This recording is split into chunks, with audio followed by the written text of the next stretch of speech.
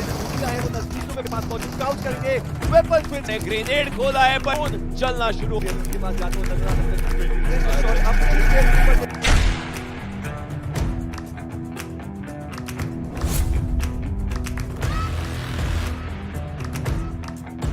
आज आईएनएस भूखे शेरों की तरह आगे बढ़ते हुए आपको नजर आ जाएंगे। डब्ल्यूएसएफ के हाथों से स्पॉट किया, नेट क्या हाथ से डालने की कोशिश जरूर यहाँ पे जरूर करी है, बट अगर गन से वहां पे अटैक करते ज्यादा बेहतर होता।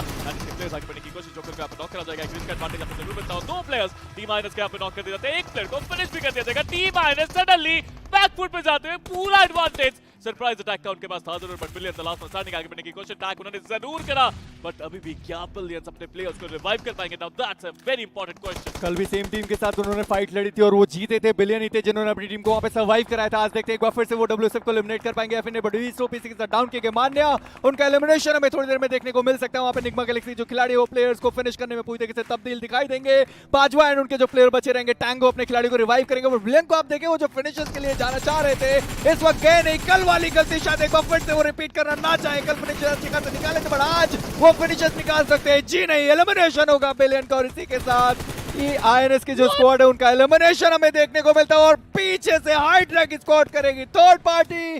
डब्ल्यूएसएफ का भी एलिमिनेशन छठवें पायदान पे, बट आप देखें 6 टोटल फिनिशेस इस वक्त हाइड्रा के नाम।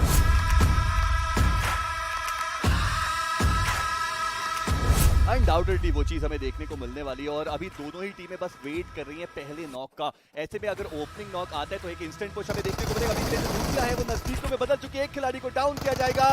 7C पूरी तरीके से बैकफुट पर, सवितार भी यहाँ पर डाउन होंगे और अब अलादीन के कंधों पे बड़ी जिम्मेदारी। डैडी की बात करें थोड़ा ऊपर से जाएंगे जरूर से, बट प्रे गॉड पीछे से एक बढ़िया कवर फायर। 7C पूरी तरीके से बैकफुट पर और शायद पहली टीम बन सकती है जो इस मैच से अलविदा होते हुए नजर आए। शैडो वो आगे जाएंगे, एक बढ़िया वेपन उनके पास पहुंच स्काउट करेंगे, वेपन स्विच किया, डाउन करेंगे एक और खिलाड़ी को। अलादीन वो now he the only man standing, लेकिन शायद ज्यादा देर तक नहीं क्योंकि पोजीशन उनकी पूरी तरीके से रिवील्ड है। देखिए एक 1-4 सिचुएशन यहाँ पे बन चुका है अलादीन के लिए, कोई ना कोई मैजिक उनको यहाँ पे जरूर करना पड़ेगा अगर यहाँ से फाइट को निकालनी है। अभी के लिए वो बूस्ट अपने आप को करते हुए नजर आ जाएंगे। उनके पास एक M4 जरूर है जिसका वो फायदा उठा जरूर सकते हैं, बट अभी के लिए it's not going to be easy. उनके पास टीपीपी एडवांटेज भी देखने को मिलेगा, बट ब्लाइंड के पास जो नीड्स है वो देखने को मिल जाते हैं। टीम यहाँ पे ब्लाइंड एडवांटेज पूरा, एक नीड यहाँ पे जरूर शैडो की तरफ से आएगा, अलादीन को खत्म करा जाएगा। ड्रॉप क्लास में जीत हासिल हुई टीम ब्लाइंड की, बट सबसे बढ़िया चीज जो यहाँ पे टीम ब्लाइंड के लिए कि कोई भी प्लेयर गवाया नहीं, चारों प्लेयर्स के साथ है, 4 फिनिशेस वो निकाल चुके हैं। शुरुआत इससे बेहतर नहीं हो सकती आपकी।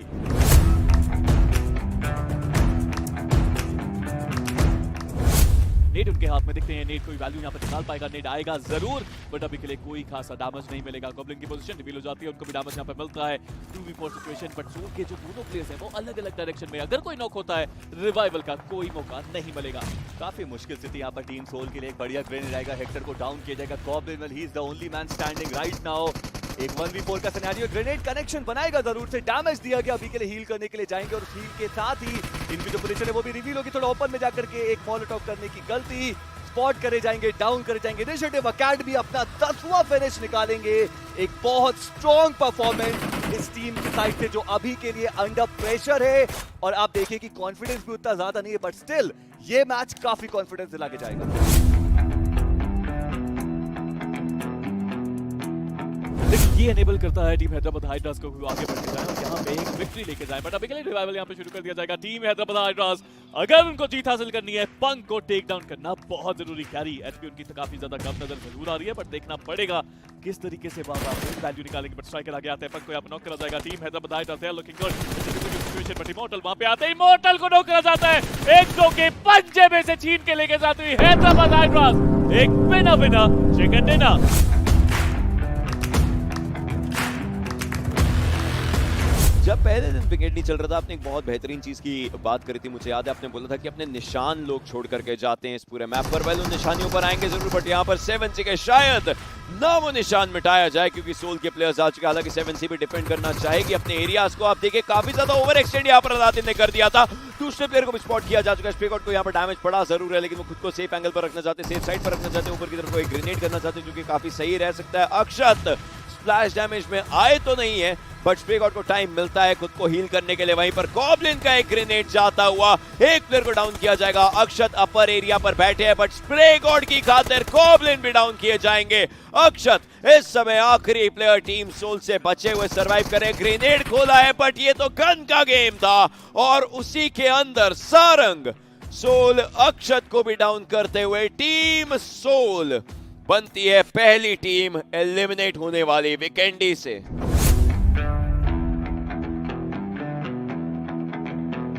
देखते क्या एक्सो आज के दिन के पुश को यहां पर रोक पाते, क्योंकि मॉडल ने एक प्लेयर को डाउन किया, वहीं पर स्प्रे गॉड भी डाउन हो चुके हैं। ये शायद खराब सिचुएशन हो सकती है। अलादीन बिल्कुल सामने, उनको भी स्पॉट किया जाएगा। डाउन करने की कोशिश, अलादीन घर के अंदर जाएंगे जरूर, लेकिन शायद ज्यादा आगे ना जा पाए। खुद के लिए एक पर्सन लगानी पड़ेगी। फियर्स एक ग्रेनेड करना चाहते हैं, सारंग भी उसी डायरेक्शन में रहने वाले हैं। इस समय एक्सो अपना डिफेंस बहुत प्रबल कर करके बैठी हुई है। थोड़े बहुत शॉट लिए जा जरूर है। सेंसी के ऊपर भी शॉट्स आएंगे। उनका हेलमेट और वेस्ट जो है वो पूरी तरीके से यहां पर चकनाचूर हो चुका है। वहीं पर एक और पेटी बनाते नजर आएंगे। इनफैक्ट टीम का 5वां फिनिश रहेगा, बट सेंसी और फियर्स ये दो ही प्लेयर्स बचे हैं। सेंसी अपना वेपन पीछे रख करके आगे की तरफ जा रहे हैं, बट शायद उन्होंने स्पॉट कर लिया या नहीं। सारंग के काफी करीब पहुंच के ऐसा कर क्यों रहे? ग्रेनेड जाएगा सारंग का उसी जगह पर, और सारंग ऐसी चुनौती तो पार पाना चाहेंगे ही।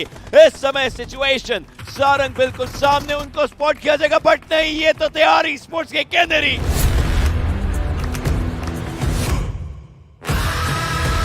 WSL के प्लेयर 7C के ऊपर हावी होते नजर आ रहे हैं। From the high ground to the low ground players एक एक करके टेक डाउन किए जा रहे हैं, लेकिन वहीं पर 7C के प्लेयर्स फंस चुके हैं। उनको शायद अब अंदेशा ना हो कि यहाँ से क्या सिचुएशंस हो सकती हैं। हाइड्रा के प्लेयर्स जो अभी तक काफी अच्छा खेल रहे थे, उनको भी फाइट्स में वापस से अपना पलड़ा यहाँ पर भारी करना पड़ेगा। सवितार के एचपी काफी ज्यादा लो है, उनको हिट करने का टाइम शायद ना मिले। एक गोली मिलेगी तो दिक्कतें उनके लिए हो सकती है। हील करना चाहते थे, बट वहीं पर करण आते हैं। 6 गोलियां बची थी, 40 करेंगे।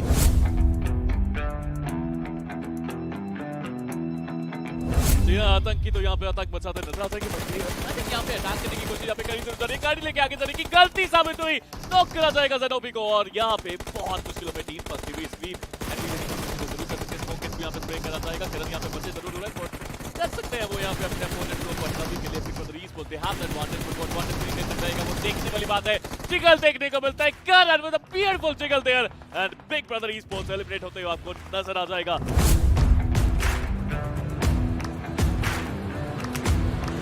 जी हाँ, बट वही अगर हनी की बात की जाए तो उन्होंने काफी ज्यादा गवाही जरूर है। पीछे गए हैं, अपने आप को हील करने की कोशिश यहाँ पे करेंगे, आगे बढ़ने की कोशिश। बाजवा भी करते हैं, एक और शानदार जिगल, एक और शानदार स्प्रे, और बाजवा एक प्लेयर को नॉक करते हुए WSF के बाजवा आगे बढ़ने की कोशिश। आरू उनके बिल्कुल सामने आपको देखने को मिल जाएंगे।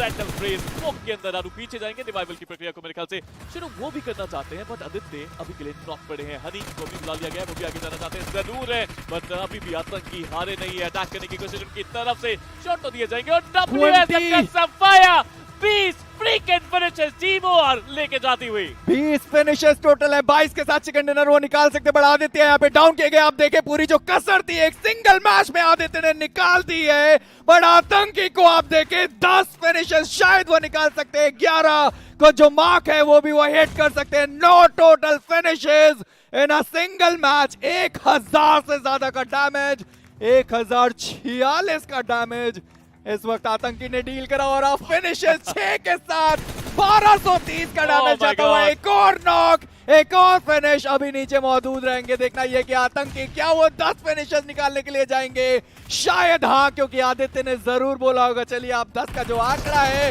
उसे पूरा कर ले, और उन्हीं को उन्होंने आगे छोड़ा। आतंकी 10 फिनिशेस के साथ, बट जिस तरीके से वो ने 22 टोटल फिनिशेस निकाले स्पीरो, लगता है अब तक का maximum.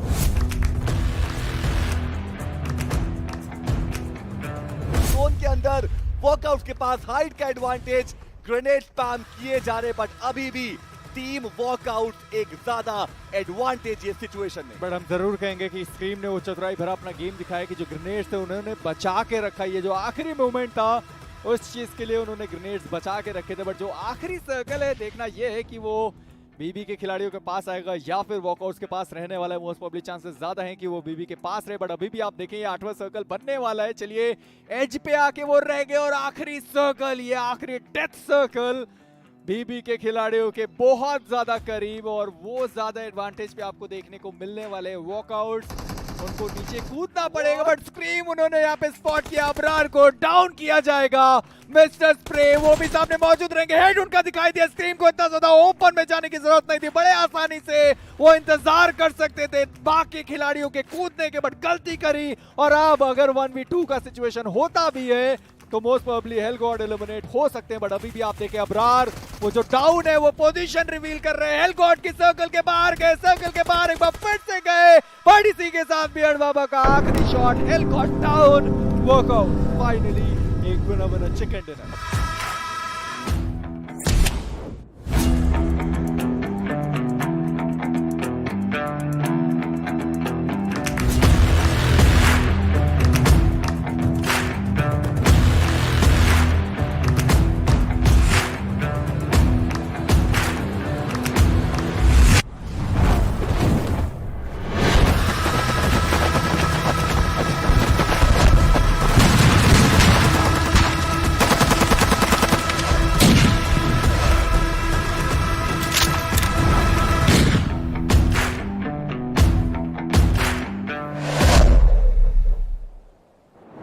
Hello and welcome to the iQOO Battlegrounds Mobile India series, and of course this is the Pro Series powered by Loco.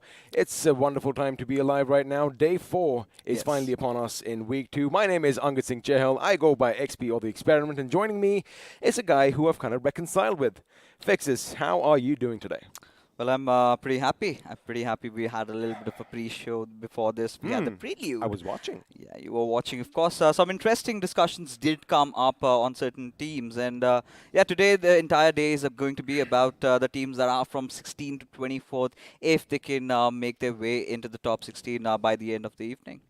Well, that is, of course, what we are going to have to find out later on. And, well, we are going to have to wait for it a bit too. But before we get into everything, it's been a beautiful day out today. It's nice and sunny, and it isn't the kind of sun that, you know, just pierces through you. We've actually been basking in the sunlight for a little bit before this, haven't we? Oh, you have? Oh, you were right with me. I don't know why he's acting so surprised right now. You know, considering In I'm fact, wearing my hoodie, the last thing I would do is step away does. from the studio. I sweat Especially- profusely, man. Especially if there's a food joint nearby, because, That's well, a different case. then fixes will walk to the ends of the earth. But again, I kind of feel like we're a bit facing each other a bit too much today, huh? It's nice because then we can converse with each other. Yeah. And, well, the camera, we're going to see you every now and again. But, of course, this is the iQOO BMPS, and none of it would have been possible without our sponsors, iQOO and Loco.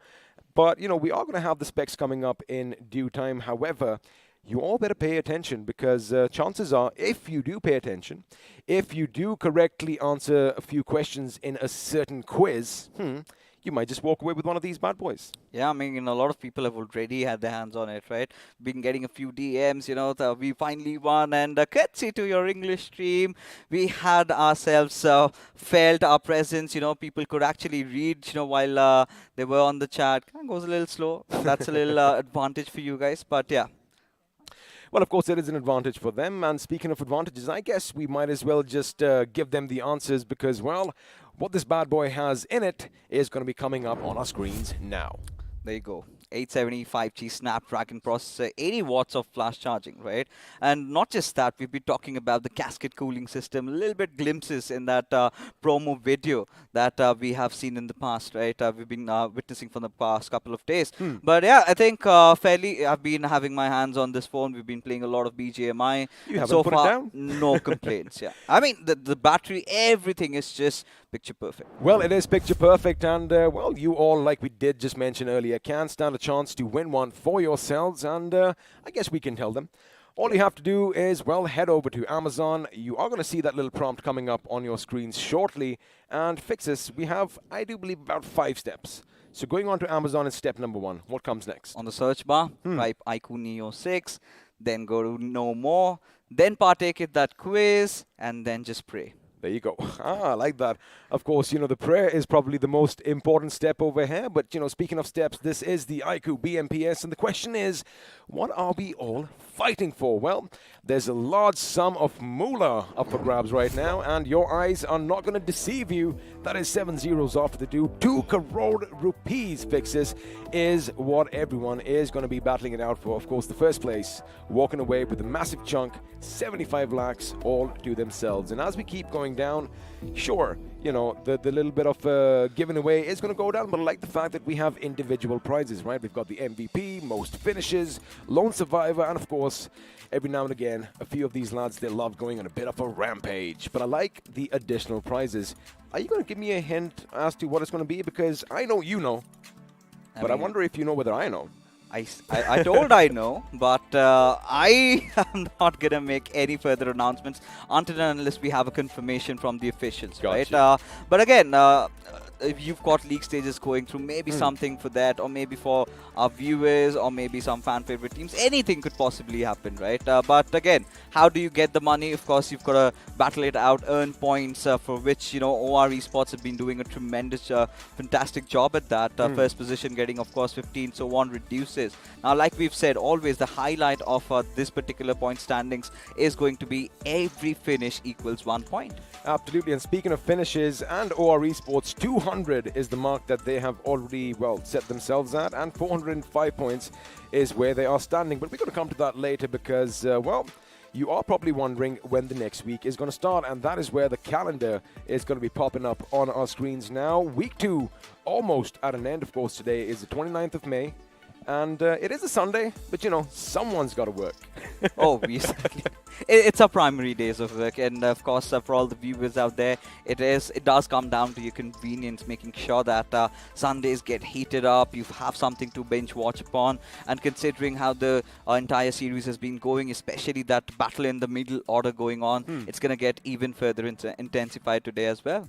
Well, keep one thing in mind, you better mark your calendars because we are going to be resuming off this week on the 2nd of June all the way through the 5th, and then after those 3 short days is when the grand finals start. And oh boy, again, the question is which all teams are going to make it to the top 16, and well, we are going to have to say bye-bye to 8 of them.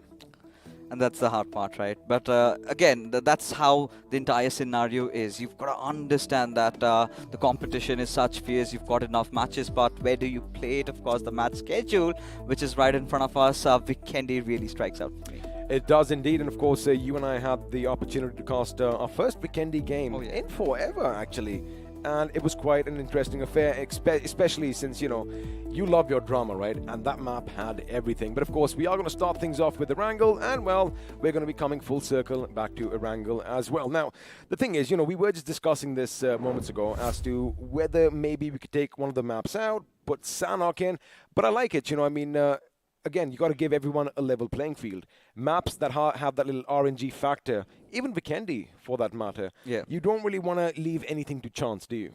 I think finally in Vikendi, we've got few teams that we can really pick up, have been having a really good time. One of them being Retribution RTR, then the others being Hydra Official. Yesterday we did see INS also coming through. But a few teams have taken the brunt of it, right? Teams like Big Brother Esports that we've been saying, you know, for the first week, Sanhok Games, they were doing pretty well. And suddenly in the second week, they're starting to fall off. Well, let's see what they are going to do on the last day because the pre-match segment powered by Loco is popping up on our screens. And to kick things off, it's going to be Group B going up against Group C. And oh my goodness, buddy, that's a lot of big names out there. Indeed, especially when you talk about Group C, right? So many contenders out there. Got Hyderabad, Hydras, Seoul, Exo, all in the top 6. And then 7C, one of those teams that has been primarily focusing on a lot of finish points. And I'm still wondering when they're going to go for the position points like Global Esports recently started doing so. But then again, when you talk about teams from Group B, right, it is going to be OR Esports. Almost 100 points of advantage over Team Seoul. I mean, almost 100 points. And, you know, we have a little bit of a switcheroo as far as your Finnish leaders go as well, because up until now, the Green Goblin, Soul Goblin himself, was the guy who was basically head and shoulders above everyone else. However, OR's Aditya has finally surpassed him. And, well, it is still 3 finishes. However, every single point matters. And let's see if OR are going to continue dominating the playing field right now, or will Seoul and Team EXO catch up? We're going to have to wait and find out. I think for Team Seoul, it has been sort of a fall this time around in week number 2. A lot of discussions, a lot of arguments being brought up over there. A lot of people telling, you know, they've been trying to switch around their devices. They've been trying to do new strats. They've been going around with a lot of experimentations. But yeah, I mean, it all comes down to being, it's 2 parts of a coin, right? This was a discussion even brought up over there that if things don't work out, if they keep on playing like this, maybe they mess up their week number 3 as well. Well, let me tell you one thing. Some things will never be messed up, and that, of course, is the iQOO BMPS. A massive shout-out to our sponsors, iQOO and Loco. You know what time it is. It's time to watch how to slay a dragon.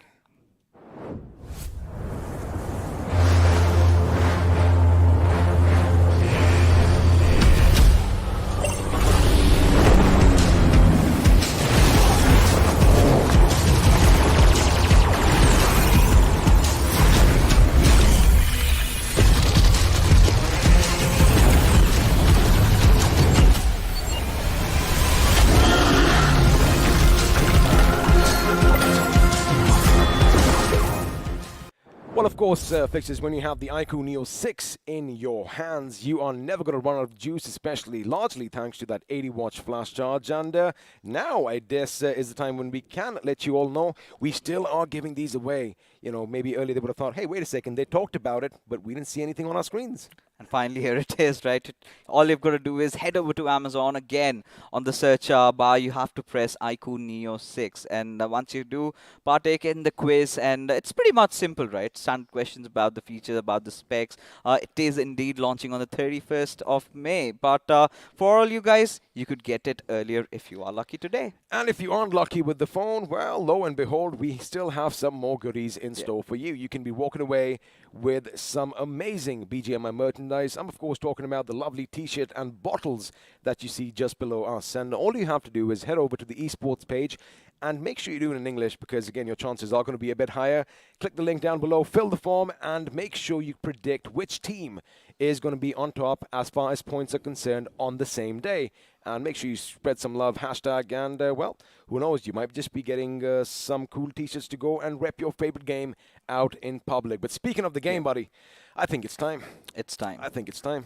So I think for what we've seen in Erangel is some really good circles to work around with, right? A lot of teams are having a lot of troubles. Yesterday, you could see the final game of Erangel Circle went completely down south around those coastlines where Walkouts did come out as the winners. But it's time. I mean, takes you to the good old days, you know, Hindi Bollywood movies. You've got Sholay. Reminds me of the Jai Viru bike that I really love to call this one. But there you have it, the pair itself. And yeah, I think it's been time. We've seen any fair pair circles. Check and out that water, though. Crystal clear, buddy. I just love it. Oh, yeah. Of course, you're going to find... Makes you want to go take a dip. Yeah, I mean, considering it's the summers, I would really not mind doing the same, right? But then again, we have to get back to the cities and... by all means, I mean, so many places around, a lot of topographical changes. Now we head into prison, the last area that you would want to be in real life, of course. But then again, in the battlegrounds, as long as it takes you to survive, go for it. Of course, and, you know, just speaking of, you know, getting back to the city and all that, you know, what I feel maybe, just maybe one day, we might in fact have one of those amusement parks where, you know, we can recreate certain places of Erangel and maybe we can actually genuinely walk down those hallowed paths and, well, just live it a bit more for ourselves. But it is going to be the calm before the storm right now, as this fjord north of Yasnaya is again, you know, whenever circles end up over here, Fixes, it's interesting because you always have a gamble, right? Yes, you want to be on those cliffs up to the north, but then again, you are exposed everywhere. And of course, I love that Erangel is scattered with remnants of a previous war. And the best part is we haven't really witnessed even a single Yasnaya circle, right? It's on very rare occasions we did see in the BMPS circle going a little bit up north, but let's find out what's going to happen as the big bird has taken it up to the skies. And the flight path trajectory, XP, quite interesting, right? A lot of the teams that tend to head up north are going to have so much trouble. And this is where Seoul, UP50, Hyderabad, Hydras, we might see some vehicle collisions. We might just see something, you know, a little dash for all those vehicles. But the thing is, by now, I kind of believe, Fixes, that they are well versed with the situation because more often than not, the flight path has been towards the south of this map. But again, it all depends on where the question, where the circle, I beg your pardon, is going to form. And if our predictions are going to be correct, I kind of have a feeling it is going to be somewhere around, well, Primorsk, Ferrypair, Gatka, and maybe just half of the Sisnovka military base. But again, until we do speculate, let's just have a look and see who is leading the charge. Of course, it's OR Esports in the map of Erangel, but have a look at that. Team Seoul dropping down to the 6th as far as points in this particular map is concerned. Yeah, and this point, I'm not gonna make any conclusions right now for They're Team just Soul, trying things but out. this is Speaking what of we're that. talking about, right? Teams do battle it out against each other, and at that point, Team Soul did not have any ammunitions or any sort of weapons to work around with, so hence they had to retreat. Yeah, of course, we've seen all these hindrances coming their way. Initiative, Academy, UP50, Hyderabad, Hydras. Had Walkouts been playing, that could have been a different case. But yeah, indeed, they are. Rather, they've taken a rather eastern side area. But a circle has been formed around the eastern side. So you're talking about another shelter mansion, or maybe a Yasnaya circle. Maybe. We've seen too many of those, to be honest with you. Yasnaya would be a breath of fresh air right about now, because like you mentioned, we haven't seen anything happening in the city so far. In fact, all the end circles up until this point have pretty much been out in the open. No urban warfare in our fortunes right now. Maybe that might change, but UP50, buddy, still languishing at the bottom. However, they have finally crossed that 100-point mark and are going to be catching up to Team GOG Esports and Team MG, if, of course, the gods allow it on this day. But yesterday, we did see something a little peculiar, right? I mean, they were taking fights, which, of course, we are happy about, because that is how you infuse that little confidence in yourself. However, a couple of rash decisions coming in, especially when they knew that, all right, fine, we have the enemy knocked down. But then again, maybe they got a bit too greedy for that single finish point, as a result of which they pretty much lost the entirety of their game. I think it's the same old problems going on with UP50, right? Just that one day when they were trying out for the center, they tried to do that yesterday also, right? Try and take circle center, but the timings were completely off. Had they rotated pretty earlier, that could have been a different story. Now, from what we can see, they've got basic loot, right? At this point, you're supposed to start moving in if you want to play around the center, because if you do not do that, a lot of teams would start congregating, and eventually you're going to face a lot of heat. And talking about heat, it's a fight within us, as we've got Initiative Academy being pushed over by Team Soul. Well, Blazy is the sole man standing right now in this house. He knows the enemy is coming in. He's going to go out. He shoots. However, he does not get his connections down. Well, he does manage to get a knock, unfortunately for him. He is going to be out of here in the blink of an eye. Now, keep one thing in mind. It was Blazy and Goblin who moments before did have that little bit of, hey, what's up? How you doing? As Goblin ran away with the buggy. And I would have kind of presumed that Blazy would have, moved a bit further away, possibly towards his teammates, because the moment Soul got a few weapons, they're like, you know what, boys?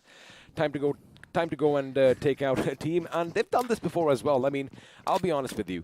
If a team like Team Soul knows that Initiative Academy is going to be nearby, they aren't going to really be threatened, are they?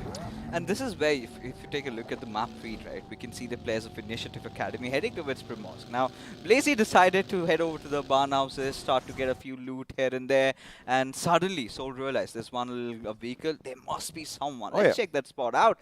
And there you go, they find the first blood inside the game already, and this is where, again, teams like Blind, they've been playing fairly well, they've been engaging in a lot of fights, they have been the smarter bunch from the rest. But there's again one thing that they need to really work upon, even in week number 3, is to position themselves at a good spot after the hard shifts.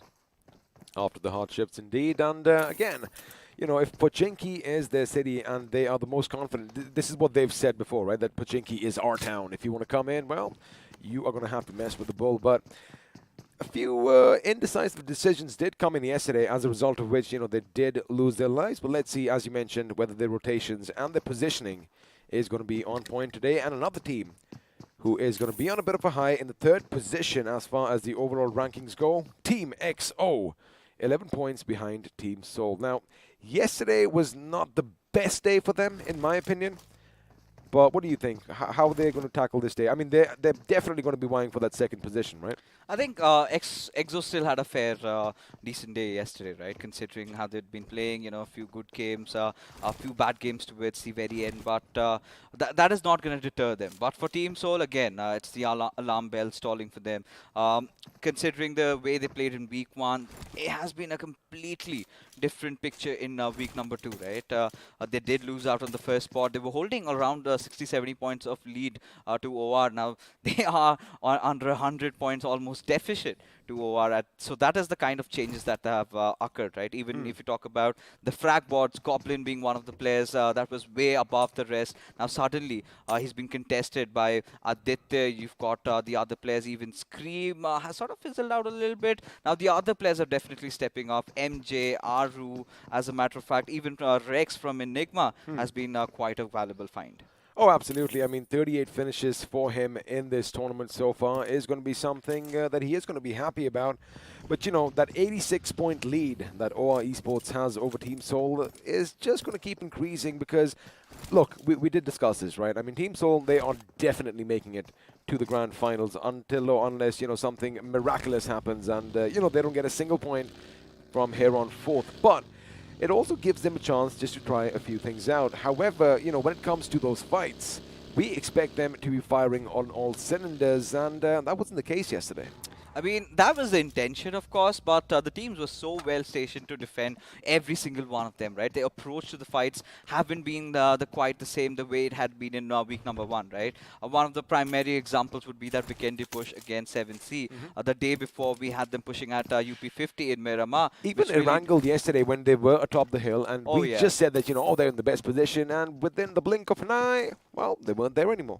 Oh, indeed. And that is what I was talking about, right? They're being a little complacent. They're being very overeager to engage in fights because, again, if you tend to lose the control of your higher grounds, you're focusing, you have all your players focused at one certain direction. And that is where the other teams are going to capitalize. Because look how atrociously Walkouts just came over, took the hills, took down the players one after the other. They were entirely wiped out. Nobody had a slight idea that they could be spotted from the backlines.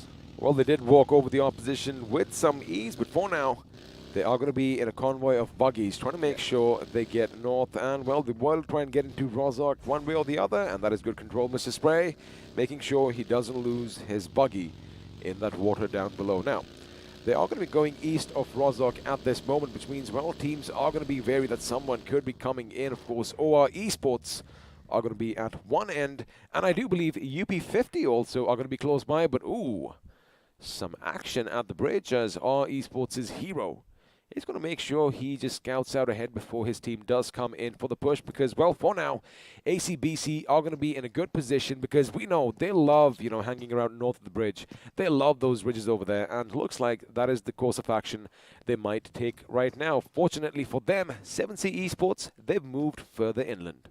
Yeah, I think for ACBC, considering they know that the fact that the circle is not going to be taking that southern shift anymore, it's always better to cross over the bridge.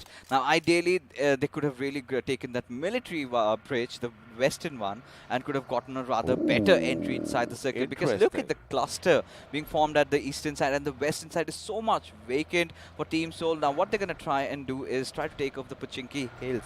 If they can manage to do that, then they're going to be in a very good spot to have a really good game this time. Well, it looks like OR Esports did take your cue right now. They are going to be heading over towards the western bridge. It does seem like because ACBC are still at the bridge. If you have a look at all those colors on your screen as IE, Initiative Academy's Ayush, a little low on HP, well, all of them are. They have spent quite some time out in the blue, are going to be making their way, and it looks like they might just head-on collision. And speaking of head-on collisions, ooh, the Hitman was hit a bit hard right now, and he is going to be down on his knees and blind. They want to get the best of him, and elsewhere looks like blind is going to be taking a fight with Kinetic, as well as KU does lose his vehicle. But the thing is, they still have that little advantage, right? They are on the hill, but these particular buildings, these houses, have been one of my favorite spots because you have so many angles, and if you aren't careful, well, you could have your head wiped off clean off your shoulders. Now, again, Team Blind dropping off at Pochinki. They took a transition towards that eastern side while traversing around. So many teams were trying to rotate, try to take that little bit of a higher ground. That was the exact intention of the players of FS. Did get caught off, but talking about having their players knocked out, ZOP, of course, did get picked off by the players of 7C, but the push is not going to come in anytime soon. They're just going to wait for maybe another knock, but elsewhere, Team X are already getting picked off next week.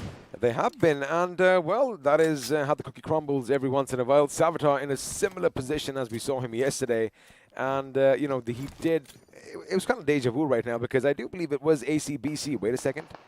Both teams are going to be cooking some grenades. Sarang does throw it inside. However, Scream is going to be on the outside. Now he is going to know someone's coming in. Have a look at that fire coming in from Helgard from his position atop that little house over there. But again, the problem for them right now is, yes, they need to make sure they bombard that house with grenades. And even outside, looks like he finally realized, wait a second, he's not inside, he's outside. And Scream could be throwing a grenade off his own, and it's going to be perfect. And Spray God just walked into that, and with that, Sarang's work is going to be cut out because A, his position has been given away. Have a look at how Big Brothers are already rotating around. Scream might just get the finish, but keep an eye out someone in the fields in the distance. That could be the little thorn in their side. Now Xenopi already getting taken down again, and it was really nice coming out of Beast, but his position has been compromised, right? Now 7C have perfect vision as to where he is. Now he cannot really fire until and unless the other players start coming in and engage in a battle. Now Aladdin having such a beautiful vantage point, it is going to be so difficult for Big Brother to really go for a push.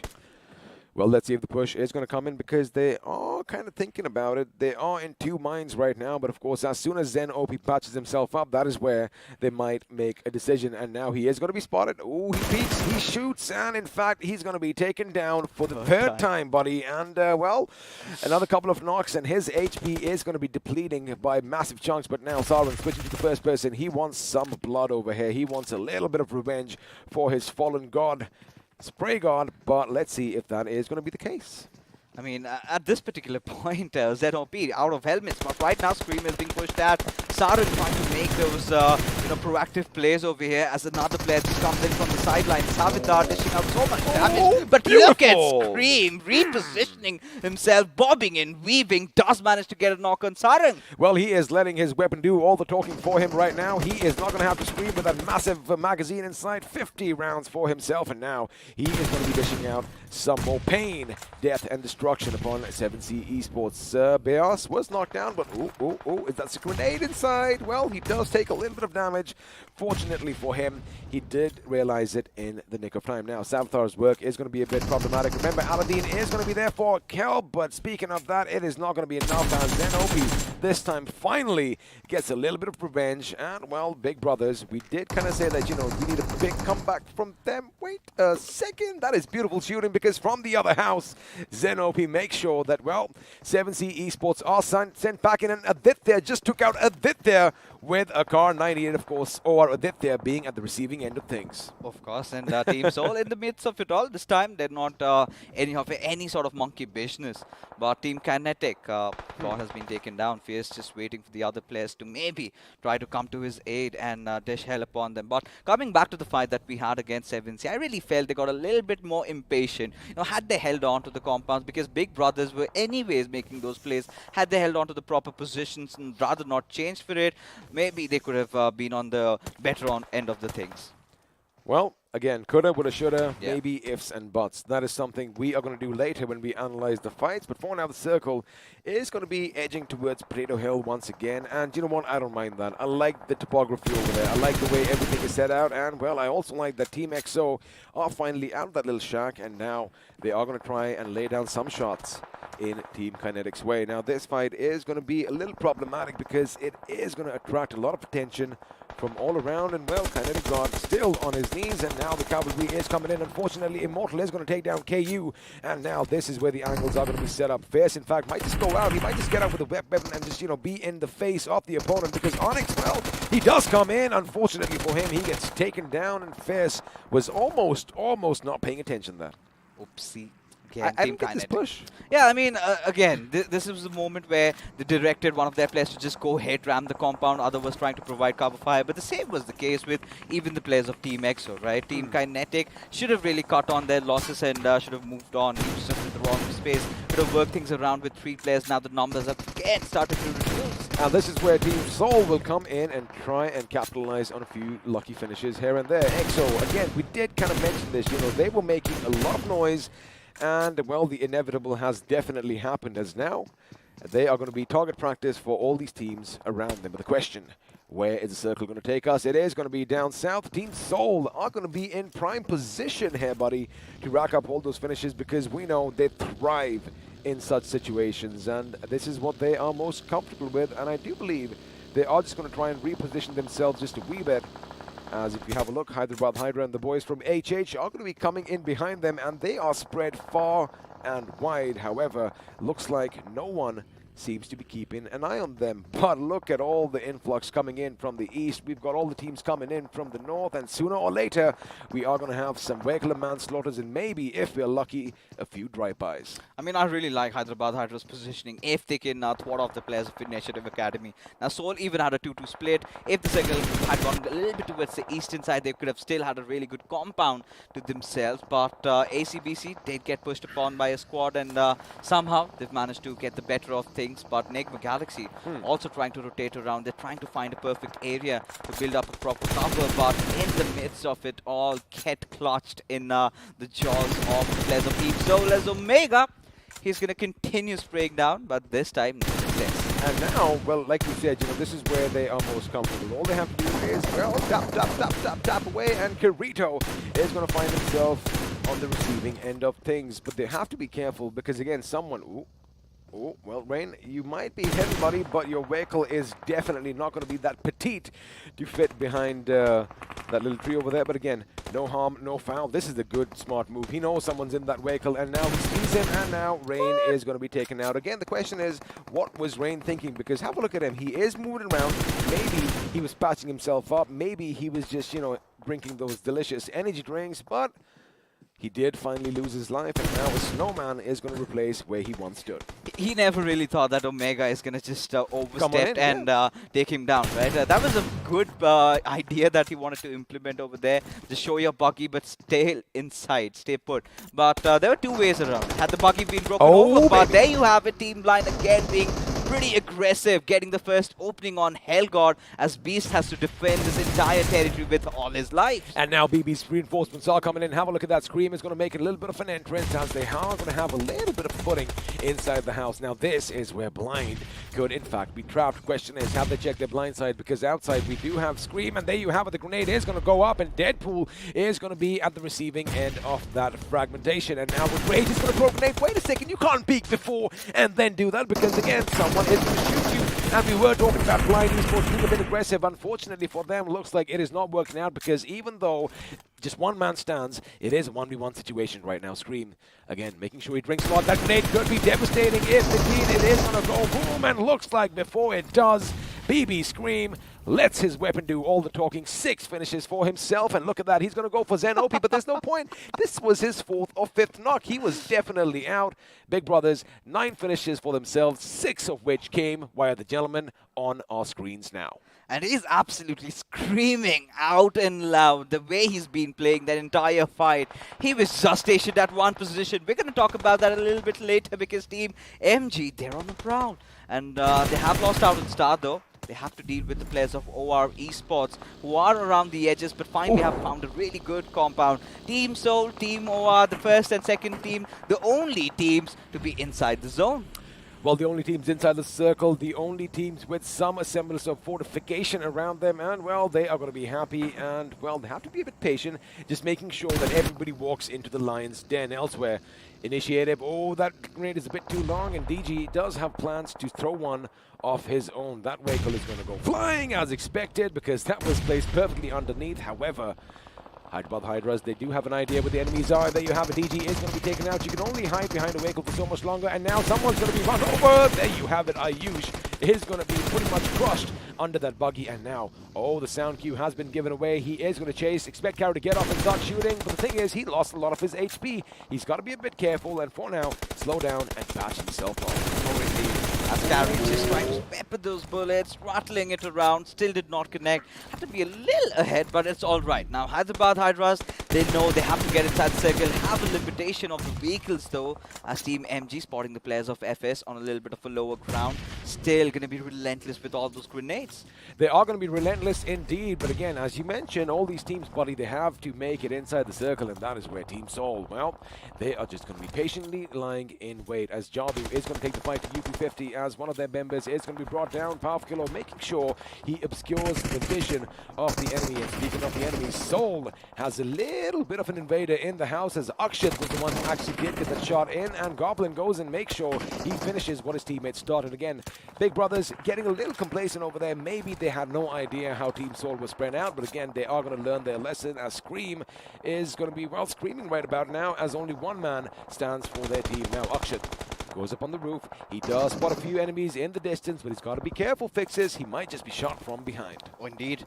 Players of our Esports, but look at Aditya having that little higher crowd, but now he needs to drop and roll, needs to somehow recuperate in this particular fight. But Omega, well, he's got a lot of players right beneath him. He does have an entire team, in fact, just walking around, and there you have it, making sure he deploys smoke to basically conceal his retreat, as he is going to try and get back to his teammates. Now, Walkouts, they do have a compound for themselves. Let's see if they are going to be locking horns in due time, because for now, although Hyderabad Hydras, you know, they were outside the circle here, they are going to be coming in hard, and, well, the last man from IE could be in a precarious position, but Akshat is going to make sure whatever pops up over the horizon like silhouettes against the backdrop, he is going to shoot at anything that moves. Striker still, in the meanwhile, trying to get better out of Loki, but Carry and Striker just trying to take cover just behind 1-3. Did not really work out for them, but it's all right. They're going to get that revive. But do they have enough time, though? Yes, they do. 30 seconds, they're waiting for someone to pick a fight against Team Soul so they can instantly charge inside the compound.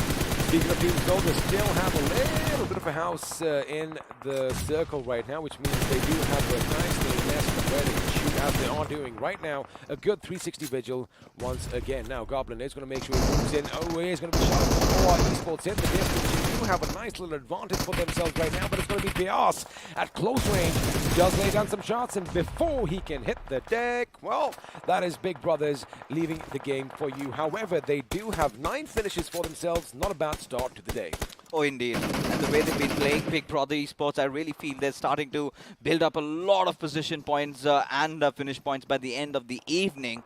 But OR Esports, a little bit outside the circle. There you have it, ACBC, one of their players already taken out as Hyderabad Hydras. They're making the moves. They have to take a certain area, but they have to be careful about our Esports right beside them. They might get sandwiched, which just happened right now. Well, they just got sandwiched, but it wasn't the teams you mentioned. In fact, it was Team Soul who is going to put that final nail in their coffin, and now this is where they are going to be raking up all those finishes for themselves. Akshat take some cover, but he's got to keep one thing in mind. Our Esports right now are going to have a good position. However, they don't have the semblance of a lot of cover, and then you have an Omega with a few pop shots in the smoke. Does manage to connect a few, and now those vehicles are going to be giving their sounds away as a grenade is going to be chucked down the front, because he felt someone could be coming for his position. Again, they want to defend this kill with all they have, and now Omega, he realizes the enemy is behind that broken down vehicle. He throws a grenade. In fact, it isn't going to do too much of damage. Oh, one comes in to make sure he just hugs that corner.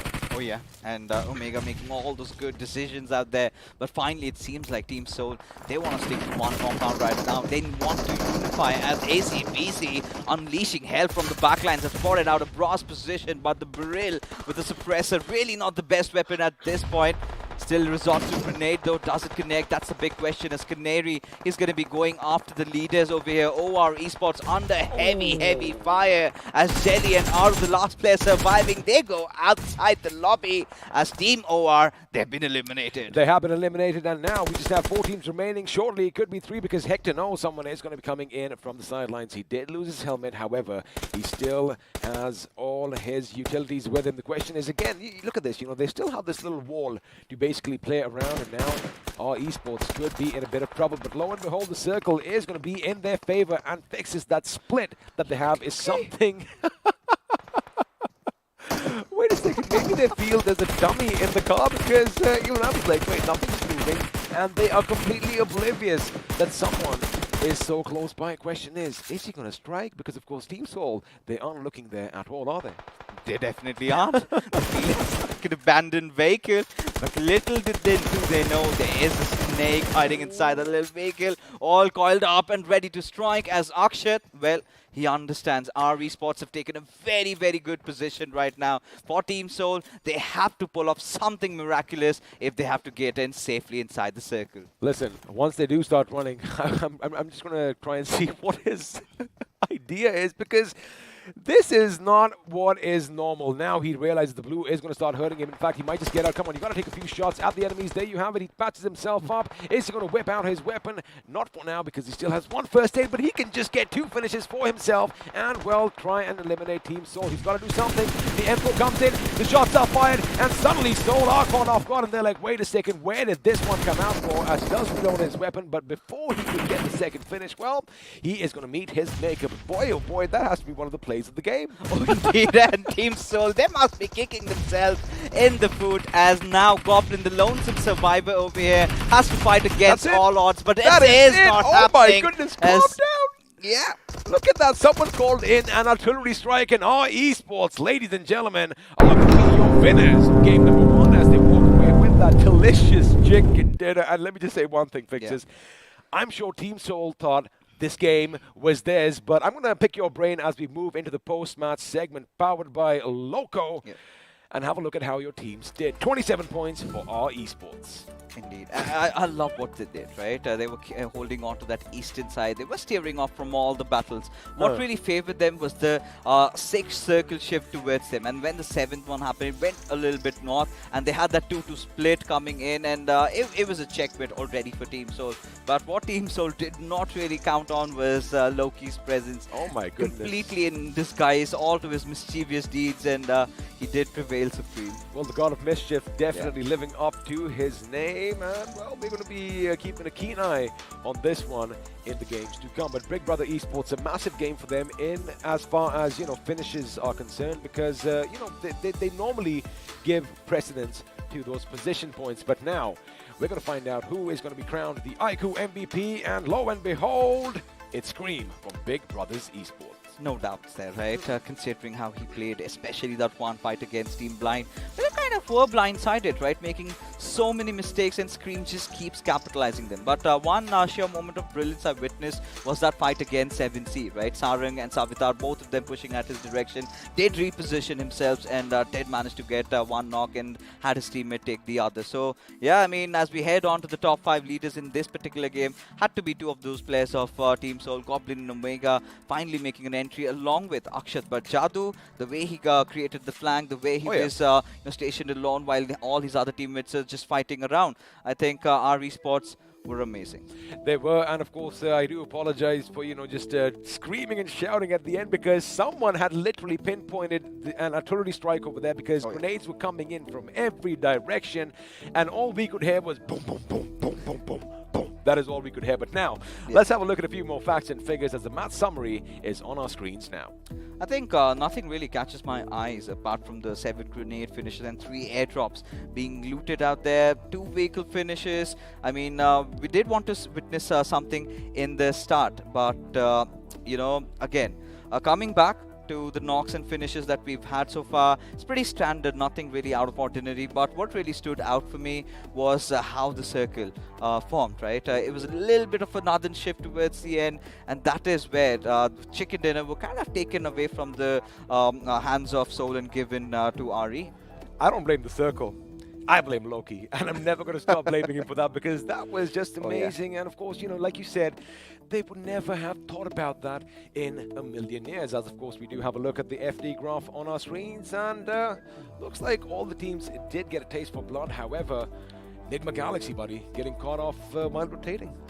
I mean, for Enigma Galaxy, I think one of those teams that really excels in the map of Miramar, especially how they tend to rotate. But again, had they tried something like what our esports did, had they had that position to themselves, could have been a better game rather than just trying to take the center, where there were so many teams stationed as the overall standing comes up on board. Finally, Team Soul finding a little bit of a respite, getting a few points from this one, but they're still so far away from OR. Well, the lead was 86 points. Now it's 74. They are going to try and close in on that gap ever so slowly. And Team XO, well, we're going to have to wait and see what they bring to the table next. Now, of course, all the teams are still holding on to the position that we left them in yesterday, as we do have a look at the second page. Now, this is where things get a bit interesting. Big Brothers finally making a little bit of a move up towards the top, while FS Esports and 7C, even Blinds, are going to be falling ever so slowly through the ranks. Oh yeah, I mean, this is what we're really interested in, right? so minute differences between all these teams, and it could just be anybody's game. But Walkouts, ever since yesterday's Erangel Chicken Dinner, they've been playing pretty well, right? Again, a top 2 finish over here. This time getting a few position points around. You always want to be in that top 8, have that little bit of a cushion being developed, because the teams that are below them, you know, you talk about Esports, they just managed to get a chicken. 7C, another team that has been prioritizing a lot of those finishes. But this is where they need to start a little bit of focus on the position. If they do that, I'm pretty sure they're also going to qualify. Yes, 7C. Well, again, what kind of surprises me is that they don't have a chicken dinner to the name as yet. Yeah. They've come so close, but, you know, it's always been elusive. But these are the teams that are in danger. And, well, despite having a chicken dinner, UP50 still languishing at the bottom. Yeah, I mean, for UP50, this time the rotations were fine, the fights were fine, they did not get into any kind of hasty situation, but, well, once we had those hard shifts, so many of those teams were just kind of stationed around that area that they had to face a lot of trouble in dealing with such situations. But yeah, I mean, the only thing that has been missing out from UP50 is the desires, the drive, the hunger to engage in fights, not really back off. And it's the same old story, right? It is, but again, you know, it's that one spark Yeah. that is needed to ignite the fire. And we did see that little spark in them, you know, in Vikendi on day 2, if I'm not wrong. But again, looks like the flame has kind of extinguished. Let's see if they can actually, well, revive it once again. But, you know, again, we're not just going to keep talking about them. Of course, we want every single team over here to do good, but, you know, that is how the cookie crumbles every now and again. And, well, we are going to have a look at the highlights, and I'm going to put up a few questions, right? I mean, the circle, yes, did favor teams like OR Esports and Seoul up until a certain point, and then you mentioned, you know, that hard shift coming in towards the east where our Esports finally capitalized. But if we focus on our Esports and have a look at how they started off at Novo, and then they made it all the way through the west, and then finally are finding themselves in the east position, how do you think their migration happened? I think it was pretty simple, right? We had a circle around the Snake A compounds building up, then it eventually landed at Seoul. They had so much room to rotate around, and that is how they capitalized on it. They did indeed. And well, before we actually have a look at the highlights, once again, a massive shout out to BGMI Crofton for giving us this opportunity, and our lovely sponsors, iQOO and Loco, which means, well, you know what time it is.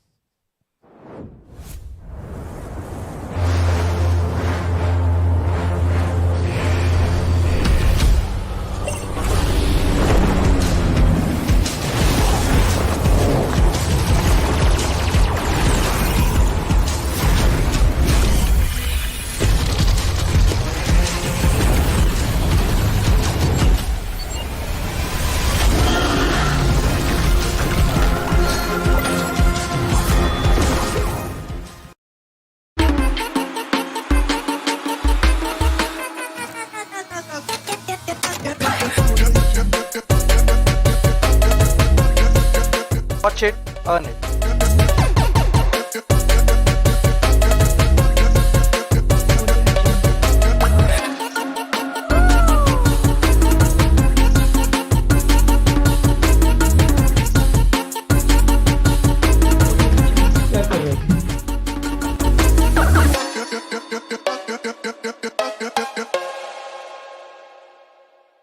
Fixes, what are all these lovely people waiting for? Because, you know, they have all the opportunities at their feet. All they have to do is get onto Loco and start their esports careers. But, I see what it is. It's, of course, they don't have the iQOO Neo 6. And, well, Fixes will tell you, maybe you might just be lucky enough to win one today.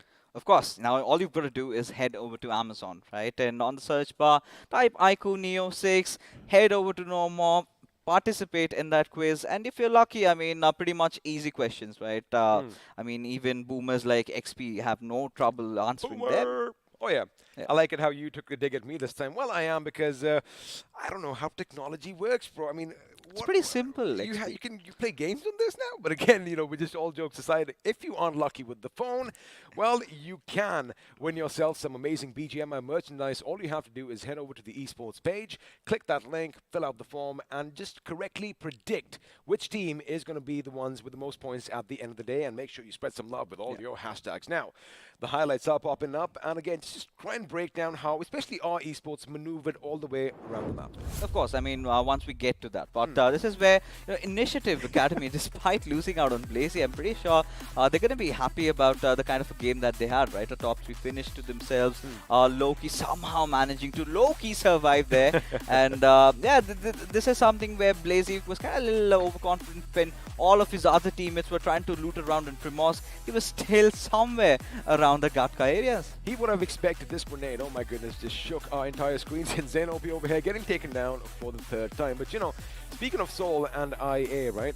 Again, Scream played brilliantly over here. Just quickly coming back to my point. Yeah. Initiative probably thought that they're just going to head up north to Gatka.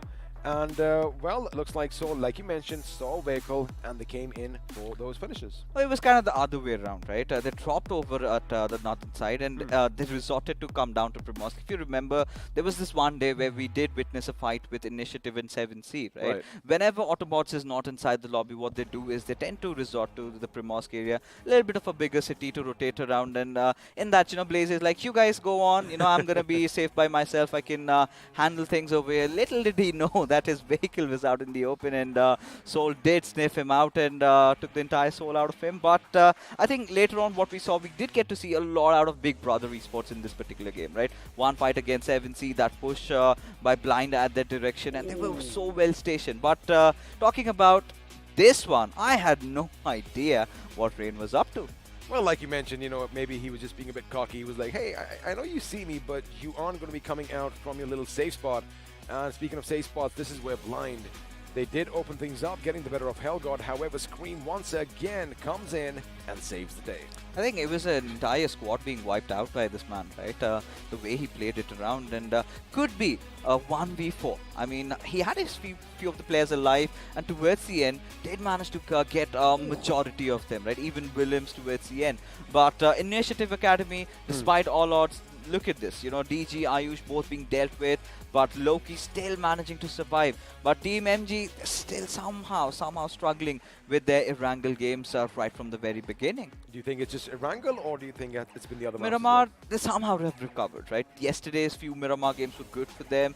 They did accrue a few points, and yeah, I think the same goes with teams like UP50, GOG, and all the teams that are sort of languishing in the very bottom, right? They're not really having that drive. Now, this is where we come into business, right? The circle was well split, you know, it was either Soul or Team Ari's zone, and this is where Ari, look at them, they are not engaging even in a single fight, not giving their position away, instead rather waiting for the next circle shift. The moment it comes, you have two of the players taking that northern area, two of the players on the sideline, they wipe out OR, they wipe out the players of Soul, they get the chicken dinner, easy peasy.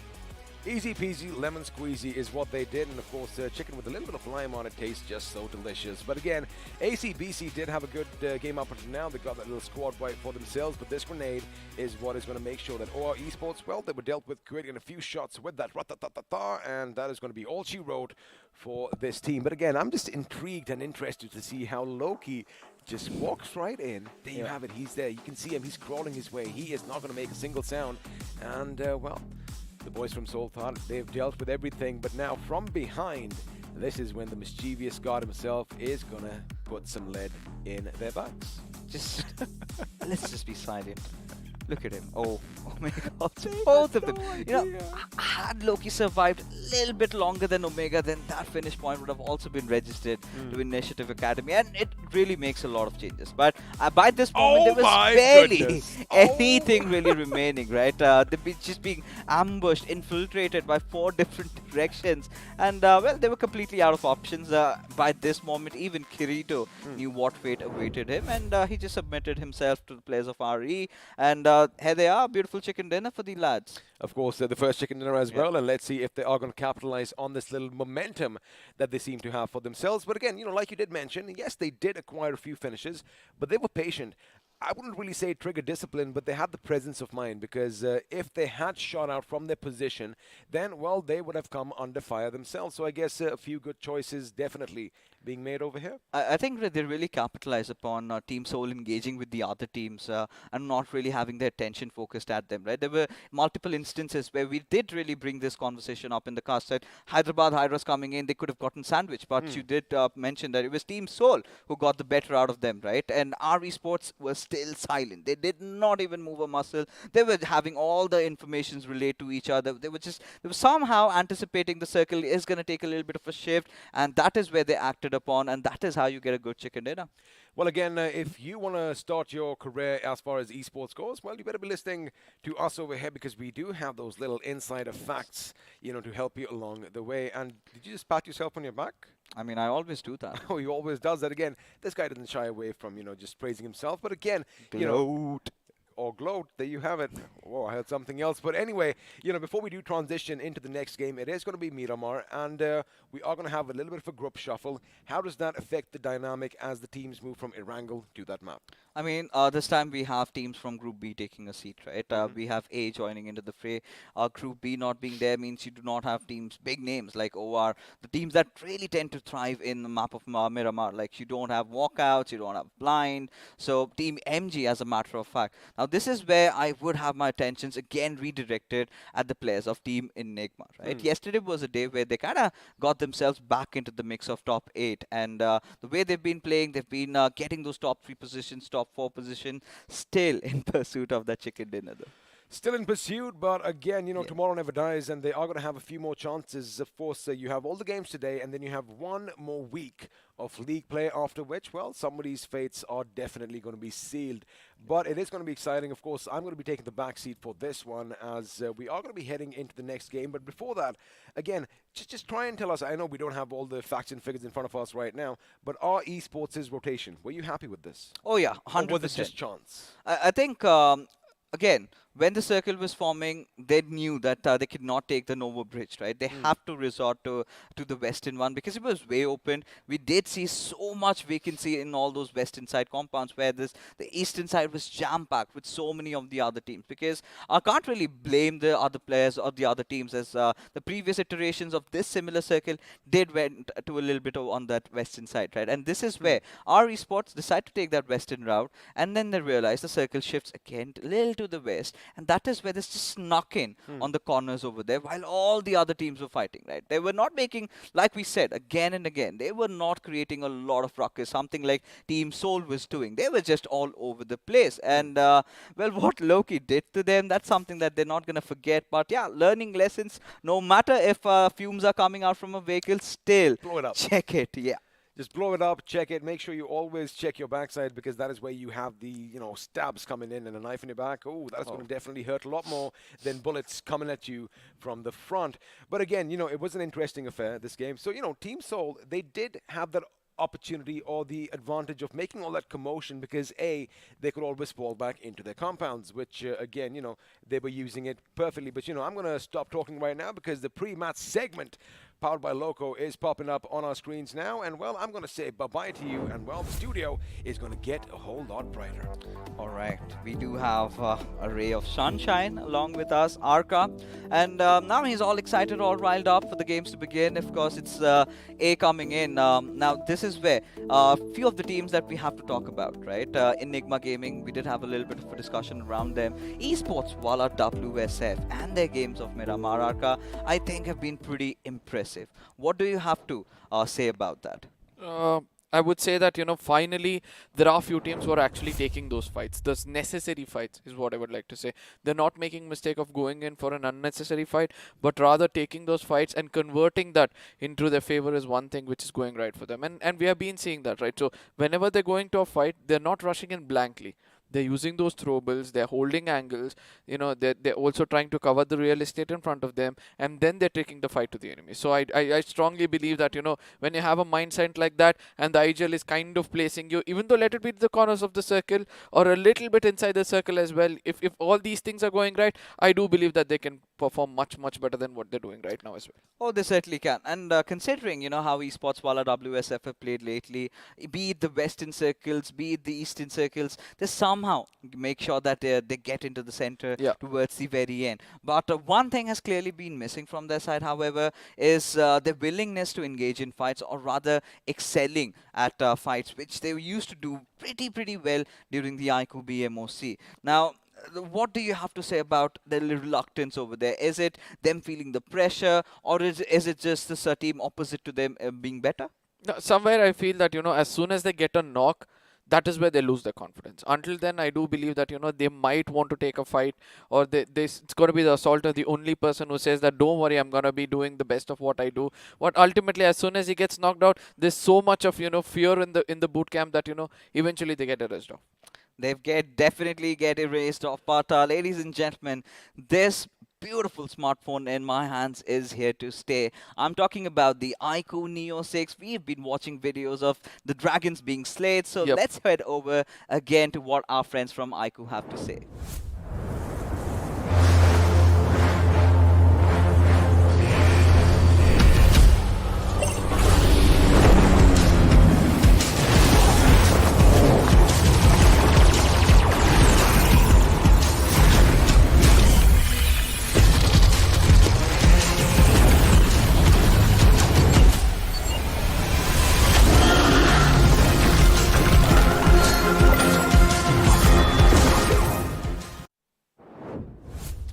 So, I mean, Arka, every single time we see that Wyvern or maybe the dragon being slayed. I love the part when, the fire is being breathed out and the moment it turns into ice, right? And that's the best part, of course, gets to the cascade cooling system we do offer with this beautiful smartphone. But we do offer some things. We are also offering 3 lucky winners to have their hands on this bad beauty. And Arka, you know what you gotta do. Yes, ladies and gentlemen, again, you're going to get onto Amazon immediately and make sure that you get into Amazon only, because I've been seeing that, Amazon I get special, huh? Yeah, I have few people who are being foolish and asking me, is there anywhere else we can do this? But no, Amazon specials is what these devices are getting for themselves. So get onto Amazon, search for iQOO Neo 6. Over there, you're going to click, there's going to be a small segment below the search bar where you have no more. Click on no more, and then you have to take part in a quiz of 5 questions where all the answers, you'll know it because we have already told you all the specifications over here, right? So eventually, once that is done, your name, address, and then you'll be good to go. Big substitute has been made, Arka. We do have Prince, I believe, for the first time coming in, right?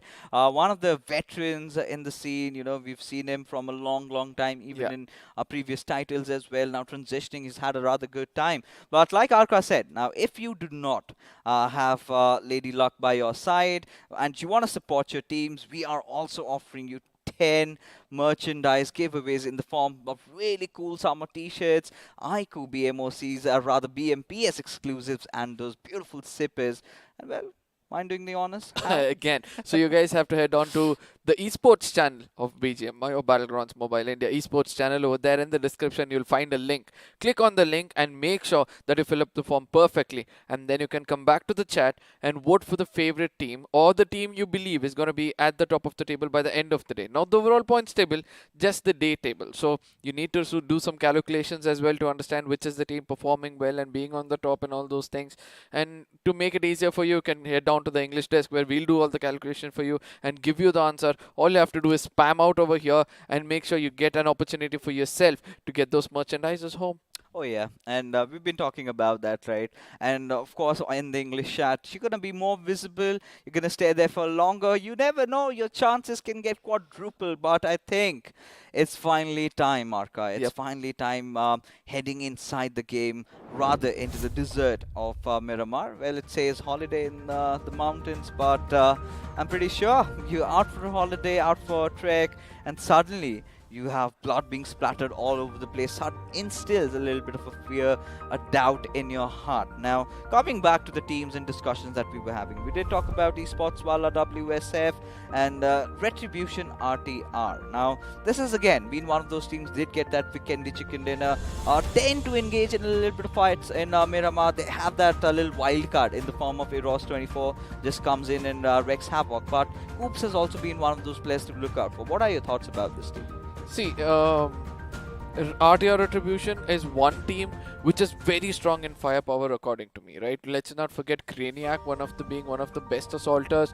He can do wonders if given the opportunity. So I strongly believe that they are given an opportunity. When they are given an opportunity, they're gonna make sure that you make the best use of it.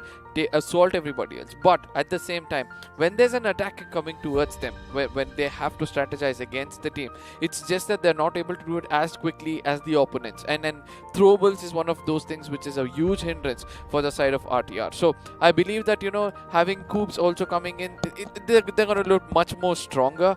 But yes, one other thing which I would like to point out over here apart from this team is 7C Sprints, as you said, coming back in the fray.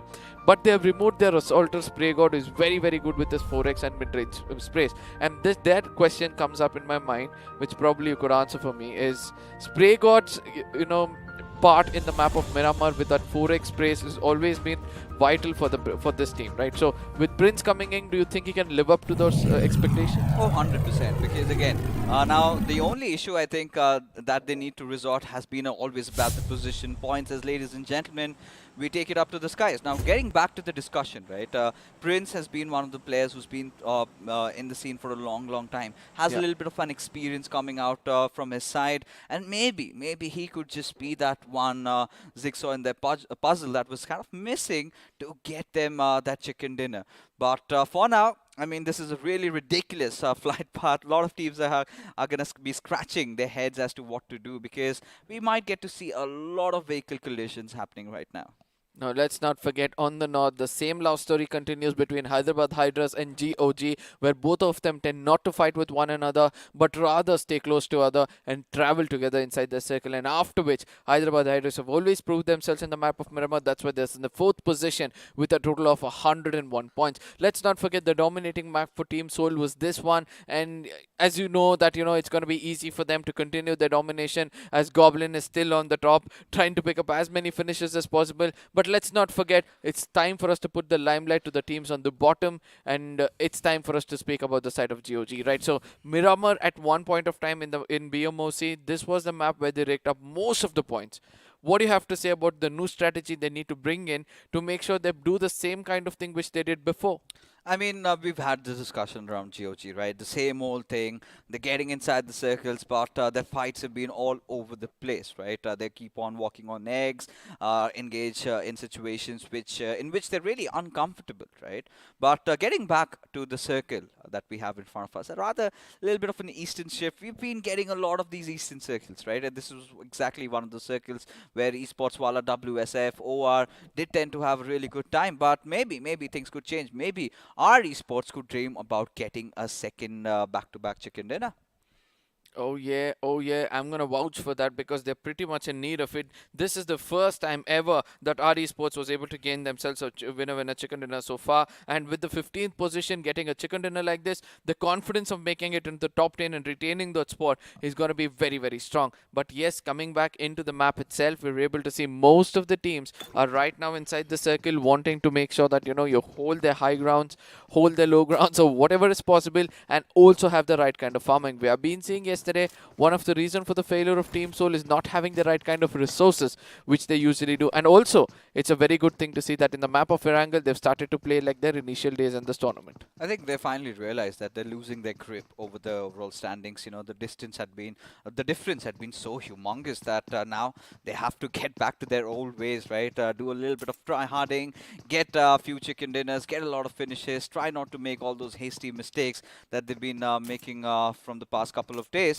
But yeah, I mean, for OR, I really feel heading over to Picado, it's never been a trouble getting the loot, right? It's always been about engaging in fights where they sort of do not think twice, right? No backline cover, just go directly ramming in, rely on Goblin to get you those openings, and as a result of which, now teams have been so well conditioned to deal with such threats, right? Now Team Soul is coming in, all right, let them just hit the deck, right? The moment they do that, they go all guns blazing, and Team Soul goes out. But that has changed a little bit in the first day. We're just hoping we get to see more of that.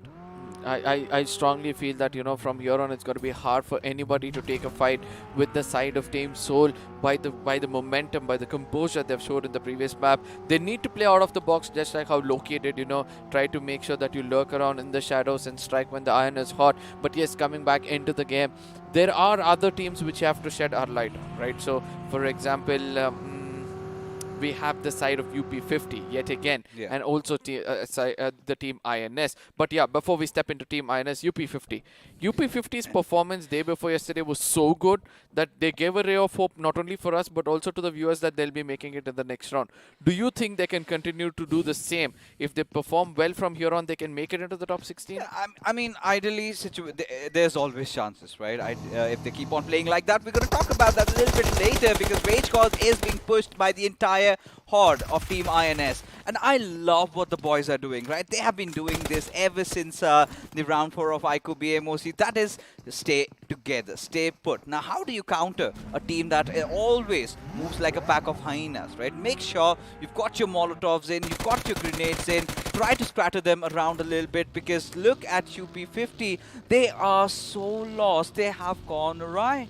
I mean, this is what happens when you try to pick up a strategy from a professional teams and try to use it at the nth moment of this tournament. And this is the way they were doing it. But still, Sarkar is able to put a stop to the side of towards the side of INS as another player that's gonna be again UP50 losing another player. That's gonna be Sarkar, who get retaliated and get taken down. But let's not forget that this is not the end, as Crazy Soul is also cooking up a grenade. If this lands perfectly, then the story can be different for the side of UP50. It looks like that is the case, but Aditya retaliated at the right time, and this point of time Billion is going to be coming in the crosshairs. Comes in another player, a 1v2 situation where UMP are looking the strongest at this point of time, lays the perfect corner.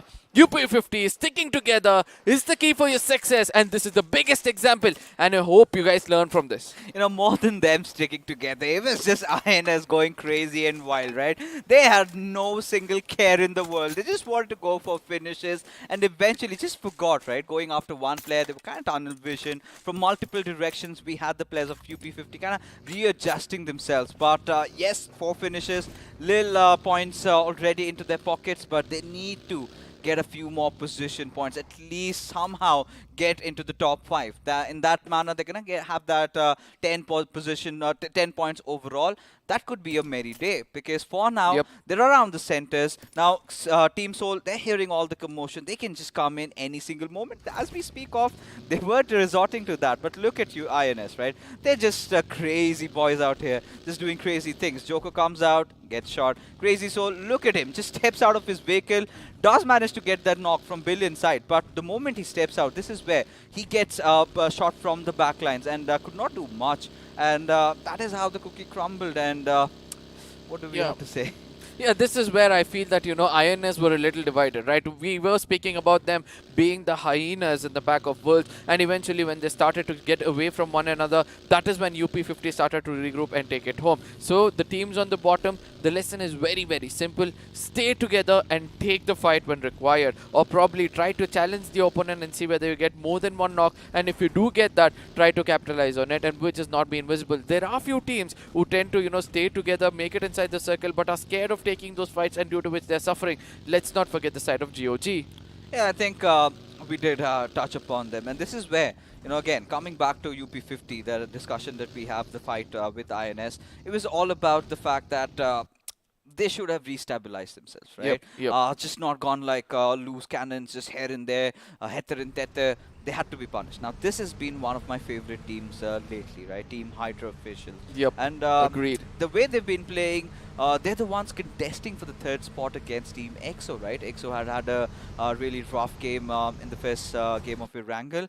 This is where Hydra officials have an ample opportunity to overtake their lead. As Global Esports, well, they've managed to get a few finishes to their names as well, or maybe they're just trying to loot around from whatever remains from Team INS. And yeah, I think it has always been a cause of concern for GE. Yeah, absolutely. Now, this is one thing which I love, when you are looking out for other places, or when you have a keen eyes to get those resources for yourself, even a death crate will give you something which you need. But at the same time, Global Esports all of a sudden are coming into the point of concern, again losing the momentum of what they had, according to me, because ultimately we're able to see there's just one man performing the best of what he can, right? He's not going to be there in this game as well. It's just, there's been Manya who's always performing in the map of Miramar as well. As we speak more about GE, it's going to be shots coming in from the side of Clutch, almost taking down Enigma, Eggy, and it looks like FS crosshairs are a little hotter than usual. And Team FS, now you've been talking about teams that prioritize on circles, or not on fights, and FS has always been one of them, right? Yep, Unless and yep. until it's absolutely quintessential, they're going to steer off. Now, this was just them, landing a few pot shots, trying to do that to thwart the enemies of their territory. But Team Enigma, well, they are one of those teams that has a perfect balance between positions and the way they get into battles. And now Rex has been their revelation of this tournament, right? He's been getting a lot of frags for his team. He's been doing really well. But the way Team Enigma have positioned themselves, they really have to look out for the next circle shift. Now, taking a look at that map, look at this is what I was talking about. Our Esports, so much area to play around with. While all the teams are just clustered around the southern, western, northern side, the eastern area is completely theirs. Yes, I do agree on this point, but also let's not forget that all the teams are trying to come into the eastern side when the circle forms in like this, because yesterday we saw the contestment for the high grounds towards the side of Al-Azhar and towards the side of Bronco was so high that there was a lot of fights taking place. Let's not forget that, OR executed it perfectly with the side of GE as well, becoming most of those finish points for themselves. But still, this is what I say, right? So sometimes when you're rotating, you have to be very, very careful. With few teams already starting to prioritize the center of the zone right now, we can expect this storm to be coming in as the calmness is just going to walk away. Our Esports realize that there is a team right beside them. They've heard the commotion, they've heard the vehicles coming in, but they also need to make sure that they do not engage in a fight right now, because the moment they do that, they are bound to get third party, right? EXO is right on their eastern sides, and few shots have already been taken, which means Kinetic has to run for cover. Yes, absolutely. But at the same time, one other thing which I love about our esports was, yes, the previous game in the map of Erangel, right? Oh my god, the amount of time they were getting punched, but still the way they were able to survive, kudos to them. But again, UP50 doing the same mistake of coming into the crosshairs with one of the toughest teams will pay a very, very hefty price, as Aditya at this point of time, with a mirror of HP, probably it's the zone which is going to eat him up. No, it's not. It's going to be AJ landing the final bullet and making sure that is the end for UP50, and it's going to be a very short-lived victory for themselves over one team, and getting only 4 finish points for themselves gets eliminated in the 15th position. And this is what I was worried about, right? You're barely going to have any position points to your name, just 4 points out of this entire game. Did not really go the way they thought, and well, Global Esports, they were the scavengers right from the very start, right? It was just looting around top kits here and there. They knew that the bloods are going to just be splitting, and it is going to lead to a certain place, as Team Soul, again, taking that higher ground, have a beautiful cover, and to fight against the God as the nades keep on coming, and somehow God has made it to cover in good time, but still not from the clutches of Goblin. He's going to try to lob the grenade into perfection. KU might deal with the brunt of it, has taken some hefty amount of damage, but is still alive. Now, this is the point where I love the side of Team Soul. It's Goblin going back with an immediate grenade to the exact very spot where he can hear some footsteps coming around and connecting it and making sure it gives a ray of hope for the team. At the same time, he's going to boost up to his fullest potential. Allow his also teammates to do something as Omega falls down and he gets a lot of damage out of it. But again, he's going to be coming to the crosshairs as well. At the nth moment, he's going to get into cover. But I know Kinetic is not going to stop themselves. They know they've done most of the damage. They're going to be pushing in, making sure they take down Omega, but the backup which is going to be coming in from upstairs is something to watch out for. Yes, there it comes. It's going to be Goblin, and this is what I love the most when you have back-to-back against a team. They're just resorting to such mischievous, notorious ways, right? Omega being calm as a cucumber there, as Hector, he knows go after, completely oblivious of Bio. Thankfully gets cover at the right nick of time, as Omega steps in after healing himself up. As the final player, God remains, does get a knock though, but is he out for trade? Can he dig in more? As nice! also gets taken down, as Omega, the last player surviving, gets finished off, as God, out against all odds, clutches it out, wipes Team Soul, sends them out of the lobby. And look at the smile on God's face at this point of time. I really love the way this instant replay is going to show us exactly what happened. God waited it out, saw Goblin, crosshairs were perfect. The second burst just fell in front of his crosshairs, and again, immediately change of the gun. He knew that he already had 40 bullets for himself, but the composure, the calmness paid off so well for the side of Kinetic. But this is a blessing for the other teams to take the position in the top, because Kinetic, oh my goodness, you just slayed the gods themselves. It was murder in broad daylight, and if Team Soul, keep on doing like this. I mean, at this point, I do not know if I really have to blame them for going so aggressive in that situation, because they could have done so much, you know, to wipe him out. But they really never thought that he could live up. But for now, Hydra in a little bit of a pickle, but they have managed to somehow keep their players alive. Legend, however, has lost out on his life. Bob, their star player, is going to get that revive. But Team Enigma from the backlines, there you go. Hunting season going on, and they're not going to shy away from getting those finish points. Yeah, obviously. In Enigma always has this thing to do, right? But the previous fight which took place, I'm still not able to come over it. Team Soul was doing everything right, allowing the opponents to make all kinds of mistakes. But one man God sits in one place and he's trying to turn the tables around. And that is where Team Soul loses their composure, makes the mistake of what the opponents were doing, and all jump into his crosses, where it was so well planned for the side of God. The position he was holding, he had hard cover to his right, and everybody was just coming straight walk into his crosses. And I don't know what to say. I only have to say this, that Team Soul has learned this the hard way. I mean, have they? Have they? Because that's the question. But Maxi, finally, you know, gets his hand on the big green cannon, and you know, there have been very rare occurrences that we've seen him yielding the bolt action, right? So I'm really excited to see what can he make out of this, considering the circles start to shrink. Not a lot of solid cover to play around though. Kinetic and our Esports have a good place inside the lobby, while all the other teams are just going to be squirming into their direction, and this is where they have to thwart off their attacks. Now, Hyderabad Hydras, again, one of those teams, tends to take the northern side, then goes down south, then starts rotating. But look at Ace Black. He knows he has the players of Team Hydras in his clutches. Does manage to land a few shots, but eventually decides against it.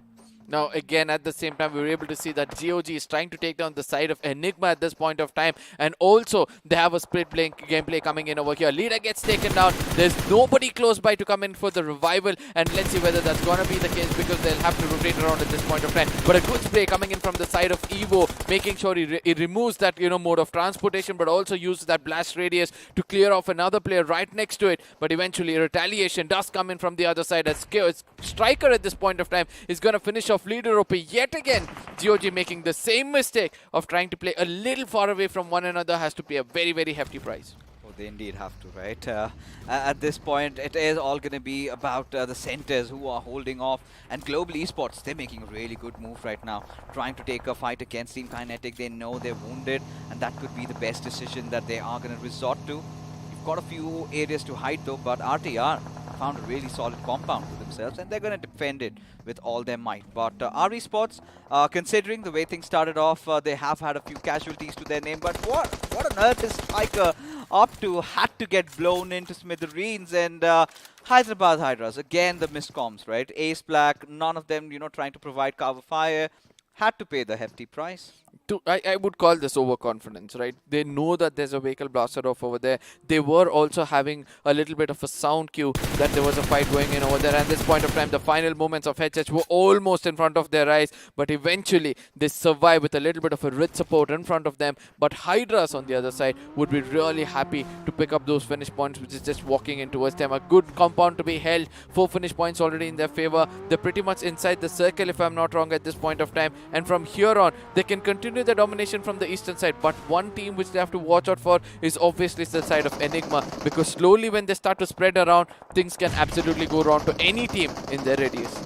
Oh, Sensei, look at him. Things aren't really working his way, but Punk can provide him that cover fire that is needed to disengage from that particular situation. Now, 7C, this is the change that I was talking about, right? Had it been, you know, Spray God in the fray, they would have been already engaging in fights. Now, they needed a little bit of a calmness, and that is where Prince could really be that extra factor that comes into play. But 7C also need to hold on. They need to realize that they've got Esports Walla WSF right beside them.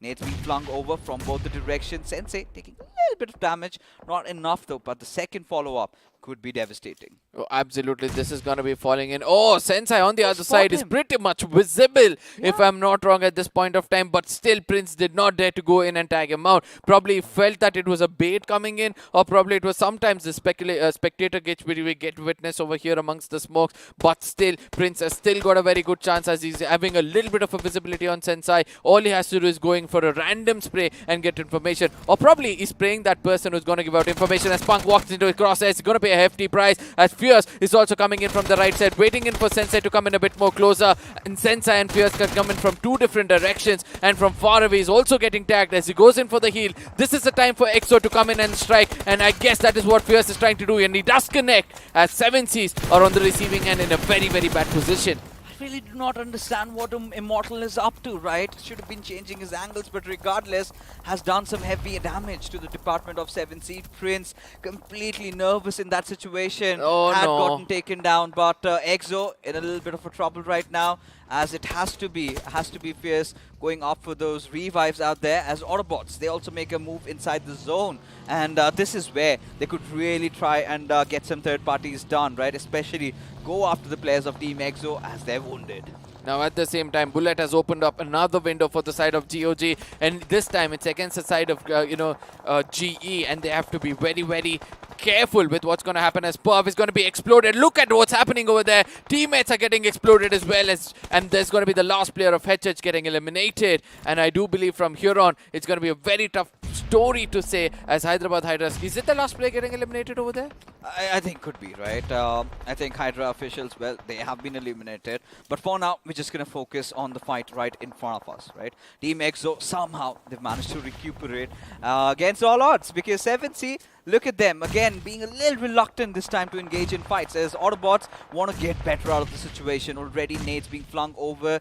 The smoky trails have been built up. They want to get a little up close and personal. Autobots know that there's no one from the backlines. But hell, having been taken down, that is a literal cause for concern. Because you've got Team Enigma.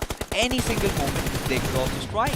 Absolutely, this is what I said. Once you're in the radius of Enigma's crosshairs, that is when things can go wrong. But on the other side, Autobots are just being composed, and they're taking the fight into the faces of Enigma at this point of time, who's looking pretty vulnerable. Abby in the pixels gets taken down as well, as Orvo has one last man to deal with, and eventually he's going to get taken down because of the zone itself, giving a little bit of appraisal, little bit of a blessing for the side of ACBC to make sure that they survive and perform much better. With 4 finishes in their name, Enigma out of the game. And this gives enough time, ample opportunity for Team EXO to now get all their revenge done for all the pummeling of those grenades at their direction.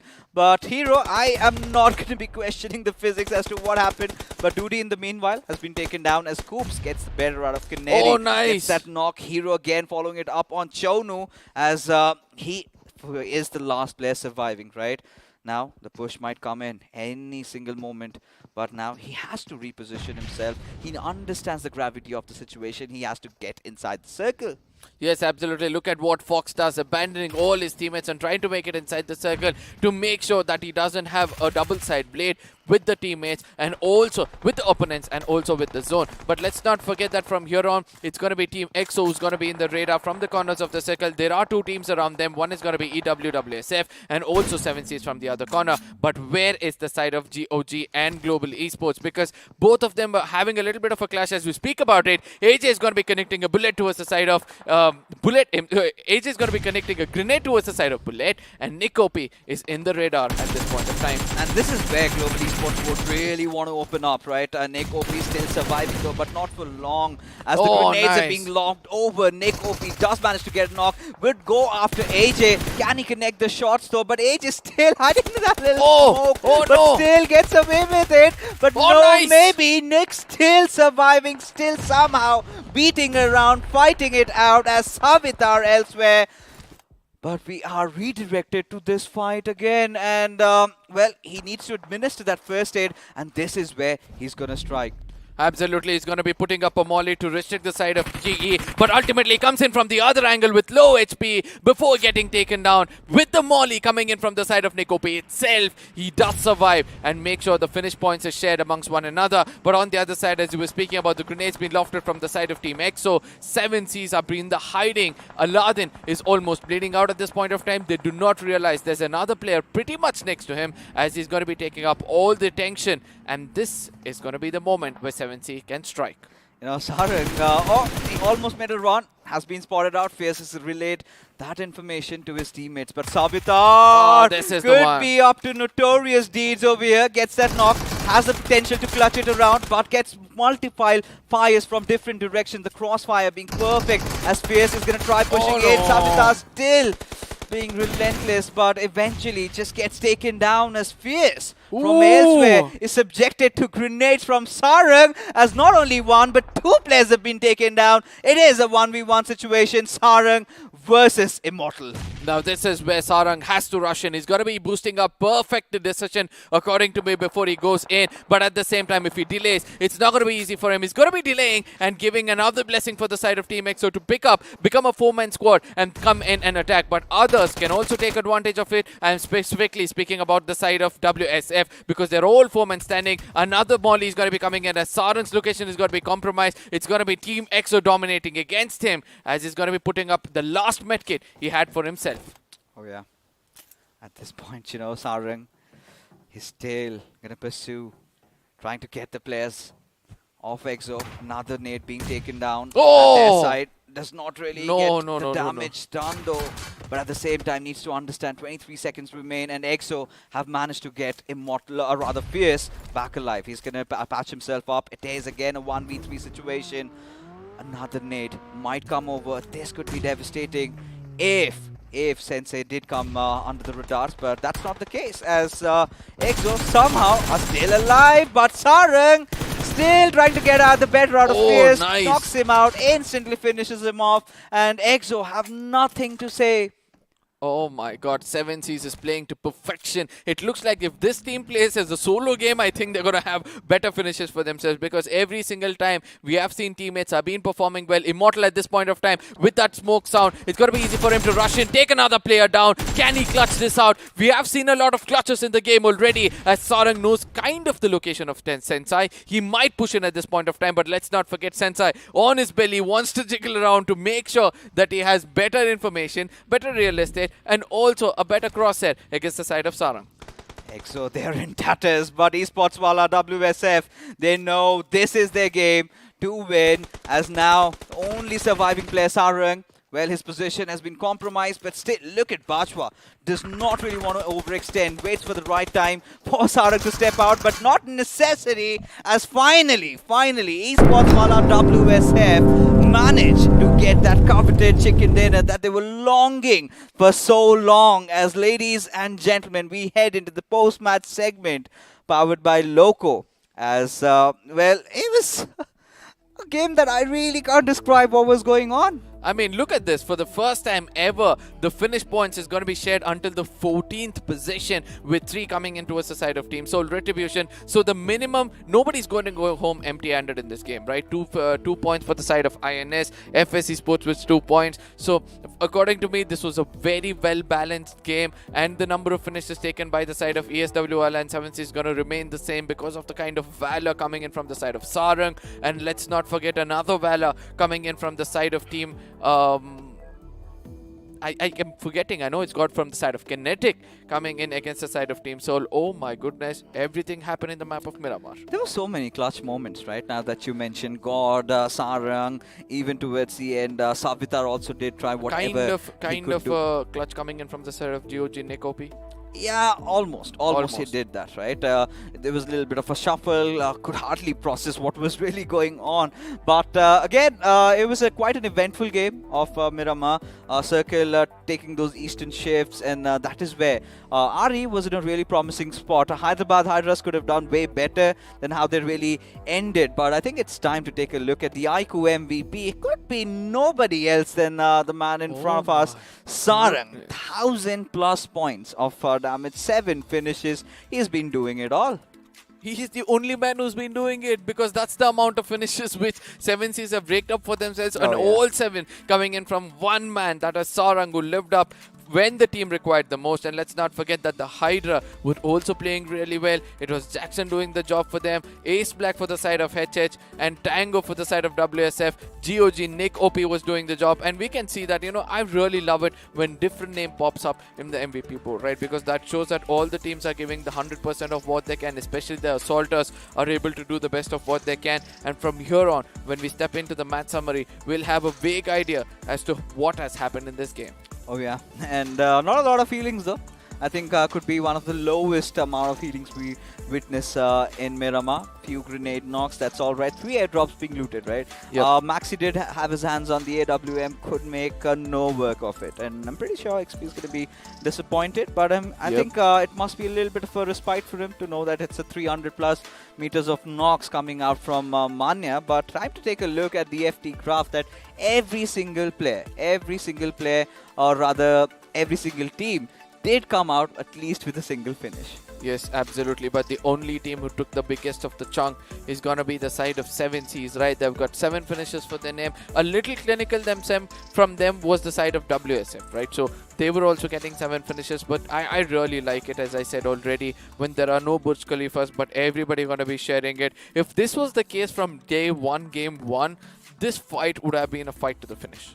I mean, yeah, I think as we take a look at the overall standings, right, Arka, Esports Wala WSF, a team that was lingering around the bottom half, finally finds something to fight for. But taking a look at the first 6 teams, it's pretty constant, right? Global Esports have stepped up a little bit despite still playing a game less than Hyderabad Hydras. I'm pretty sure if they have one more good game, maybe a chicken dinner in the next one, you never know. The 6th position could just be contested. But apart from that, Enigma Gaming taking a little bit of a fall out there, but they still have that 1 game cushion against the teams that have played 30 games. But as we move on to the second page, this is what I was talking about. Look at how close contention these teams are against each other.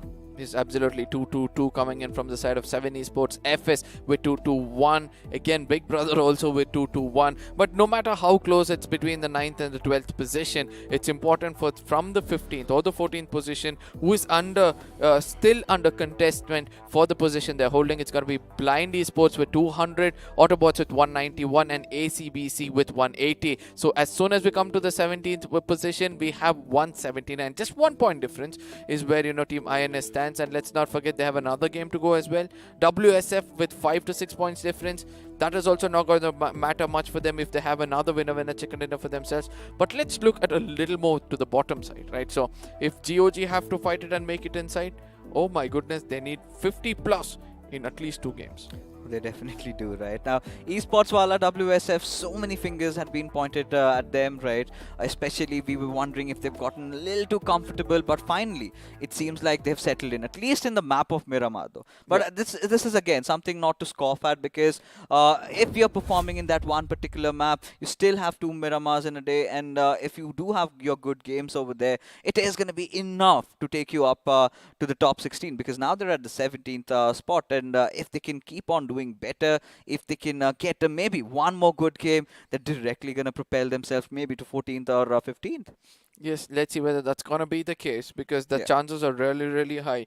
But we all know it's all about the composure from here on. Who is going to make sure that they place themselves perfectly, but have their crosshairs in the exact position, and predicting that this is where the teams are going to come in from, because this is one thing which I'm able to see, right? More, before we speak about this, you know, strategies again coming in, I think it's time for us to watch out for our sponsors, as iQOO smartphones have come up with this beautiful device Neo 6, and there's going to be a promo to show you guys of how this mobile is built and what are the features. I think it's time for us to get over there and see this.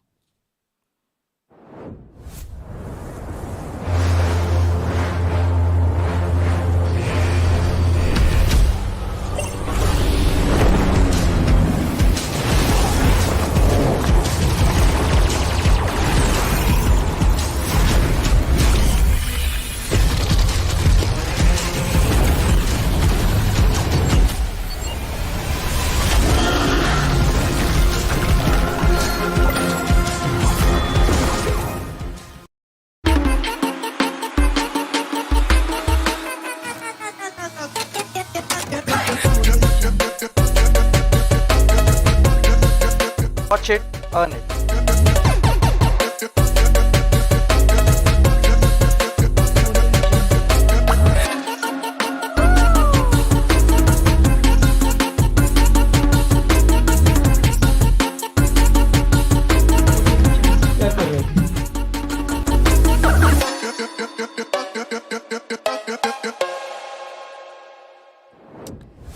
It's all crazy out there, right? On Loco, India's biggest gaming and live streaming platform. And well, it's time. It's time again. As you can see on your screens, we are giving away 3 brand new iQOO Neo 6. And Arka, you know what you gotta do. Again, they come to the teacher to make sure that I give out my lessons straight. I'm gonna keep it simple this time because we have a lot of strategies to bring out on the table. So head on to Amazon, make sure you search for iQOO Neo 6. There's gonna be a no more button, click it, and then from there on you're gonna answer 5 questions. From there on you're gonna give your details of yourself, and then click on notify me and wait for a call or an email coming your way telling that congratulations, you won the best of the best at the best time. Oh yeah, you certainly have. And it is just around the corner. 31st of May is when this phone is releasing. And of course, it's an Amazon special. But now, coming back to what really happened in Miramar, we witnessed so many things, right? Let's start off with INS just going wild after UP50. Get that one knock. And I think it's better if we do have the highlights also, which are ready for you guys, as we can have a more clearer picture as to what really happened. Yes, absolutely. It started off over here, as you said. It's INS coming in with UP50 and making sure that, you know, they got the best of what it is. But at the same time, let's not forget this, that, you know, UP50 had a very good retaliation coming in. If not Sarkar also getting taken down over there, it was... I believe that, you know, UP50 would have been a little more of a stronger team. But at the same time, Crazy Soul trying to do something crazy. And if we had connected and taken down the side of Sarkar, I believe this would have been one of the best clips to witness in the game of BGMI. I mean... This is one of those areas, Arka, right? I really felt they could have done so much more. INS, they were in such a good spot. They had that one knock. They could have, you know, waited it out a little bit longer. Maybe isolate the other players, and then they could have really gone after them. But them deciding against it, and this is where we saw the players of Global Esports. They came in, and the next moment, what they do is find the last player of UP50. But this is where things went all awry for Team Soul. Absolutely. And let's not... we have to thank the grenades coming in and also the cover coming in from the side of Goblin, right? Onyx had a grenade in his hand. He could have just gone in for that grenade and made sure that, you know, he gets that finish point. But ultimately, BEO also did a little bit of a damage, but all thanks to God at one side, you know. He was just waiting for the right moment. Goblin walks in first, connects it perfectly, and the other one is just jumping in the air. You know, if he does the damage, the fall damage is also going to be adding in. And the final player, Omega, doing the same mistake. Oh yeah, I think in this particular moment, right, we can clearly say that God, the way he was positioning himself, Team Soul, one, they just come in, and the next moment, they just get taken down. And, well, I mean, this one fight, Hydra also were in really good position against Hyderabad Hydras, and they got the better out of them. Let's not forget the other side, what was happening. It was 7 Seas versus the side of Team EXO, right? Where I really thought that the side of 7 Seas could actually take down the side of Team EXO. They delayed it a little bit, but later on, yes, the fight did go in the favor of 7 Seas. Oh yeah, and you know, again, coming back to Global Esports, at that situation, somewhere down the line, they could have done a little better, but it's all right. It's all right. But Autobotz, I mean, this was one of those teams that played around the edges. They kind of got caught in the mix of things, right? You had EXO from one direction, then from the other side, another team. All they could do was just wait for the fate that was awaiting them. And Retribution RTR, well, they wanted to contest against Ari, and Hero did whatever he could.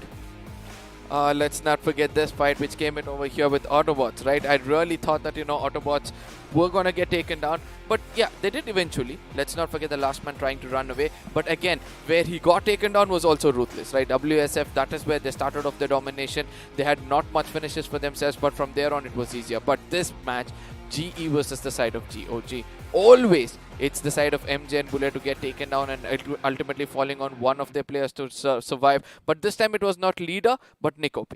I think Nick OP did not have a lot to fight with, but still, whatever he had, he did make the best use out of it, right? Did manage to try to go for some finishes out there, but AG just got inside the cover at the right nick of time. And this is where Sarang just stepping up the guns. Now, this is one of those fights that we did miss out, right? He was away from his pack. The other members were fighting it out. It was a 1v3. Wow, this was amazing.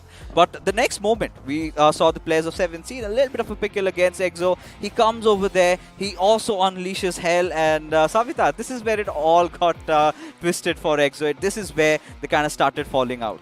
Now, at the same time, Savitar over here, if he had got that connection against the side of Fierce with that peek behind the box, I think he also would have got a very good chance. But let's not forget that, Sarang's grenade, which followed up behind it, was also wonderful. But on the other side, it was the I would say that it was the road rollers coming in from the other side, making sure they take them down. But Sarang on the other side, the way he started to get those finishes, which was necessary, was something really commendable. I think after that 1v3 that he just pulled out against FS, right? That was the confidence. That was that extra kick that he needed to go after the players of EXO. And if you look at the bigger picture, they made it to the top 2, right? That's such a nice thing, considering really felt that maybe EXO could be the ones winning it all around, just staying inside that pit for so long. And Sensei had no other cover to go around. The moment he steps up, it had to be him dying to the zone, or otherwise just falling down to Esports Wala WSF. A beautiful spread around, and we did talk about it, right? Dropping off at El Azhar. This is one of those circles that they can really capitalize upon, them or our Esports, and it was the former. Yeah, but at the same time, what Sarang did at one point of time when he had got 3 knocks, I'm so sorry, he didn't go in for a push, but rather he went in for that loot, got himself those medkits which was required, and then moved on to have around 8 to 10 medkits for himself, and that saved him for the day. Sometimes we do sit here and speculate in the heat of the moment. You're like, what are you doing? Why don't you go in? But sometimes all of it, when it falls in place and the strategy of the IGL comes into picture, that is where we realize this is the reason why they are on the battlefield and we are behind the mic. And at this point, I think it was a perfect game, right, for Esports Wala WSF, considering all odds, the way they had to lift up, and now they are in the midst of fights, right? They are in situations where they can engage in and get some decent, juicy points for themselves. But otherwise, I think it was a pretty wholesome game of Miramar, one of the circles that we haven't witnessed or seen in a long, long time. But questions again at Hyderabad Hydras, right? What on earth were they thinking? Just going after Hyderabad Hydra officials like that? I mean, I would say this, that, a little bit of overconfidence is what I would like to call it, right? Because ultimately, they were kind of spread around as well, and it was not unnecessary for them. But I do believe they were trying to capitalize on more than one knock. I'll take care of it. I'm pretty confident over here that I can get a knock or so, and then the rest of them can come in. But at least did they realize that, they are a pack of wolves on the other side. They're going to scavenge upon you. One knock, they're going to continue on finishing you first and then concentrating on the others. And I think that is what came in from the other side. Anything could possibly happen, but it is time right now as we head into the pre-match segment powered by Loco, as we have teams from Group C just sitting it out. It is going to be chilly in Vikendi, and the big man comes to take it over. Now, this is where the voice is going to go a little bit, ladies and gentlemen. Increase those volumes and make sure you welcome the man with the bass as A and B are going to collide. Let's not forget to read out the names of B, which is going to be coming in. It's going to be OR, BBE, IE, Walkouts, Blind, Nigma Galaxy, ACBC, and Marcus Gaming, where most of these teams who actually need a winner-winner chicken dinner for themselves to keep that last ray of hope alive to make it into the next round.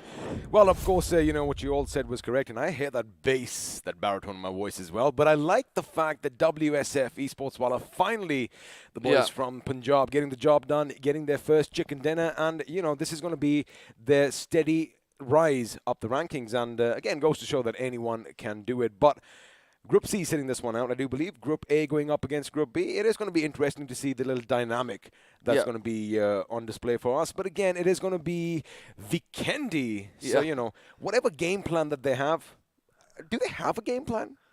At this point of time, I think after 2 days of seeing how Vikendi is turned out to be, I think they would have started to lay in a basic game plan, to be specific. Either try to survive until the end or go in for a heal battle when necessary or something like that. But, specifying on the rotations that we're going to go here and have everything done like how we do in a map of Erangel or even in a map of Miramar, I don't think so that's going to be the case. Well, again, as you said, of course, we're just joking around over here whether they have game plans, because these boys are taking taken it seriously. After all, it is the pros that are on the prowl. But again, it's just that I wonder how much time they are actually giving to this particular map, because again, your breadwinners, your basic maps where you can actually thrive and shine and plan something out, even if the circle does drastic shifts, are your maps of Erangel and Miramar. So again, it's going to be interesting to see what they do bring in. But again, I love the fact that we do have Vikendi in this tournament, and of course talking about the iQOO BMPS Powered by Loco. Massive shout out to BGMI Crofton for not just giving all the players an opportunity, but for us to finally meet and have purpose to cast. And before we get on with the show, where this is heading, we have that nice little promo video coming up. See you on the other side.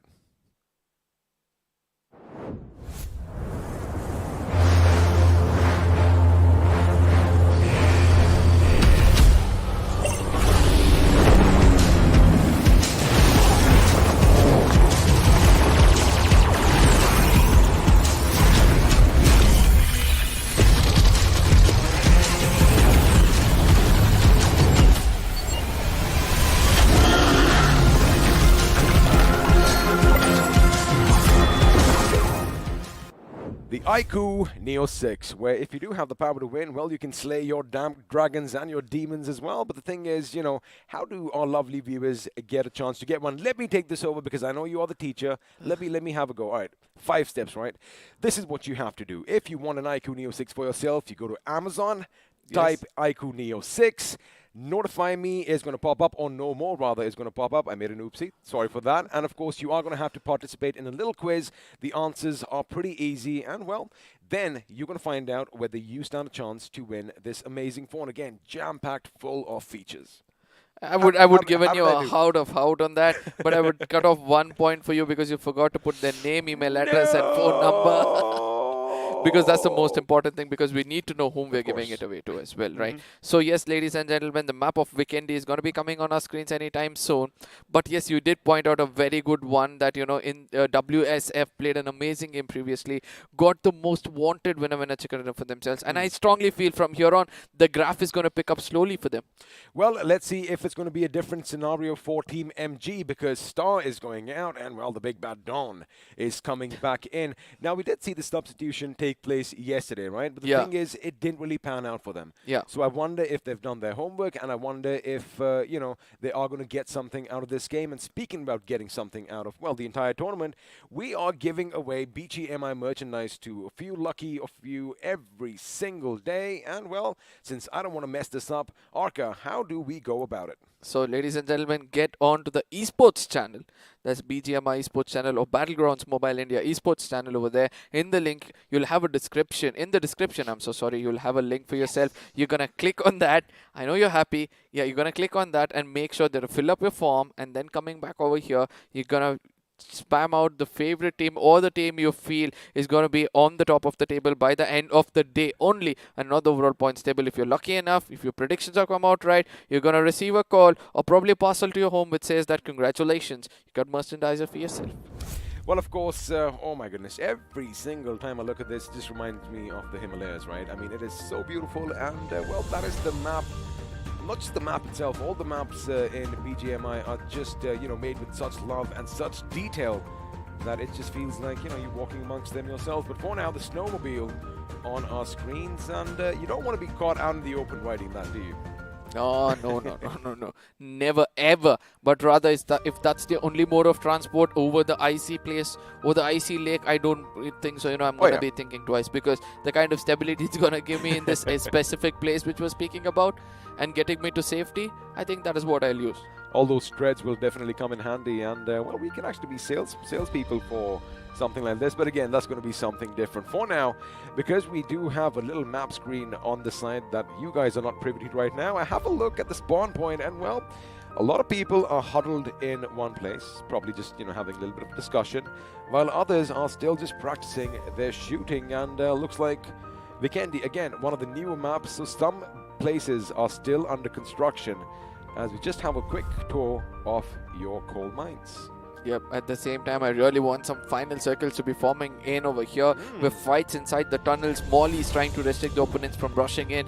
That is going to be one hell of a fight to watch out for. But let's not forget, sometimes I would also want some waters to be hitting as well, because we have seen a lot of people swimming in the map of Erangel, but not in the map of Vikendi, whereas the Sand Rocket was another case altogether. There's to traverse in the waters all the way around, and that's something I missed from the change of the maps. Well, something you guys are not going to miss is the fact that the big bird has taken to the sky one more time, and of course it is going to be Esports Walla. We support farmers who are going to be leading the charge this time around. Now, we are going to be flying down to the southeast, as a few of them are going to be coming down. I like the fact that they have their snowboards on hand as well, because, well, they might just slide down Mount Krichas, if Kresnich, I beg your pardon, if they are going to be lucky. But again, we are going to be flying over the Dino Park, and things are going to end just south of the winery. Now, this is where I want the circle also to be forming in, right? Because the underground at the winery, if with the blood can be wine mixed in, I think it's going to be good for the flow, as it's going to get drunk. But on the other side, let's not forget that the teams have already headed off towards the side of Port. There are a few who's going to be heading towards the side of Trino. I don't know. Yes, we were wanting a zone like this, and eventually a bit of Wondery is there, but Milnar is where we want to place yourself, and that is where ACBC are heading themselves. But yes, there were times when I was asked this question, where do you want the circle to be forming in? I always said Dino Park in between those caves. Keeping my fingers crossed as my hopes are going to be a little high. Oh, even I am going to be hoping that things do end over there, because, you know, it's always nice to just have a look at history and walk with those dinosaurs. But for now, a couple of teams might just be heading on a little bit of a collision course in Volnovo. And let's wait and find out if that is going to be the case. Well, we were kind of right. It is going to be Global Esports taking the fight to Team MG. Now that you have the first few shots are going to be rattled off, as AJ is going to make sure he just keeps the enemy at bay. But for now, again, you got to keep one thing in mind. Remember how last time Global Esports and these two teams met elsewhere? They wasted a lot of time on the rooftops. I wonder if they are going to do something different, because for now, Pavkilo, well, he does have that revolver in its hands. It packs quite a punch, but you do have to be accurate. Now, at the same time, he's trying to push in to regroup with his teammate, and that's a very clever thing to see. Now, this is where Don is going to drop a gun for his teammate and make sure that, you know, this is where we share. We're going to rush in together and take down the side of Global Esports, as Global Esports on the other side is also raking some farming for themselves. I do agree that this fight can be one of the most devastating fights if both of teams to take it, but I believe that, you know, Global Esports would rather fall back towards the side of Volnovo or probably towards the side of Dino Park at this point of time, because ultimately losing teammates over here is the last thing MG would want. You know what's interesting here, buddy? Yeah. Both these teams in the Vikendi yesterday dropped down at Movatra, which is, of course, a bit west of their current position. And maybe Global Esports thought, you know what, let's just change the city. Maybe Team MG thought the same thing, and have a look at this, a little deja vu moment for them, because, well, it is the same teams, but different parts of the map. And once they do, you know, connect with one another, if they do exchange fire, they'll be like, oh, wait a second, they have the same plan that we had. Now, at the same time, you know, that is where strategies come to make these people think the same thing. Because from yesterday, I've been observing one thing. Where the flight path has gone in the map of Vikendi, that is where the circles have been forming up. And that is what I think both these teams are looking out for. And that is where the flight path kind of went in, right, over Winery. And that's why they were like, you know what, we'll just stick close to the flight path at this point of time and make sure that we retain the circle as well. And I believe strongly that this is the reason why both of them thought the same thing. Well, I think GOG didn't get the memo, because they are all the way to the north at Trevno.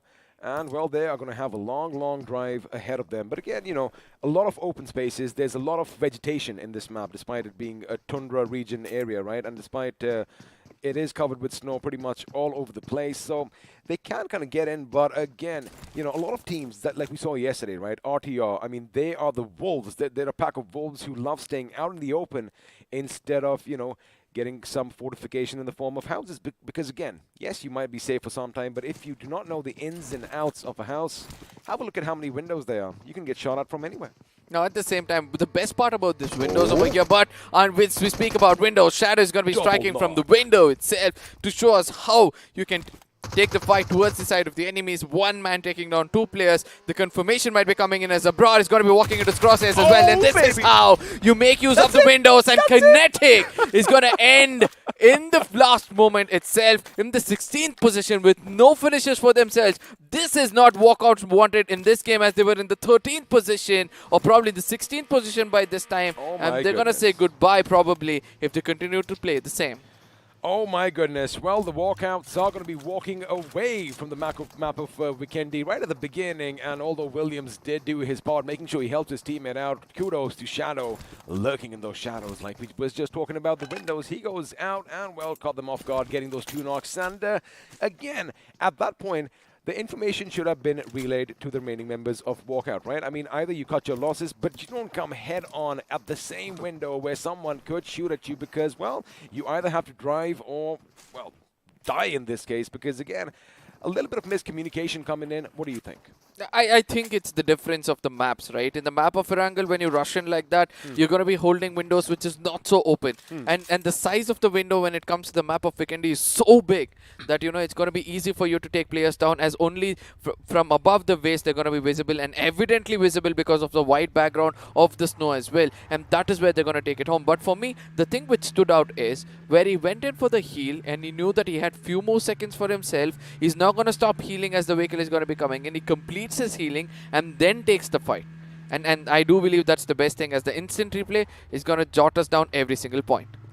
Well, there you have it. That's where the first car comes in. Crashes. All Shadow does is move his position to the left and lays down his shots with his weapon. And now this is where I am going to be thinking out loud, because he comes straight at him, and before he is even, you know, getting out of his vehicle and before his feet touch the ground, well, he was brought down to his knees. But again, that is the whole thing about Vikendi, as you correctly pointed out, that, you know, perhaps it could be that the lay of the terrain is not as good as maps like Erangel. But again, I think that rush was a little shouldn't have really come in, buddy. You can call it immature for that gameplay, right? Because when a player, 2 of your players have got taken down from a window itself, the information had to be very clear that, you know, do not come in straight, but rather try to come around, or else it can be a very, very bad story. I do believe that, you know, the instant replay is going to be coming in. Look at this. Shadow already does the damage to both the players, comes in on the other side, connects it perfectly to the head, and both of them get taken down. Now, this is where they could say that, you know, this is the house as to where they're coming in, right? See, this is going to be coming in. Shots are connected to both their heads. Now, that is where the panic kind of struck in. Have a look at that. The vehicle kind of swerves to the right over there as they are getting shot. This is when all hell basically was let loose, right? And whoever the driver was basically panicked, crashed it into the door. Had they gone a bit to the left, it would have been a different story. And speaking of a different story, looks like ACBC's Evil Sky is going to be brought down to his knees, as INS are the ones who are trying to be the aggressors this time around. Now, Joker is going to try and see if he can spot anything in the distance, and well, Crazy Soul is going to make sure he backs up his teammate. No, absolutely. No, ACBC on the other side have already got a knock. Capron knows that he has to go in for his teammate rather than everything else. But his footstep at this point of time has given out his location, where he's going to be waiting for the scavengers, all 4 of them, to walk into his crosshairs. He has to be very, very careful. He has to be very, very calm. But throwables are going to be doing the job as he gets taken out. And the confirmations also might be coming in anytime soon. INS exactly knows how to play this game, right? First, it's going to be throwables inside these places because of the small space in each and every room. It's possible for the splash to take down people, which does happen successfully, and then from there on move in as a group and take down the side of ACBC. Well, looks like ACBC are going to be reduced to just AC for now, because 2 of the members are going to have to skedaddle out, but luck is not going to be in their favor, as again, a little panicky moves over there. We are going to have a spin, but boy, oh boy, that is some good treads on those wheels, because otherwise he would have lost control. Now, Evil Sky has been wiped out for sure, which means Rain and Haxer are the last 2 gentlemen alive for their teams. And again, we might have just seen something what we saw happening with Walkouts, the way, you know, again, as soon as you get shot at, right, the first instinct is you kind of panic.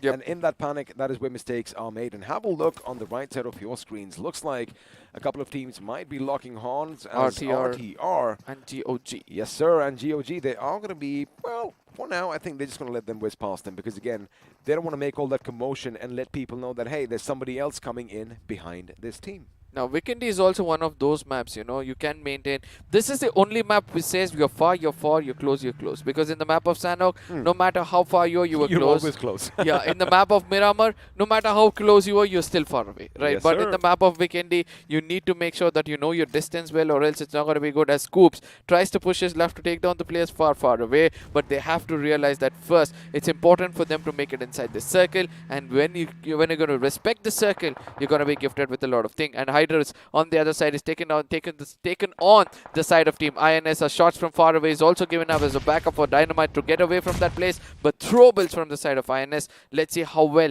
they can toss it down. I like how Dynamite is right up there in the thick and thin of all the action, but Jackson's position is what is going to make sure that INS don't layer too much over that little ledge over there, the ridge in fact, as of course they are going to be kept at bay, and this is going to give Dynamite some time to skedaddle out of there. However, on the other hand, we do have GOG, who, as expected, they ran head into the position of Nigma Galaxy. Now, one member is going to be down from either side, but the revives are going to be coming in. But the problem is the blue zone is going to kind of make it a little bit tricky, as Leader is going to lay down a few shots. In fact, he is going to have to reposition himself as well. Shots fired in the smoke. Some of them could connect. But for now, it does, right? It does very, very well. And this is the moment where GOG is going to try to rush in, or else it's going to be, as you said, a double-edged sword. it is indeed, but again, you know, as all the shots are being rattled off, there you have it. Bullet is going to come in from the other end, and now looks like Nigma Galaxy, boy oh boy, they are in a world of trouble, but the circle is still going to implode in on itself. We might just see Dino Park popping up sooner rather than later. However, I get the fight taking on right now, right? Now, Nigma Galaxy, they are going to get the revives in, but the problem is they are losing valuable utilities, and I think this is the right call for them. Get in the water and try and get out on the other side. Now, this is where GOG can dominate this, right? They'll know that there is no other way for the side of Nigma Galaxy to take, because they're not on the roadways, they're not on the other side of the island, and obviously it's the waters, and that is where GOG can come in and dominate. Absolutely, I agree with you. In fact, have a look at that. What's going to happen now is I have a little bit of a predicament over here. Two of their members are already on the other side. Now, had GOG rushed past them on the bridge, I'm going to hold my thought because another fight is breaking out, and it isn't fox hunting season this time, because the Autobotz are the ones who are keeping Team MG at bay. Elsewhere, we see RTR is going to get the better of GOG. Again, that is something that we did anticipate, as Ghosty or Ghosty from Team MG is going to be brought down and well finished in the blink of an eye. Now, there you have it. GOG have another problem hitting them from behind, and let's see if Retribution can do what they did yesterday on Vikendi and walk away with that chicken dinner. Now, this is where I would like to call GOG as the sausage in the hot dog, as they're going to get churned from both the directions. As one side, it's going to be RTR, and from the other side, the team which was just fighting it out. And I do believe that, you know, it's going to be hard for the side of RTR to take this fight, right? Because they do not have much resources and they were coming in low. GOG on the other side has to pick up Bullet at this point of time, but Doddy is want to stay back and try to take the fight against the side of GOG. But if the damage is being dealt, GOG can eat him up.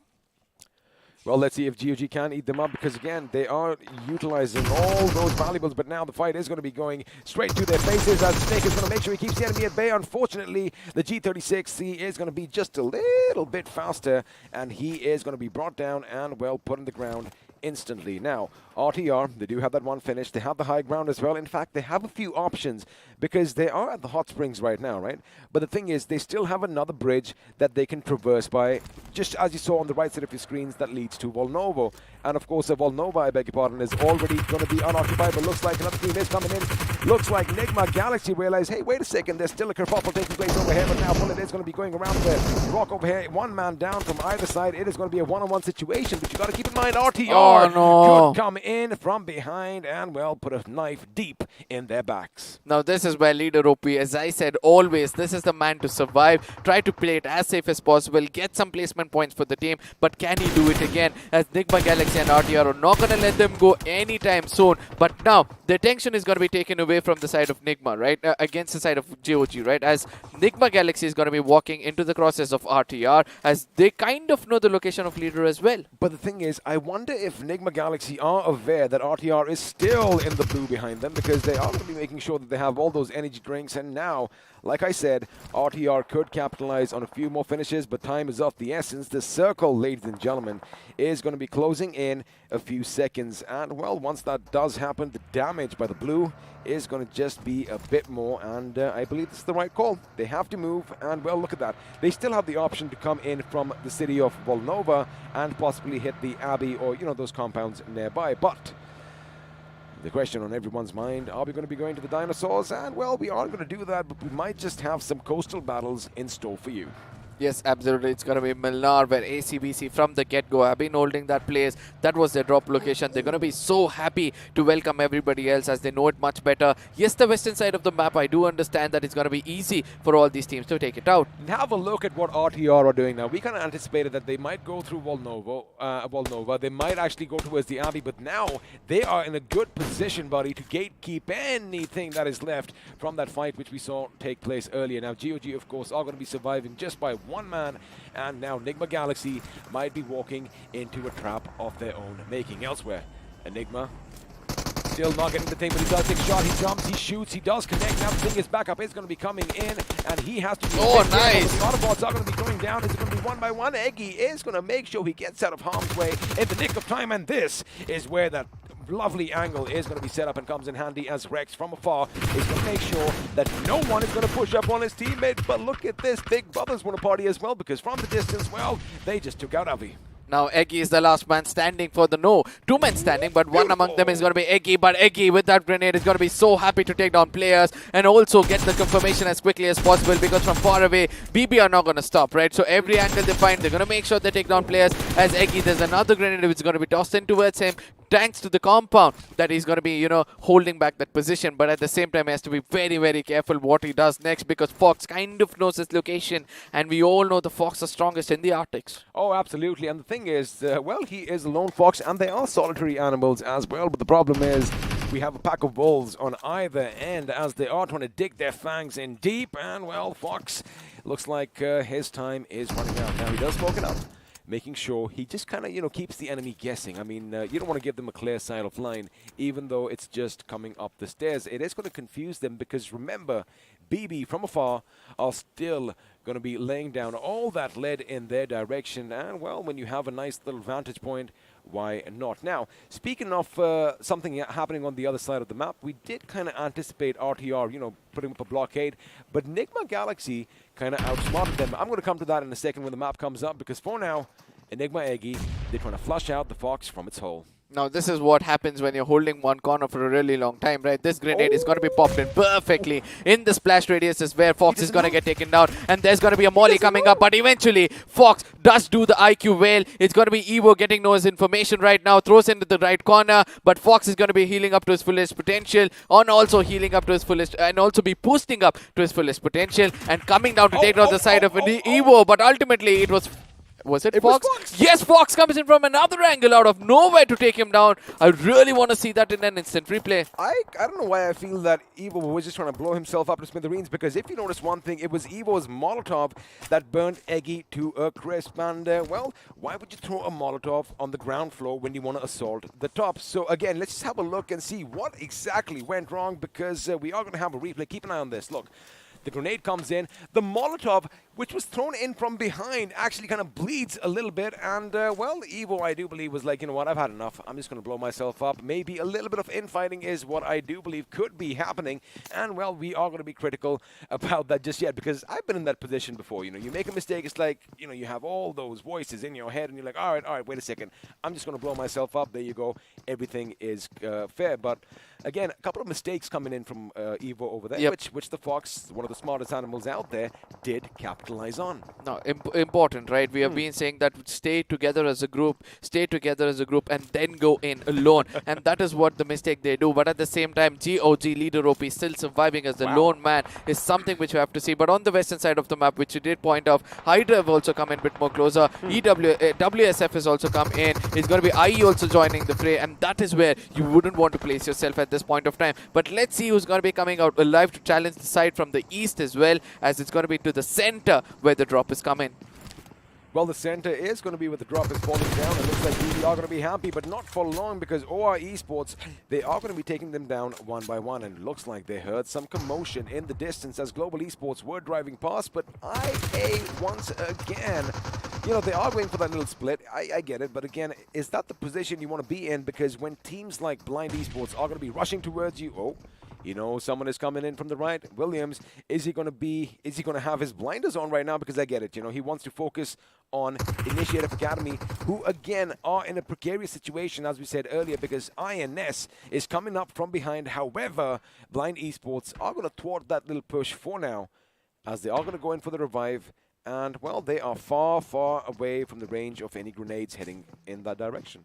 Now, we know how of a deadly player can Blind Rage be, right? So, push him for the close range battles and he can do wonders. As at this point of time, he's trying to do that as well, as the crosshairs have been centered towards the side of IE, who's going in for a deep rotation and finally ending up in the jaws of death towards the side of WSF. There's no waterways they can rely on. If they choose to do so, they're just going to give up their life. So, obviously, coming back into the circle, they'll be finding another team right next to them. Let's see how long they can survive. Well, let's see how long they can survive, because every single second does count on the map of Vikendi, and, well, you obviously want to get yourself some placement points, but looks like DG is going to be down on the ground, and, well, Aditya is going to be the Blazy, I beg your pardon, is going to be the last man standing for now.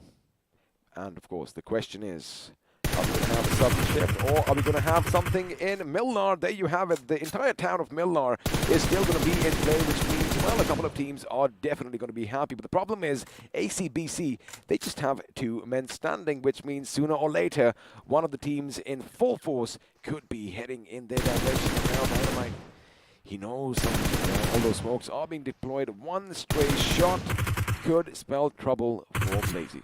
Now, it's not going to be easy for Blazy to come out of that, right? Because how many medkits he's got is also something which is going to matter. And the shots also coming in from the other side, that is where he's going to be putting an end, is the zone rather than the bullets itself. Too much of damage. It's this way. Double-edged sword is not something you would want to watch. GE versus the side of OR, where OR have all grouped up together, as Manya is going to be cooking up a grenade, try to take down a player. I don't think so he's going to be connecting anybody at this point of time. But ultimately, let's see whether that's a small opening which was required for them. No, that's not going to be the case, as INS is where he's going to be walking into the crosshair of the OR itself. Well, OR Esports are going to be giving everything they've got. Again, it was a little bit of a ballsy move coming in, because they did just go through a couple of members of Global Esports, but now it's going to be INS who are going to have to defend their position. And, well, we know that they love the aggression. We know that once they are on the hunt, oh boy, they love digging their fans in deep. That grenade, is it going to find its mark? It does not for now.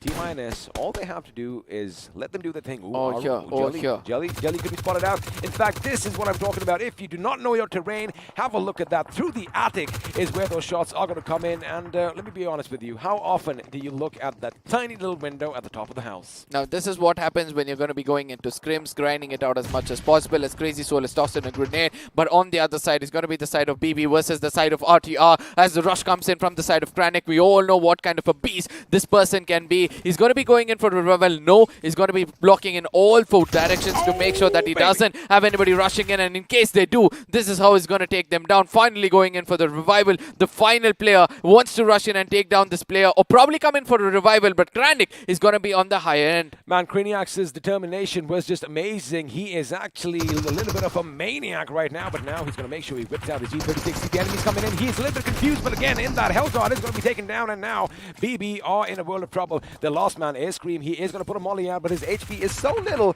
that it is going to be, well, nothing too good. But again, from behind, Craniax is going to be shot in the back, and Scream again, despite not having too much HP, is going to make sure he patches himself up and basically picks up his teammate. A little bit of an oopsie coming in from Craniax over there, but oh my goodness, Scream, of course, your iQOO MVP from the game before, is going to capitalize on that situation. Presence of mind was 100% for the lad. Now, at the same time, the sound is something which Kinetic should have listened to, right? He heard the footsteps coming in from behind. All he had to do was turn around. But on the other side, Coops is going to be coming into the crosshairs, and that's the end for the side of RTR, as G is going to be happy to pick up that free finish point coming their way. Now, they're gatekeeping at this point of time, right? They know BBs are also coming in. They heard the commotion. They're doing the third party perfectly, as it's going to be the side of NGX trying to make it inside the circle. GOG leader also has to make it inside the circle, and the more of commotion is going to be coming as G Manya gets taken down. Well, Manya is going to be taken down. The question is, are his teammates going to do something about it? Because, well, we do have a little switch to the first person just to have a better look over there, as ACBC's rain is making it rain on the opponents. Not with some money, but with grenades this time. Manya is going to be confirmed, and now Hydra officials, they are trying to go into his house. They are trying to make him pay for what he's done. He is going to be doing something or the other at this moment, but he knows someone is going to be down below. Elsewhere, Power Kilo is going to get the better of Scream. Now, Grenades are going to come in. Again, they don't really have an idea of the ins and outs of this house, which is why they are being just a little bit hesitant. But I think someone who isn't being hesitant are the boys from Nigma Galaxy, as they are going to be shooting. But for now, your winners of the last game, WSF, are taking the fight right to Blind Esports. Now, this is what happens when you take down Blind, because they're very, very good with the terrain. They want to hold back the side of WSF as much as possible, but Deadpool has to do something different, and so is the right side of Rage, as they know the kind of movements which is coming in from the side of WSF is become a little predictable according to me, and that is what Blind wants to capitalize on. Rage is cook up the grenade, and he wants to cook it up behind the compound, which is also not possible at this point of time, as Williams has rotated around, come in a bit more closer with his teammate to make sure they have pack of wolves as they rush in against the opponents with 7 finishes. They're looking the strongest. They are looking strong indeed right now, and the fact that they all 4 members are still alive is going to be something that is going to be coming in their favor. Now, the problem for WSF is that they are at the edge of that circle, and they are going to have to make a few drastic moves. Now, Rage might just get the opponent on fire. In fact, I do believe that Molotov did kind of connect, as grenades are going to be going off every single direction. And, well, your screen might just be a little shaky right now. Bajwa making sure he does get some cover. In fact, again, they want to circumnavigate around the opponents and make it to safety. But now Williams might just spot up Dara, and he hops, he skips, he jumps, and he makes it in the nick of time. Now, this is where we have to see how Blind is going to retaliate, and they've done it in a precision, as the zone is going to be coming in towards the side of WSF. They're going to put the players down, but the confirmation is something which they'll be looking out for. A Shadow on the other side also strikes the final player, gets all those finishes for themselves. 9 finishes, as Blind is going to turn towards the side of Hydras. What did I say about Blind? They're going to stick together, come in, make sure that they have all angles for themselves, and that is how they take the fight. Now, Hydras have to be very careful, as the circle is not favoring them, but who is going to be favored is the side of GOG. And they have one last man standing inside the circle in one corner, waiting for all of them to get taken down and probably get the winner chicken dinner if he's able to clutch out at least 2 players. Well, let's see if he can do something, because again, you know, he is the last man standing. But right now, looks like ACBC are going to be taking on Hydra. In fact, one of them is going to be brought down. It is still a 2v2 situation. Dynamite's brought down. Now we are going to go on a 1v2 spot over here. Haxer is trying to finish him. Maybe that wasn't the right call, because he did kind of have an idea someone was rushing in, and well, his accuracy was kind of on point. Now this is where Team INS, they are going to be moving in. This is where Blind Esports are going to be moving in, and well, Billion, this might be a good grenade. Unfortunately, it was cooked a bit too much. However, just outside, we have someone on their knees, and he might have a little bit of an anticipation coming in that someone is going to come in for the revive. INS, just 2 finishes for them so far. However, they can make it a whole lot more, as INS are going to be cooking a few grenades. It is going to be flung.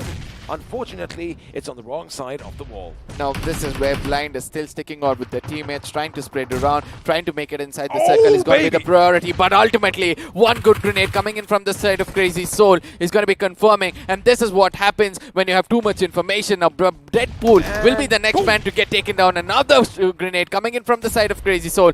It's going to be a rush coming in from the side of INS to confirm all the last player. But a clutch comes in from the other side. Let's see how well they're going to sustain. A Shadow wants to do wonders. That's the 3rd player coming into his crosshair. Puts that person down as well, as 8 finishes what he's raked up. He wants the last player. He knows the footsteps coming in. He's already ready for the window, but ultimately gets taken down. But that Valor is going to be lived for a really long time. Wow, what an exchange taking place over here. But right now, their days are still not over, because INS Crazy Soul, well, he is finally going to be taken out, and it's going to be Hydra official who are going to try and make the move elsewhere. Or Esports are in a fight of their own, and now Nigma's Apollo, the god himself, could be laying down a grenade, but he decides not to, because, well, when the enemies are fighting down below, he wants to get a better position for himself. OR Esports, the 3-man squad, as Athanki is going to patch himself up, and Enigma Galaxy, once again, playing a better game this time around, vying for one of their first few chicken dinners. Maybe this could be the map they do so, because, well, Global Esports' Knuckle, the last man standing for his team, is going to find it a bit tricky getting inside the circle, but he does. In fact, he does hit the deck, and this is it. Mixie gets that little high advantage. He gets up atop that wall, and that is all she wrote for Global Esports. 4 teams remaining, and only 8 players, out of which, well, Esports have 3. Now, this is where I would like to thank the side of leader OP for bringing his team into the top 4 or probably get it into the top 3 as well. And the chances of them making it into the top 2 looks even more stronger as OR and Nigma at this point of time have locked horns and Nigma Galaxy have not watched out for their back. And that is where GOG is still lingering around. That is going to be leader OP. If he strikes when the iron is hot, I do believe we can take it home. Keep one thing in mind, although we have all these teams fighting it out, I'm going to hold my thought because from the distance, MJ is going to be taken down and now smokes are going to be deployed and possibly a little bit of revive coming in. Or Esports down to one last man standing, but have a look at Hydra official. You can't really see them. You can see him all the way in the distance over there. Pav is making sure he's going for that heal battle, making sure he administers as many first aids as he can and, well, get his team those few extra position points, which is exactly what leader is doing right now as grenades are going to be flung in the smoke. They are going to connect once again and Jelly is going to be brought down and over here he's hoping against all odds that a few of those bullets do connect as Aru once again is going to be coming in. There you have it, the last first aids are coming in. Oh, wait a second, he had a few more because there was a great line right next to him. Now, how well he's going to be surviving this is also going to be important as Nigma on the verge of eliminating the side of OR at this point of time. This Molly has done most of the damage. One last man standing from the side of, Enigma has to do a lot of job. In case he takes down the side of OR, that is going to be the blessing in disguise for the side of GOG, where he's going to be coming in as the script is going to be perfect, picture perfect for him to clutch it out and take that most wanted winner chicken dinner as he's the last man surviving, having a view of everything which is happening over here. This is the moment for them to capitalize. Well, he is going to keep his patience. He is going to keep that trigger discipline because he knows the moment he lets loose it could be problematic and, well, those position points are something that is going to come in handy as well. Athunki with the grenade, it is going to be flung in Nigma Galaxy's direction and Wixky was the man, was the intended target. A follow-up grenade, but again, there is a little wall that I'm pretty sure they aren't really aware of because there's so much smoke obscuring their vision. But for now, OR Esports, once again, they were given enough time to get back on their feet, and this it could be problematic. MJ is going to reposition himself, but once again, GOG in the background, just lying in wait, possibly for the opportune moment to strike. Now this is where he has to pray that the next 4 seconds things happens or leader, the zone is going to start eating him up. He has to go in for the trigger, but ultimately OR is also getting in. This is where leader can actually rush inside and allow the zone to eat up all of these players, but leader on the other side gets taken down because of the play zone, giving the match away in the hands of Enigma Galaxy. A 1v1 situation as MJ got the final bit of it for himself, and OR, for the patience, for the composure, is going to give him that winner chicken dinner for themselves. Well, they have the WWCD as we are going to move into the post-match segment powered by Loco. We are going to see where your team stand. Of course, GOG's leader, he maybe could have taken a few shots, but I'm pretty sure they're going to be happy with the 12 points, I beg your pardon, the 10 points that they do have on the leaderboard. But have a look at Blind Esports, man. 12 finishes for themselves, and just that one coming in from positions. A lovely game this time around, and, well, they were the aggressors. They, in fact, were taking the fight straight to the enemy's doorstep. Now, that is where I felt that, leader OP could actually crawl his way inside, right? Nigma was so much having attention towards the side of Team OR. He could have actually come in and made it to the center of the circle and picked up that winner chicken dinner, but not bad, right? Because he's got 10 position points for himself. He does have 10 position points, and keep one thing in mind. 10 is better than 0 because we had all but written them off at the beginning, right? And, well, I mean, I guess that's why he's called leader, the guy who was just a bit too OP. Oh, exactly. But at the same time, Hydra officials on the other side, 4 finish points. That also played for placement points over here as well. But Blind was the only team looking out for finishes after finishes, taking fight after fight and making sure that they put up 13 points for themselves. As we step into the iQOO MVP, somewhere I feel it's going to be coming in from the side of Blind. But we did see Shadow was having 8 finishes and 9 finishes coming in from a single man.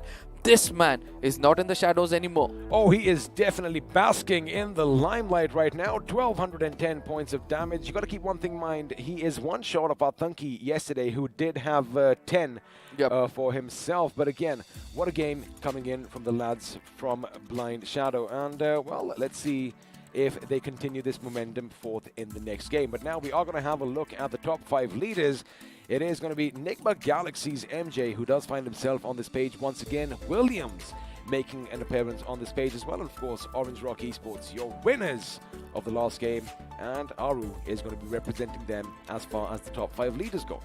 I mean, they're going to be happy, right? The side of Hydra having Jackson over there just for 2 finishes. But the kind of damage here, just 835 damage. Someone else has reaped benefits of all of this. And FT map is going to show us exactly who has reaped the benefit of what Hydras had pulled that off. As we're going to be stepping to it later on, match summary over here comes up with 11,422 healings, the highest in the map of Vikendi, probably the highest in all the 3 maps put together. And I'm telling you one thing, it's only going to keep increasing because again, once you are, your numbers are dwindling down, once you are basically like a 1 or 2 man squad, you can't really expect to go up against a full roster and pull off a miracle. Sometimes they do happen. We saw some amazing exchanges taking place last time around. I mean, in the game of Vikendi itself, some amazing clutch moments coming in, but again, the victories were short-lived. And well, have a look at the knocks.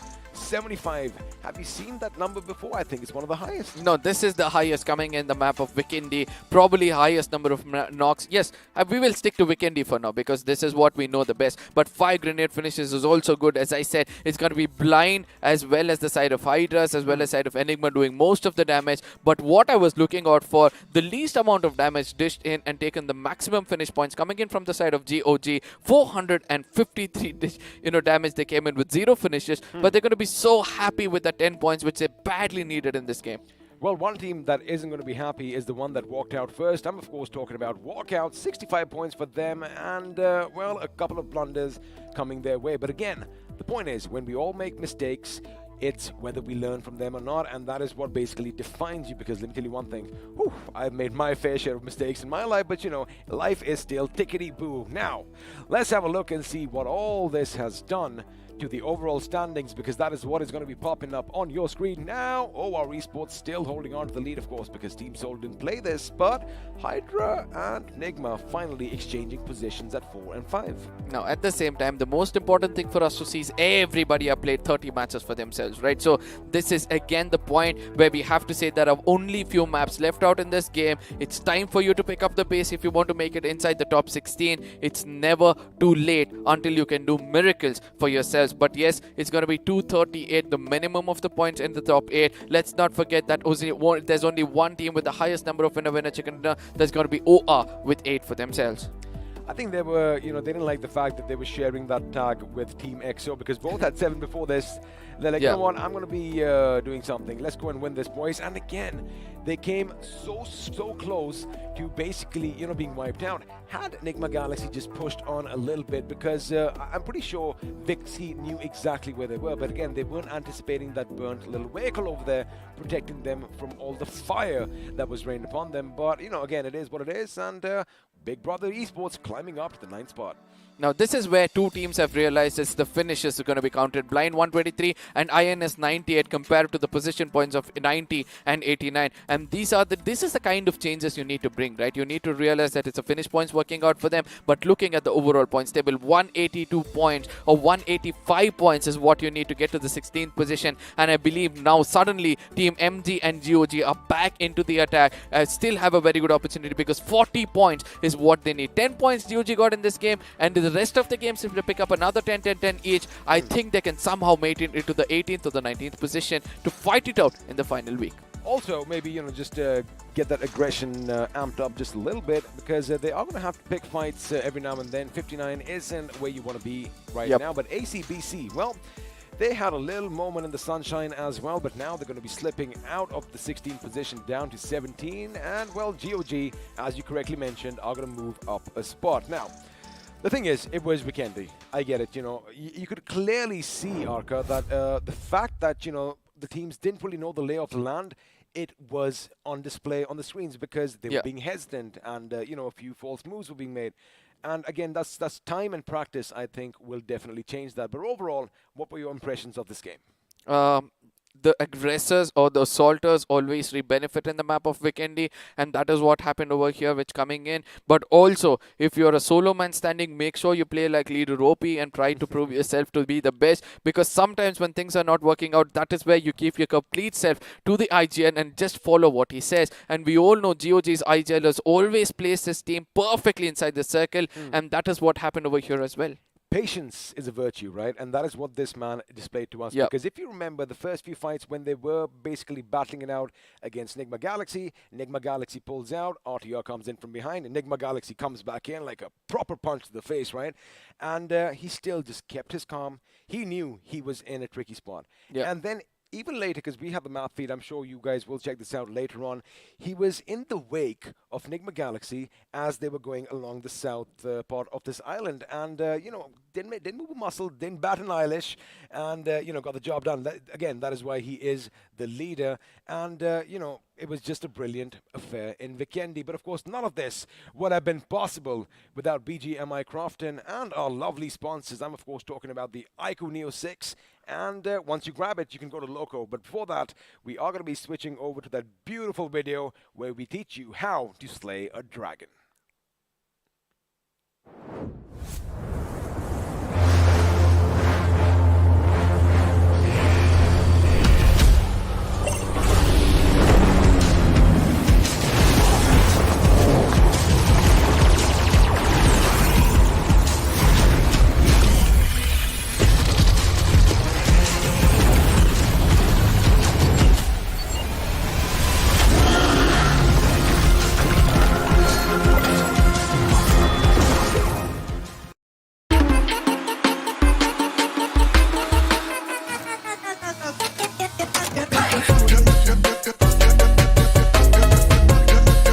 Watch it, earn it.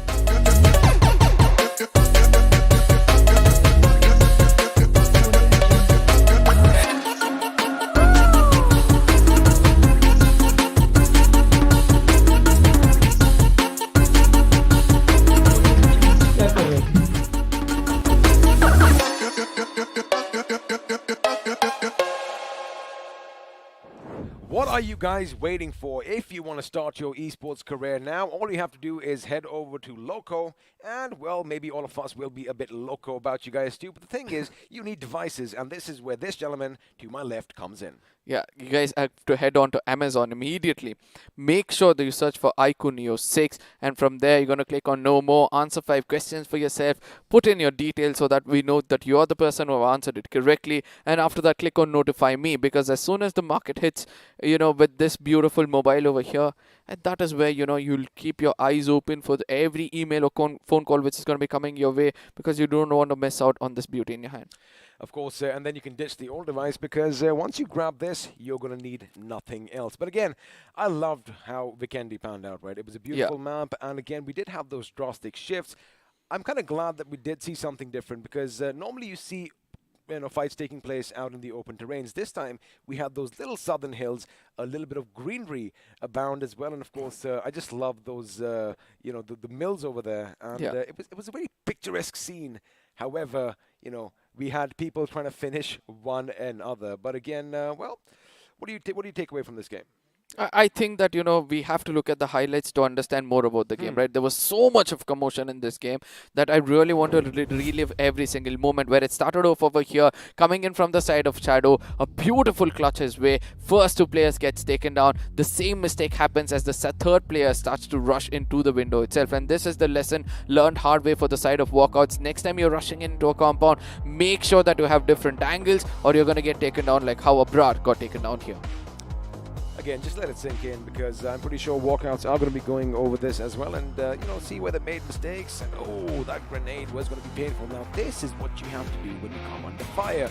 Keep your nerves about you while everyone else is losing theirs around, and well, that is how you get the job done. Now, this is where GOG, you know, they did put a tremendous amount of pressure on Nigma Galaxy. However, they were just a little bit hesitant in pushing out and getting the job done. And over here, Fox, boy, he had the game of his life right now, because I guess he is one of the reasons why the Autobotz were where they were right now. But at the same time, Chono, the way he took down the side of GOG was also commendable. And let's not forget, Coops from the top was randomly going in for sprays exactly where he felt the opponents were. But at the same time, Retaliation does come in perfectly to make sure they restrict the side of RTR. But from here on, Leader did not give away his location. He was just holding it out over there, and every single medkit which was left out is what he relied on, picked it up and made it inside the circle. But let's not forget, on the other side, it was Enigma's assault against the side of Walkouts, and I really loved the way they took it into their faces. I mean, it was the side of ACBs. Autobotz. It was indeed, and although Avi did get a little bit unlucky over here because Big Brother's Scream was screaming from the other end, I like the way they were giving each other cover, because you remember Eggy was low on HP when he went in, but you know, it is what it is. We are going to see a couple of mistakes pop up later on. I do believe the highlights this time around are going to be a bit in detail, which I am not complaining about. Yep. But again, this factor over here, the way the Fox just held on to his ground. Now Evo was trying to throw a few grenades, right? But the fact that the Molotov kind of just burned Eggy to a crisp was when I'm pretty sure he was probably trying to fling it a bit to the north. He's just trying to make sure whatever, but again, he knew everything was over, and I do believe he must have just kept his head to the side and been like, all right, I made a mistake, here you go, I'm going to go out with the bang as well.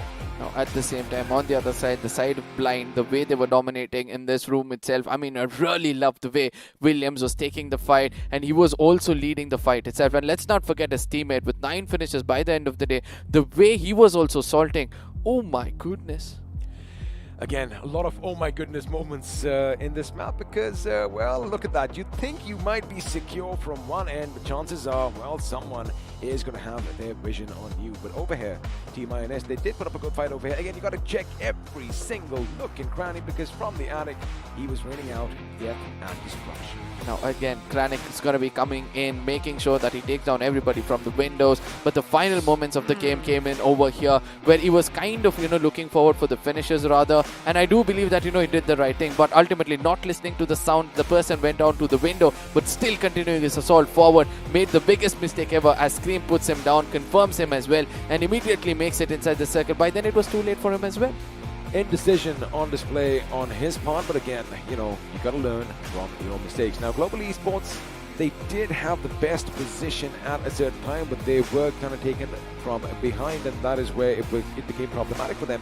And, well, WSF, despite having the winner with a chicken dinner in Miramar, they just couldn't reverse around because they thought they were safe for a little bit, but then Blind, they didn't check their blind side, as I keep saying, because Blind Esports were there making sure that they got them one by one. And this is when Enigma Galaxy finally takes over the position that was under control of Global Esports because, well, they thought they had their backs against a wall. Now again, ACBC versus the side of Hydras is also something which we have to learn as XR. He had to do is concentrating on the person, right? Again, he could hear the footstep rushing in towards him, but still goes in for the finish. I do understand finish points is something which you need, but when you can take 2, why not try for it? Is going to be the answer. It's going to be the question which is going to be put in front of them, but ultimately it was the grenades coming in from the side of Team INS, almost taking down the complete squad of Blind. Alright, now watch this. We are going to have them rushing in. He gets out, he shoots, he connects, and both of them going down. INS, this is not something you expect from them. Then from the other end, there's another gentleman coming at him, and Shane is going to be brought down as well, although he did try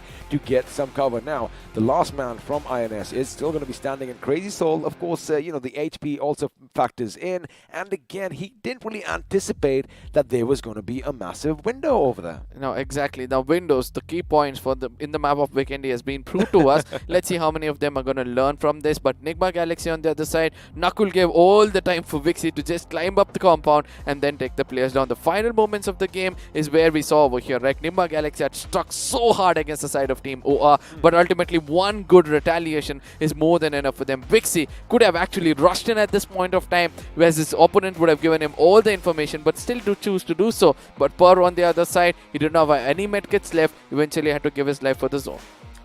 Now that Waken on Fire was the saving grace for OR Esports because again, down to one last man, maybe even Aru could have been a little bit, impatient rushing in to do the job. I beg your pardon. I think I have a little something stuck in my throat.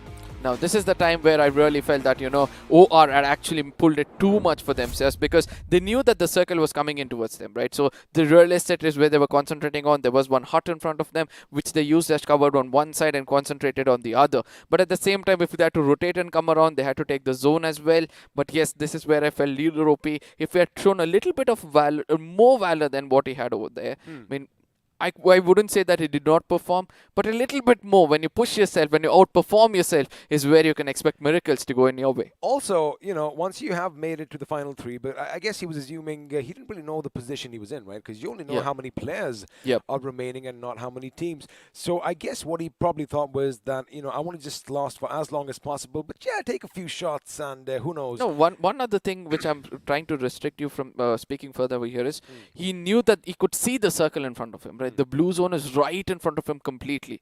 And he knows the number of players are also fighting in front of him, right? So he knew the players of OR, he knows the players of RTR. It's just that he thought that, they're going to fight out anytime soon. I'm just going to control and heal for myself. Probably I'll get the second position. That could have been exactly what he was thinking, but again, he could have actually just completely decimated. Yeah. Enigma That is also as one well. other way. So, there you go. I mean, the ifs and buts and coulda, woulda, shoulda is something that we shall argue about later on. But this is part and parcel of the job because well, that is what we're doing. We are going to be talking for a living. But again, a lovely game coming out. OR Esports just again just so close. And I just realized I've said again a lot in this last sentence.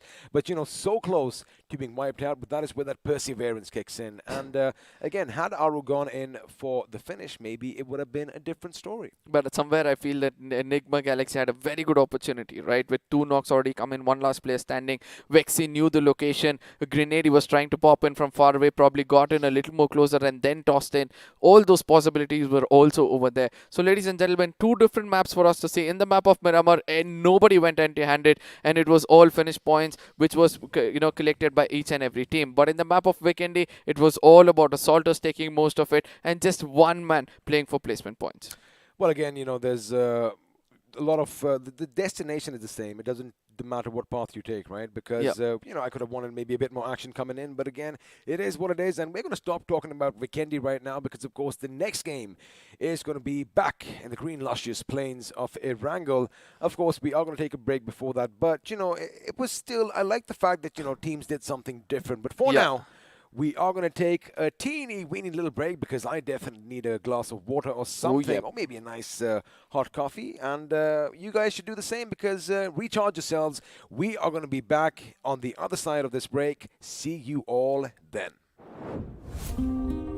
जब court पर बनी team of 5, छठे यार का दिल टूटा ऐसे जैसे टूटे कांच, क्योंकि अब से कोई नहीं होगा कभी भी left out. Battlegrounds Mobile India brings you the new 8v8 TDM mode. Let the action begin in Santorini. This car won't drive itself, right? Where to go, when to stop, read the map. अब ये सब तो in-game reader ही कर सकता है. And danger rarely announces itself. इसलिए आगे बढ़ने के लिए एक स्काउट भी जरूरी है.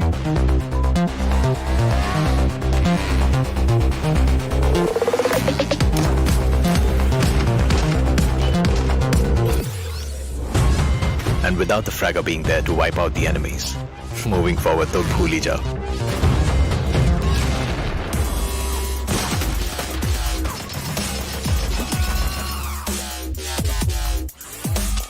और फाइनली गाड़ी आगे बढ़ाने के लिए सिर्फ पहिए नहीं, जैक भी जरूरी है. कोई भी मैप हो और कोई भी रास्ता, जैक ऑफ ऑल ट्रेड्स के बिना टीम नहीं बनती. Without you as the support, ये गेम नहीं चलती. Your friends are waiting for you on the battlegrounds. फिर से अपने यारों के साथ चिकन डिनर करोगे, साथ मिलके रैंक पुश करोगे. Battlegrounds Mobile India. Download now. It's not about being like everyone else.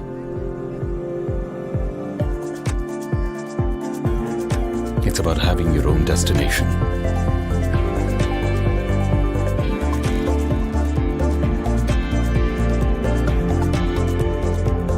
It's not about how you fit in. It's about the skin you choose to fit in.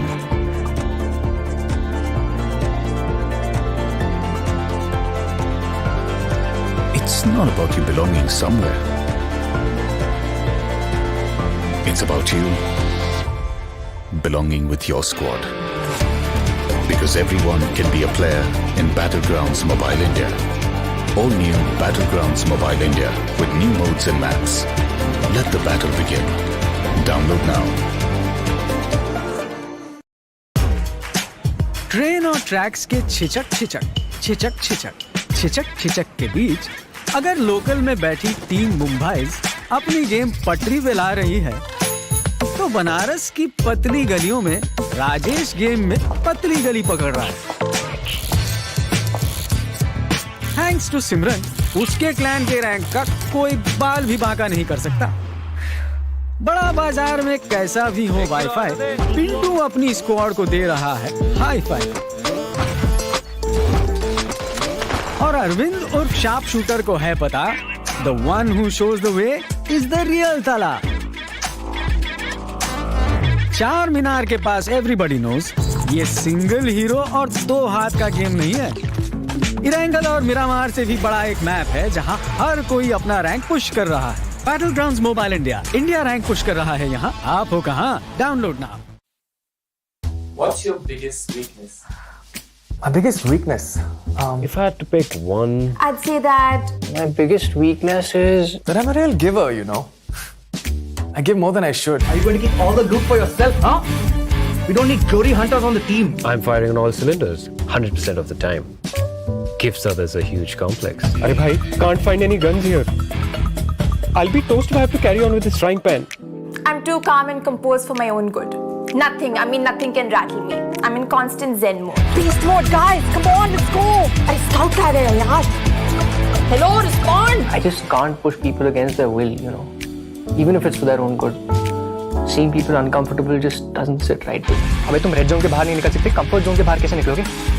Chicken dinner के सपने भूल जाओ, तुम्हारी किस्मत में भूखा मरना लिखा है।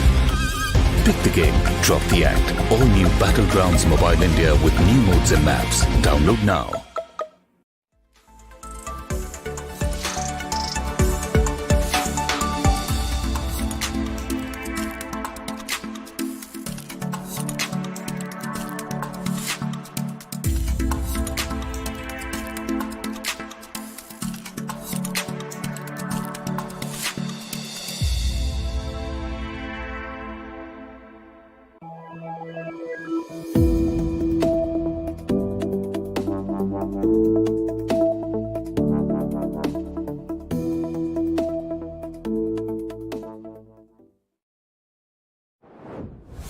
Well, we are back. I did have a glass of water and ooh, it does kind of sound a bit nice. And of course, we have a little bit of a switcheroo coming in because Amrit Gaurav or Fixus, I'm going to stop calling you Pain now because you are a little bit of a pain, but you know. Did get that out. You are a little bit of a pain, but of course, you know, we have kind of reconciled. Dude, last game, Vikendi. Oh my goodness. What were the teams thinking? I mean, what was your take on the map?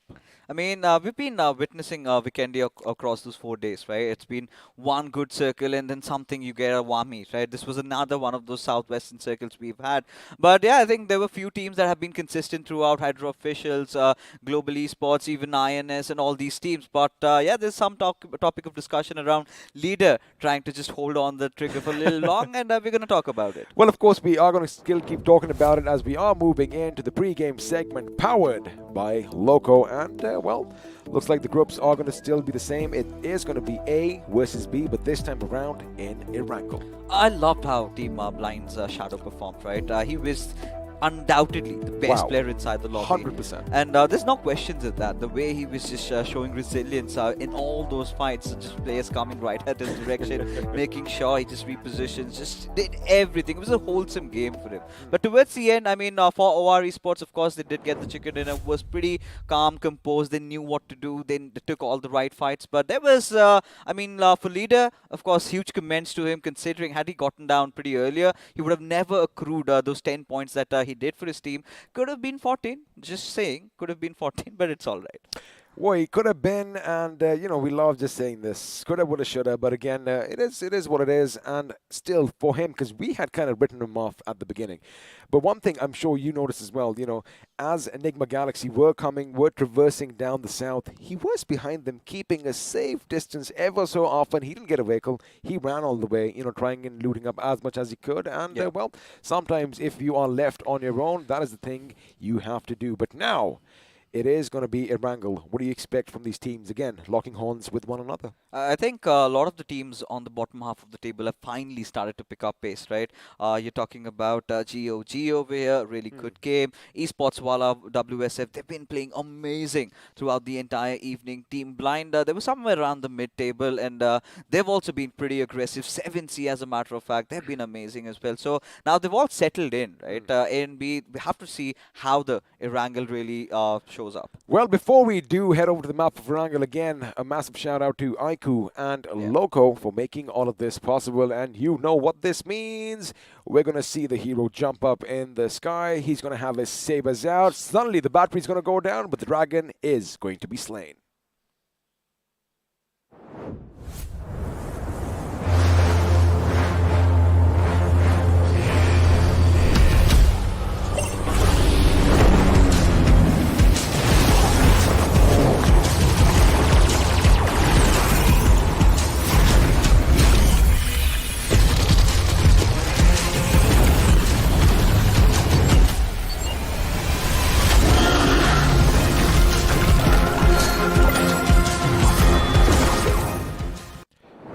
Man, we can watch that again and again, can't we? Oh yeah, I would love to see another one being made, so something else being slain. But again, the women, the dragon, whatever.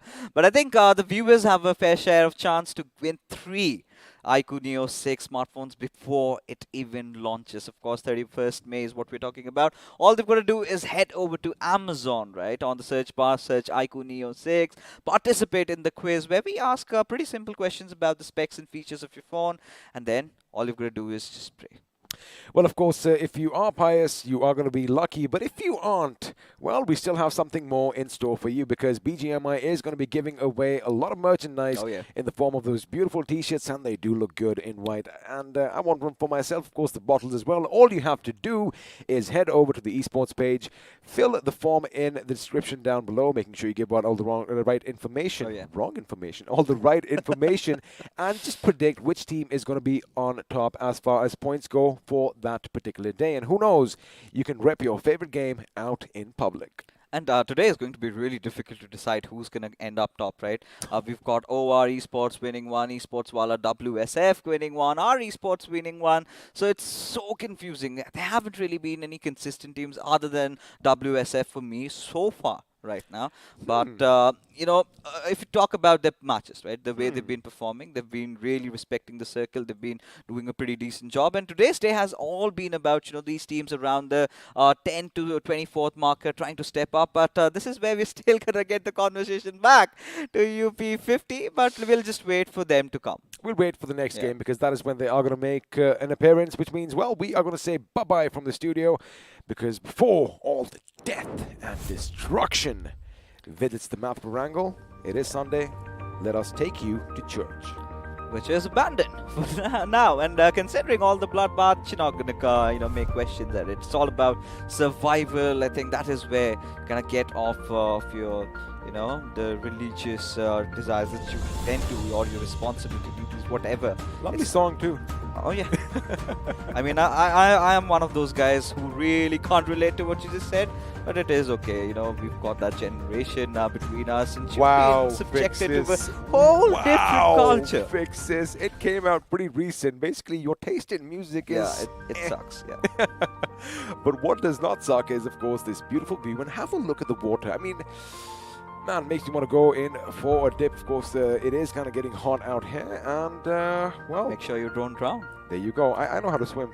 Do you know how to swim? Oh, I can swim better than you. Oh my goodness. Any day. The thing is, see, this is why Fixes and I have this little friction, because I don't know why, he just loves to one-up me on everything, and he did lose a couple of games recently. Of course, he's not going to be broadcasting that in public. All right. I might have made something up over here, but... It's a pitch. It's a pitch, you know. I think we need to have a little bit of a show match for our viewers. I mean, we've been casting the games. I think it's where we just battle it out like men do. And but again, talking about this particular game, right, Erangel, we've seen some similar circles happening, but we've seen those shifts happening towards pretty late in the 5th or maybe the 6th one, where we find a little bit of changes around. So I'm subjected to something like that even in this one. Well, we are going to be up in the sky high above all those beautiful hills, plains, and, well, a lot of urbanization down in Erangel, escorted by those choppers. Now, this time around, we are going to be flying to the northeast, and kind of like the fact that, you know, the plane path is pretty much bisecting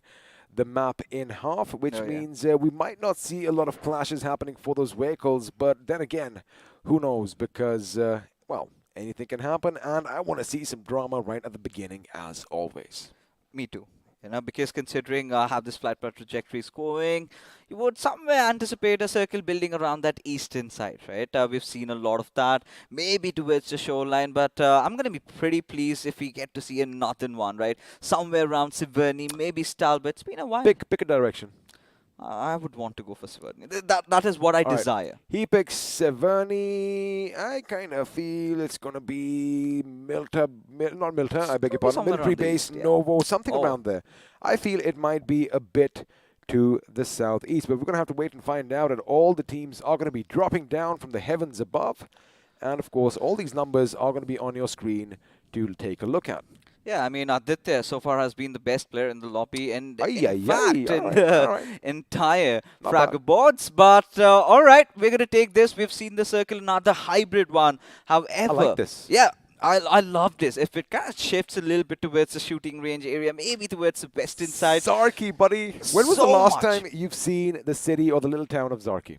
I think it's been ages. It's been I'll be ages. honestly, because even in iQOO BGIS, I don't remember seeing one of those. You've got those rosy fields, little bit of red all around. It's a whole different terrain. Autumn in the air. Oh yeah, of course, and this is going to benefit so many of these other teams, right? Especially the likes of Walkouts, maybe Team MG, because they kind of tend to go out there.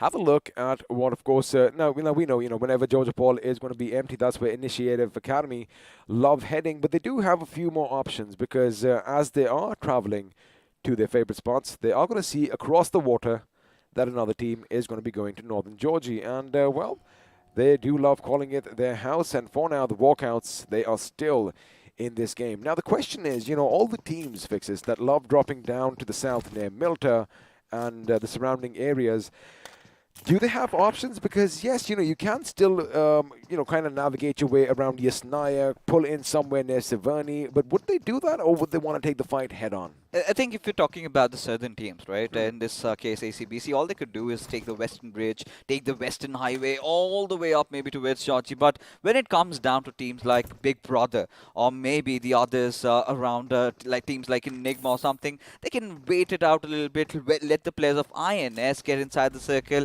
and do the same. Well, again, we are going to have to wait and find out if that is going to be the case, because for now, everyone is not really in each other's faces, and they can peacefully loot around, in fact go on a nice little drive and just try and find a little footing for themselves in the next zone, or where they think the next zone might shift. But for now, Jelly is going to make sure he doesn't leave any stone unturned, as of course loot is going to be of the essence at this moment. And the best part about Initiative Academy in this particular game is they get so much room to breathe, right? You don't have UP50, you don't have Hyderabad, Hydras to deal with. It's just Walkouts. You've been in this situation before. And we've been talking about them, right? Blazy2K, one of their star players. He's been performing, he's been delivering, has made his way to the leaderboards. Even if things don't really end well for Initiative Academy, what they can really do is have Blazy2K being picked up by maybe different organizations, because I'm pretty sure his rates have gone way high now. Juicy. And of course, let them get done with this tournament first, mate, before we are already shuffling players around. But of course, it happens. Yeah, this, it's always a love-hate thing in our Indian gaming community. But again, that is part and parcel of this job. But again, if you do have the skills, of course you want to be paid more, and of course you want to be surrounded by the best of the best. But what I also like believing is that you don't just give up after your first fall, because teams like, say, Hyderabad Hydra, we've been talking about it, these boys, they've stuck around for a long time, and yeah, they might have a few bad games, but sometimes when they show us what they are made of, oh boy, it is just an amazing thing to watch. Some players are pretty adamant, right? They want to stick with their brothers, with whom they have gelled up. The synergy is on point. I think one of the examples over here would be Scream, right? A Big Brother Scream. He's been approached by a lot of different organizations already, and he said a no out loud. He wants to stick. He knows that this is the team with which he can really excel even in the future. And considering what an interesting prospect he is, I'm pretty sure this boy is going to go way above. Well, they definitely are showcasing that in the iQOO BMPS powered by Loco so far. But Blind Esports, again, you've been looking out for this team, and they have really been keeping a smile on my face, especially that man we just talked about earlier, Shadow. I think whenever it comes to Blind XP, the only name that really keeps used to keep popping up was Williams, right? One of the veterans into the scene, one of the highest fraggers. But suddenly, Rage and Shadow, they're building up a name for themselves, right? The way they've been performing, especially Rage, has been the more consistent one. And if you talk about the rotations of Team Blind, they kind of head towards the Gatka around the trenches. We've seen multiple times, those fights against INS every single time. Maybe it could happen today also, but so much room and space for Esports Wala WSF to work out, considering Team Soul hasn't dropped off at Gatka. But of course, they're not going to be in Gatka because they are not in this game as well. Now, you got to keep one thing in mind. Look at Enigma, something that we kind of predicted, right? They are going to circumnavigate around Yasnaya and go between the teams of Hydra Official and RTR, which means Severny or the hills just to the south of Severny could be up for grabs. And, you know, Enigma, they have actually kind of thrived in that situation before. We saw that little fight take place with that massive warehouse that is pretty much around that area, and the way they, you know, moved around and got done with a few teams. But I'm still worried about teams coming from the down south. Now, have a look at that. INS dangerously close to BB, and I do believe we might have a little bit of a skirmish because OR Esports are going to be lying in wait. But for now, I do believe they're just going to stop at the periphery and see where it takes them. I think what I love about this particular rotation was coming from Global Esports, right? Manya, being the scout for his team, goes on and takes that intersecting junction over there. So even if the circle cannon goes a little bit up north, he is going to be well stabilized, well situated for his teammates to provide cover fire. Or if it goes down south, I really hope that they have at least 2 more players stationing down towards the Everest, the northern Everest squad house that we'd really have. If they kind of get those 2 points, then Global Esports might have a really, really good game. Well, they might have a good game, or everything that we said is going to be that little Costas curse, and they are going to get nada out of the situation. But for now, again, not a single shot fired as we are reaching the 8-minute mark, and Bios is going to make sure he finds a nice little spot for himself. We already know where these boys are going to be heading, but it looks like this time, buddy, they are venturing a bit deeper towards the center, and they might just have a head-on collision with the boys from WSF. Question is, are they going to go for the mountain, or are they going to be at the base of it? We're going to have to wait and find out, because a lot of teams' fixes still out in the blue. Already taking the King of the Hills possession, Esports Wala WSF, right? A lot of teams have resorted to that. Sort of a similar of a soul strategy that we've even seen them do in the past, right? Drop over at Gatka, head over the hills, try to defend with all your might, and eventually, while falling down, that is the one point where you have to somehow keep your players alive. Because if you do that, then you know the whereabouts of all the other teams, and I'm pretty sure you're going to have really good time inside the game if you can rack up finishes. Now, considering the fact that Esports Wala WSF have that adrenaline coursing through their veins, 2 really good games, and now they can really engage in fight, spread their wings a little bit, and get the job done. Well, they get the job done, or maybe they might just fly away. Let's see if that is going to happen, because for now, the circle has kind of imploded in on itself, and a major part of it is still north of that little river that you see on your map. So we are going to have some action take place at the shooting range, because 2 teams are going to be locking horns in the form of Enigma Gaming and Team MG. But elsewhere, BB, they are moving through a lot of teams as well, and looks like a few shots might finally be let loose, and well, a few bodies might just hit the ground. I really feel it's going to be maybe a ruined circle, but for now, it's going to be interesting, because Global Esports, I think they might just get challenged anytime sooner or later, because you've got the players of Team Enigma stationed at the northern side, and someone rushing at their compound. They might find themselves in a bit of a situation, but Initiative Academy taking the squad house I was really talking about, all 4 of their players stationed. One of them would be on that open warehouses, maybe make a little bit of a distance, keep it from each other, try to cut off the flank.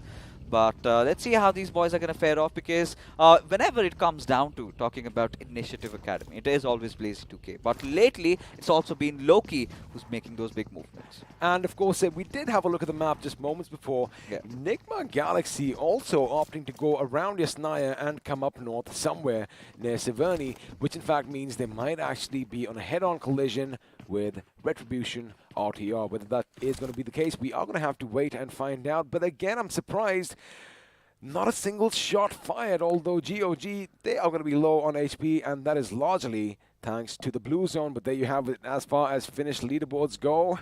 Looks like Aditya's reign was short-lived, because Goblin wanted the throne back for himself. Oh yeah, And you've got still ample chances for at least in this game. Maybe one more extra finish and they're going to be even Stevens. But right, like you said, right, a lot of teams are resorting to take that eastern northern route over there, just go around. But if the circle shifts down below, that's where the trouble arises, right? A lot of the other teams, now you can see the teams like Autobotz, they're still on the peripheries, right? If there's a hard shift, maybe towards the northern side, they still have access to that western George Paul bridge that we have, and that might be a really good move to make. Well, let's see if that is going to be a good move, because we are now at 11 minutes, 30 seconds, and not a single bullet has been fired. We did ask them, is the weapons working fine? They're like, everything is good, no jamming over here. But again, now is when all hell is going to break loose, and someone is going to let slip the dogs of war, because have a look at what is happening just east of George Paul, where the drop is going to be falling down.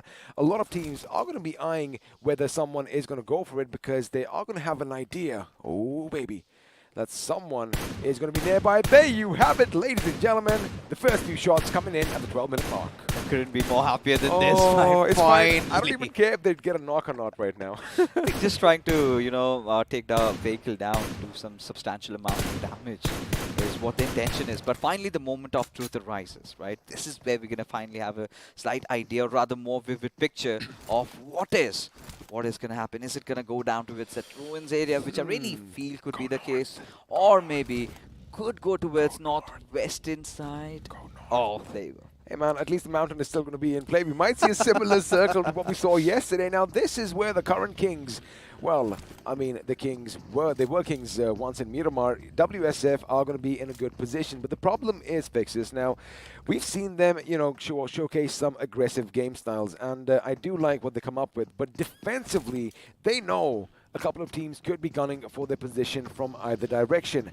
Do you think they are ready for what is heading towards them? I mean, at this point, I'm pretty sure that we finally have some teams fighting it out, right? Now, teams are finally going to start congregating, try to take a good position, maybe few ridges here and there. And this is where maybe ACBC could be contested, maybe even the players of Esports while WSF could be contested, or maybe Big Brother as well, as they were holding down to the containers. And that is where Autobotz are really headed at. I just want to give a little bit of a disclaimer right now. 64 people still alive. Soon the action is going to break out, and well, there you have it. Finally, Craniacs, in fact, did take a few bullets straight to his cranium, and there you have it. Something is going to break out. What I was going to say is, it is going to be a plenty. We might miss something, but for now, we aren't going to miss the fact that Eggy is going to exchange some fire with RTR, and Rex is going to come in and make sure he holds down the fort as far as he was concerned. Duty made a little bit of a mistake. In fact, he should be getting out of the vehicle a bit sooner. He thought maybe he could accelerate. He should have reversed it back in again. Coulda, woulda, shoulda. But what did RTR just do, Fixers? No, two players getting knocked down. Enigma really knew this was the fight to take. One of them again comes in, gets taken down, and Duty, well, he wanted to come to aid his teammates, try to get a few revives up, but that was again the wrong decision to make. But while this fight was going on, we had a little bit of a kerfuffle between the players of Nigma Galaxy and GOG. I hope everything is fine and good, but I believe one of the players, yes, of Nigma Galaxy did lose out. Well, right now, looks like INS, they're going to be at the church over here, and Blinds are going to be nearby. In fact, Blinds Williams is going to be atop the church, and now his teammates are going to be coming in. Grenades are going to be flung. Keep one thing in mind, Rage is at that broken down castle, and if INS go around it, it could be problematic. In fact, grenades are going to be thrown in every single direction. Shadow is trying to make sure he gets a little semblance of sound, but there you have it. INS Shane is going to get the better of Williams for now. Oh, look at the angle he really created, right? Had to get inside the church, and least when he was just anticipating it. But that has been the thing with Team INS. Every single time, they kind of move in like a pack of wolves, never really shy down, and that has also been one of their underlining problems, right?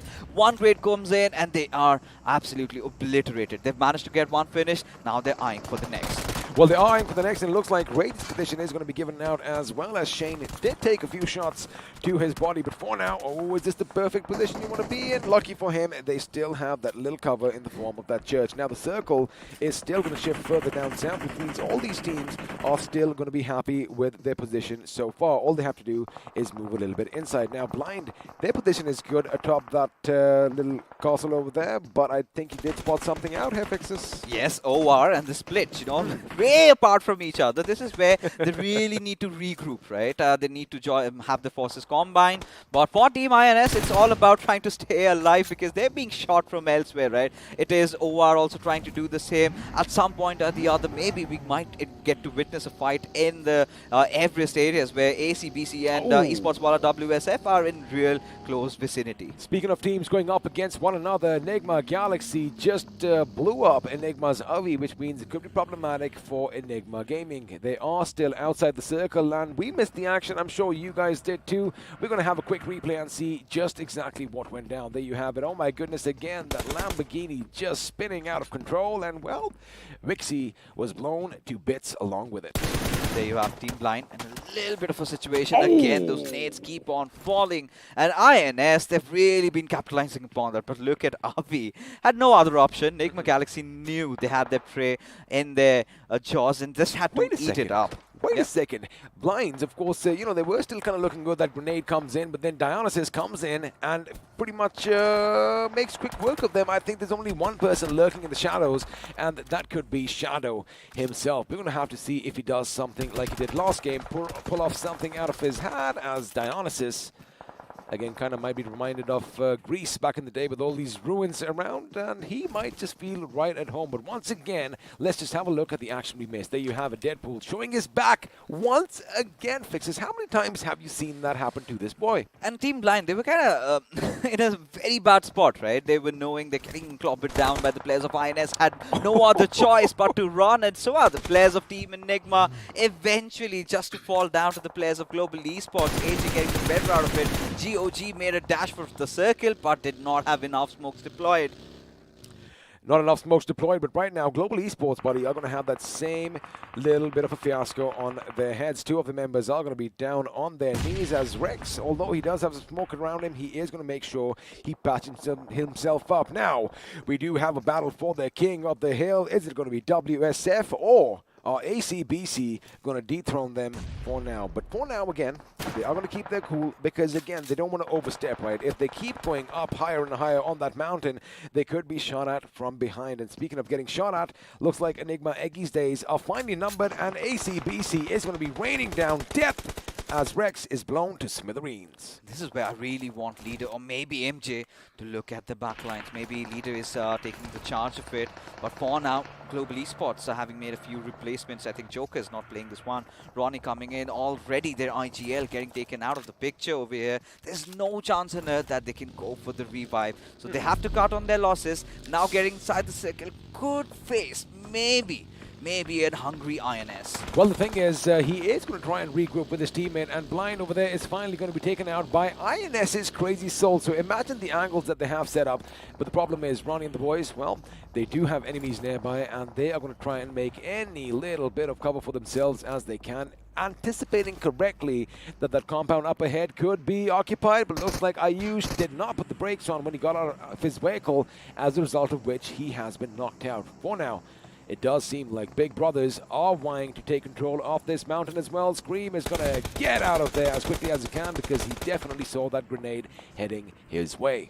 The Battle of Olympus has finally broken out as Beast getting shot from the backlines. It is 3 teams trying to be the king of the hills, and one shall only remain supreme. But at the same time, what I love about ACBC is the way they're kind of withdrawing from the fight, trying to create different angles and let BB and the other team fight it out. Well, they are going to let them do that. However, they have to make sure they get a few points for themselves as well. And speaking of BB, he is going to lob a grenade, and, well, I wonder what the intended target was, because all I saw was his own teammates over there. In fact, Scream, that's what I was worried about, because there was no way that grenade was making it over the mark that he had hoped for. In fact, it bounced back down and almost took his teammate off his feet. But for now, they do have a little bit of cover over here, especially from any teams coming in from up top.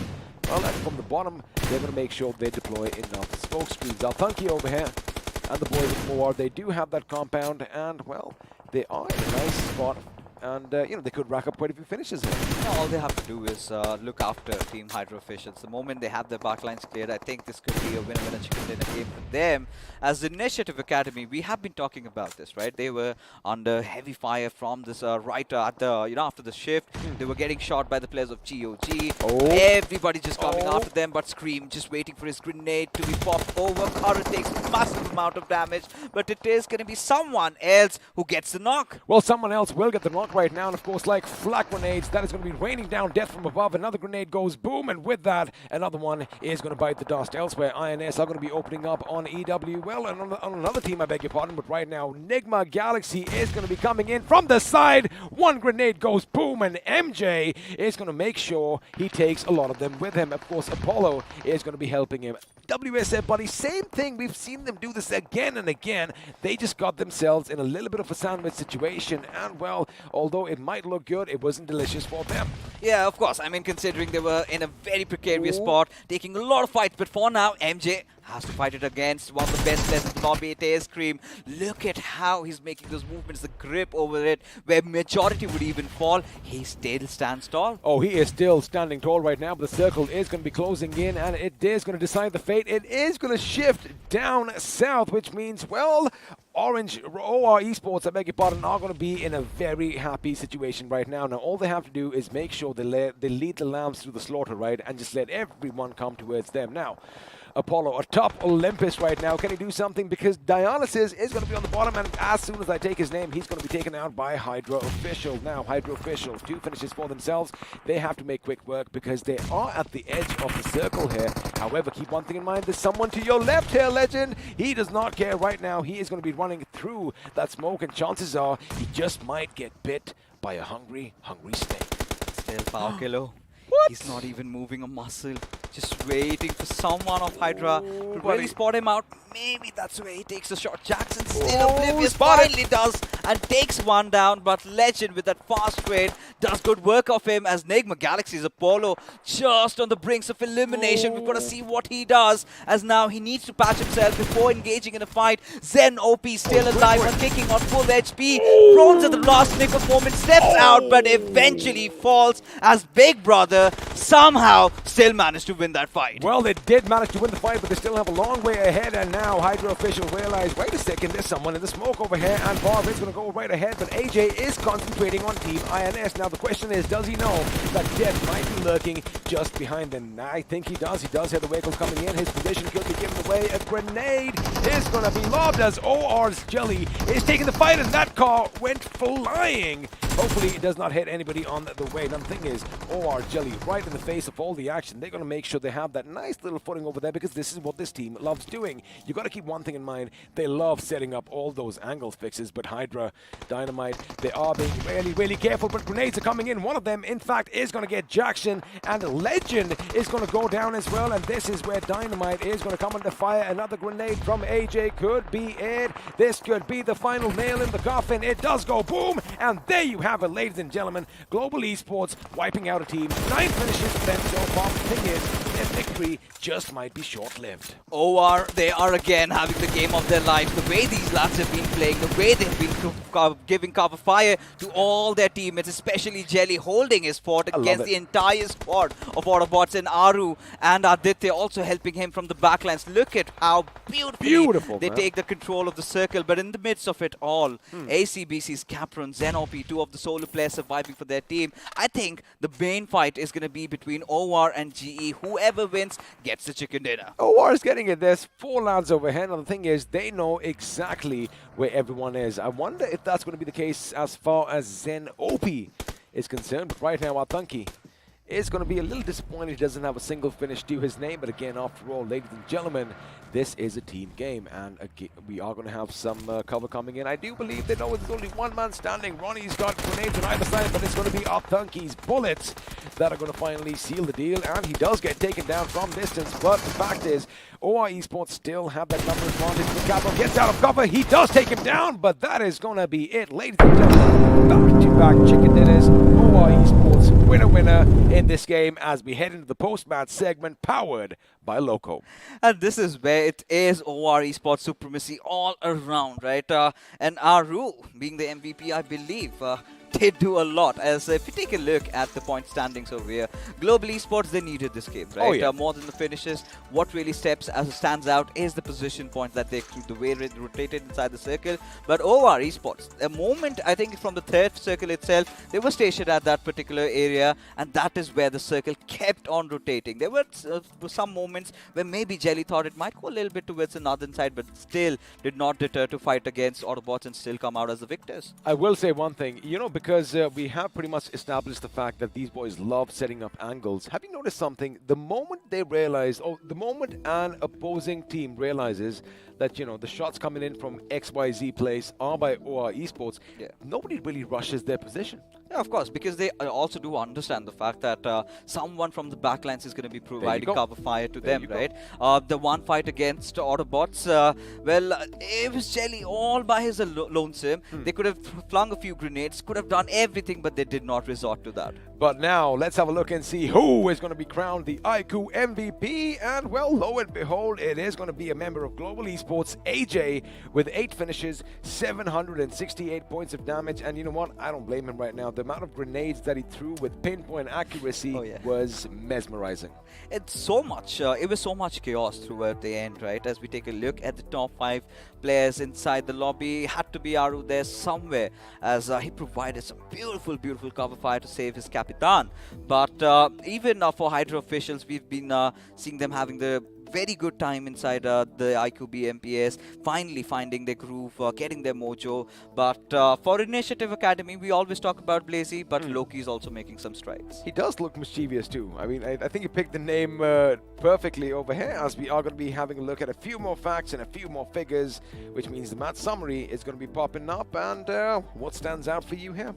I think the 9 grenade finishes, right, towards the end, kind of felt like an artificial red zone being formed. It was just nades everywhere here and there. I think it was the 13th minute where we had the first knock coming out. And, well, it was a pretty slow game because everyone was sort of settling themselves in. Everyone was confused where the circle is going to shift next. Because had they known it being a northern circle, they could have gone for a few objective fights, which they did not. And towards the end, when it went down south, that is where we saw majority of the fights breaking out. Now, we did see, of course, the fights breaking out, but let's have a look and see which team was dishing out the damage and which team capitalizes on those finishes, because the FD graph is up on our screen. And, well, Walkouts once again 0-0.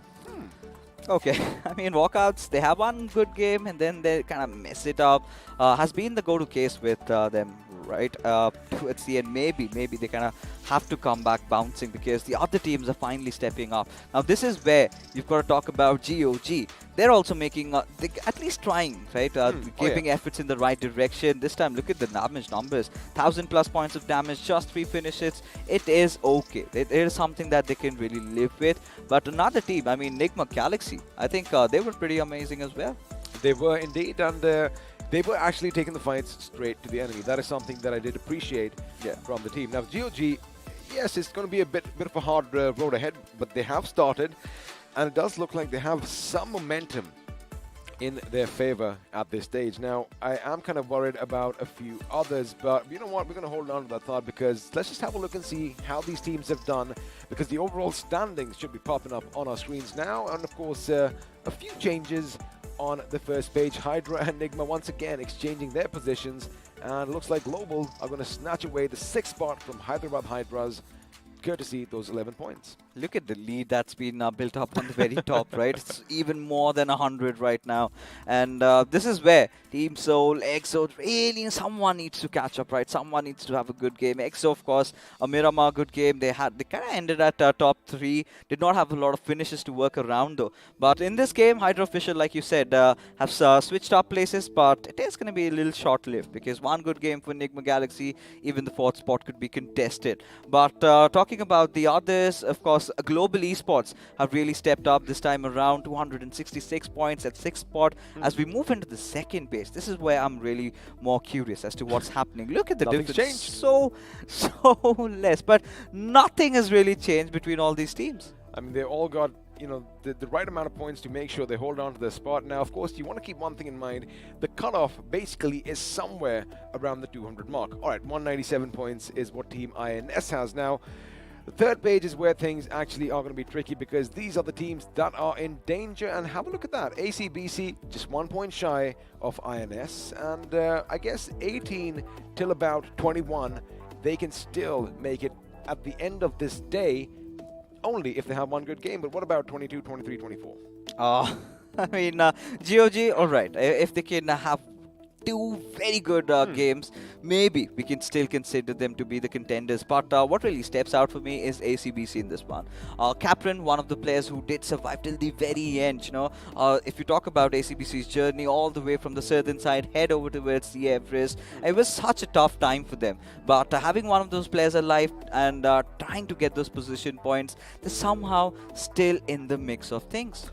Still in the mix of things, and let's see if it's only going to keep getting better. But again, I mean, a lot of teams over here finally getting a taste of that chicken. Yeah. And WSF, what I feel is, fine, the aggression is something that I actually do enjoy watching. I'm sure all of you at home will agree as well. But when they are in that defensive situation, right? They let the enemies, or they let whatever team is coming towards them dictate all the terms, and that is where I believe they are a little weaker as compared to the others. Now, this is where the discussion comes about taking the higher grounds, right? For a moment, we all thought there is a stark possibility that the circle will go towards Everest. So many teams came in at the same time. Big Brothers comes in, Nigma Galaxy come in. You had the other teams as well. Everyone was just fighting against each other. And in the center of it all were WSF, right? It felt like they had too much on their plates, and it was so difficult to handle, right? It's one player watching out for 3-4 players of a different team. He gets a knock, but instantly gets traded off. The moment the other players goes to try and get the rest back up, that is where they open from another area. So that is how the cookie crumbled for WSF, but it's still okay for them at this point. It is still okay at this point, and of course it is what it is. And what this is going on over here is the iQOO BMPS powered by Loco, and of course a massive shout out to BGMI Crofton for making all of this happen. So once again, you know where we are heading. Let's have a look and see how to slay your dragon.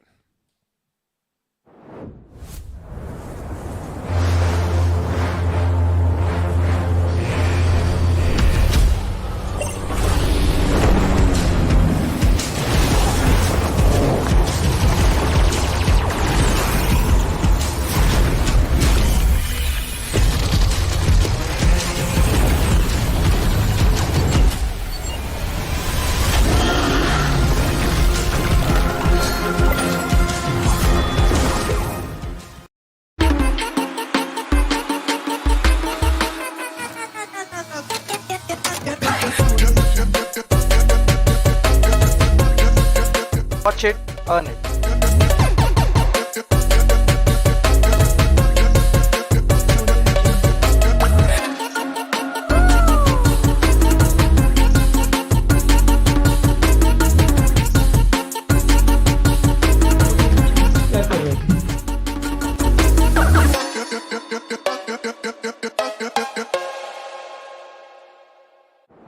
Watch, stream, play, repeat. And we're going to do that a lot right now as well, because we do tend to repeat ourselves quite a bit, especially as it comes to the giveaways. And we are talking about the iQOO Neo 6. You might be wondering, why do they keep going on about this? Because, well, 3 of you lucky winners can walk away with one today. Plus, we love you guys. We love you guys. We're going to be generous enough. 3 iQOO phones are on the giveaway today. How do you do that, right? All you have to do is head over to Amazon, search for iQOO Neo 6, participate in that quiz, and like I said, like he's been telling, pray, and if you're lucky, you might have one of these by the end of the evening. Well, you might just have that, but now let's just have a look and see what actually went down in the game of Erangel. It was a slow start, but when action broke out, oh boy, it was aplenty. And this particular fight, look at it, right? 2 of the players had been knocked out. There was no need for Duty to really come into it for his teammates, right? He knew what fate awaited him. And this was again one of those areas while 2 teams were traversing from the northern side, Vikendi just got picked off. But this is what I've been loving about INS, they do not care about anything else. Just move in together, just scare the life out of their opponents and take them down. Well, of course, that is what you are supposed to do. And Enigma also, the thing is, they keep tumbling like dominoes over one another. But once again, Deadpool, the maximum number of times, and I am going to be a bit critical over here, I've always seen him getting shot in the back fixes. I mean, again, in this situation, can't really be very critical. But right? no. So let me just break it down. Of course, lovely player. They are the pros on the prowl at the end of the day. What I mean is, he knows Dionysus is close by. He knows that he is going to have an angle. He knows that he can maybe stop him in his tracks, but before he did that, or before he thought about that, he was trying to go in for the revive and back off a bit. And he's got to take the fight. This is where the mentality really comes in, right?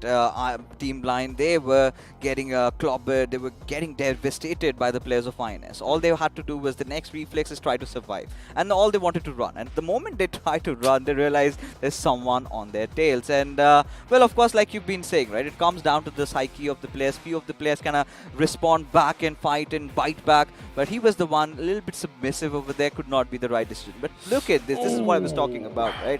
Esports Wala WSF right at the center of all the actions when you've got so many teams trying to push it. It was Big Brothers, Nigma Galaxy, and that is how things went awry for them. See, some teams did thrive under all that pressure, under all that chaos, and over here as well, although Apollo and the boys did try, they were overwhelmed. Imagine that. He still does get those double knocks, but, the remaining members of Big Brothers, they're going to make sure they finally put him in his place. They do lose a couple, as a result of which, coming down the hill was a little problematic. But Global Esports over here being a pawn on the side of the little fight that's going on in the distance, as INS was at the receiving end of things. And I really liked Global Esports rotation this came around, right? Right from the very start, they took that Western Rozhok Highway, just went over to that junction point, had one of their players stationed. The moment the circle kind of went south, they instantly rotated right on the southeastern area of where OR was situated, right? That is where they engage into multiple fights, had that fight going along with Hydra officials. Look at this, right? They had them pinned to one corner, few good grenades just come in, and Dynamite pretty much out of options.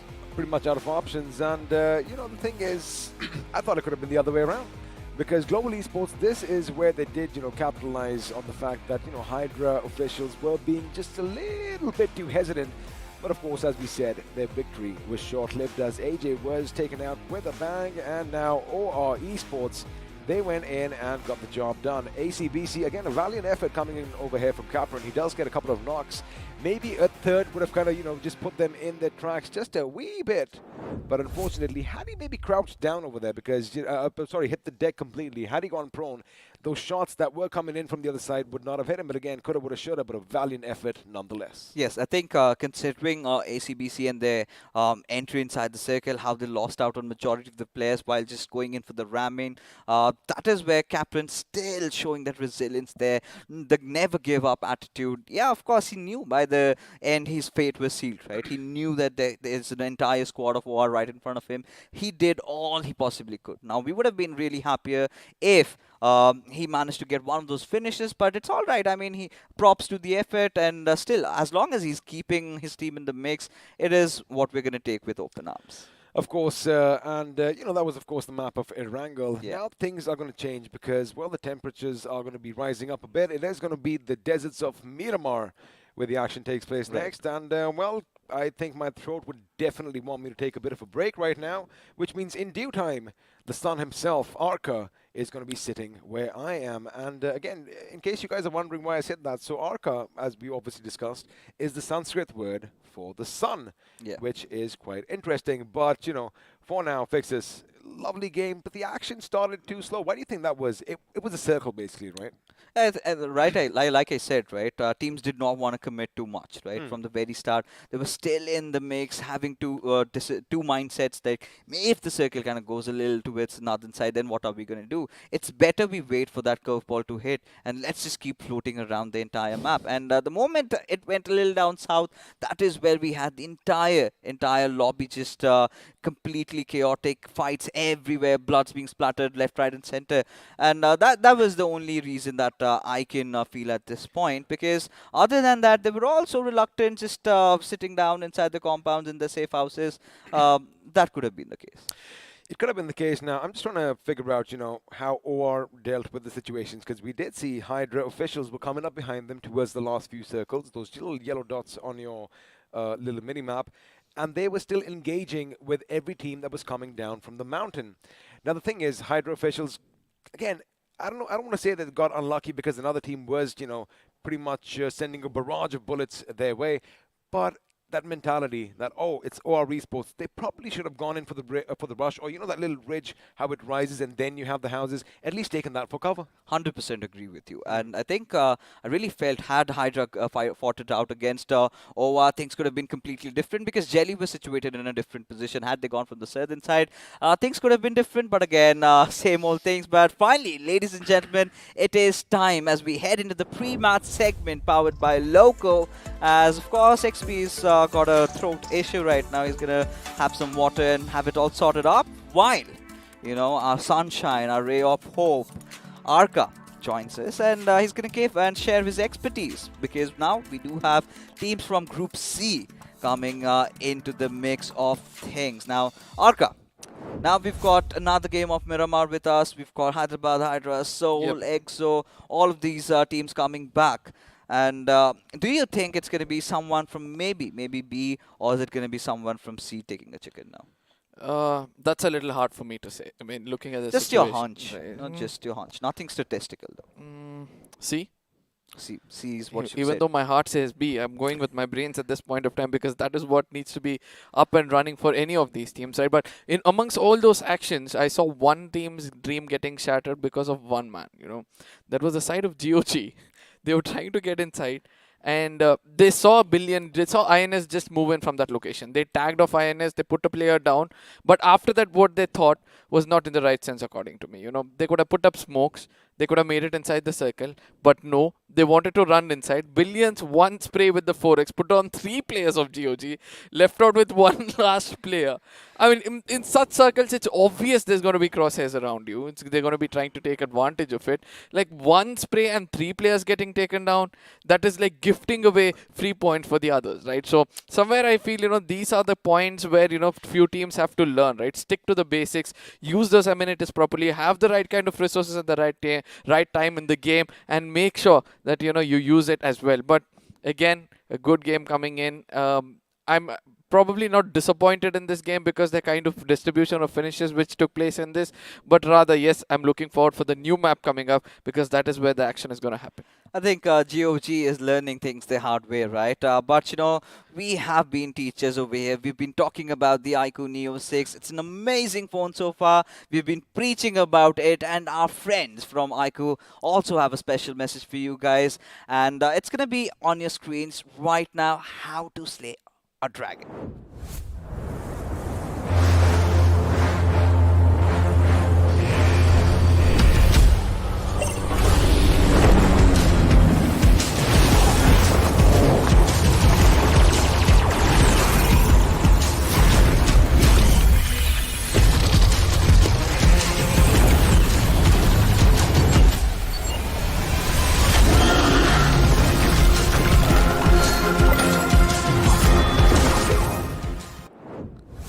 What, I love it. Even when the phone's getting plugged into the charger, it still maintains that cool, right? Of course, courtesy to that cascade liquid cooling system. But yes, for all you viewers, we know you all want to start your esports journey, and we are giving away 3 iQOO Neo 6 smartphones out here.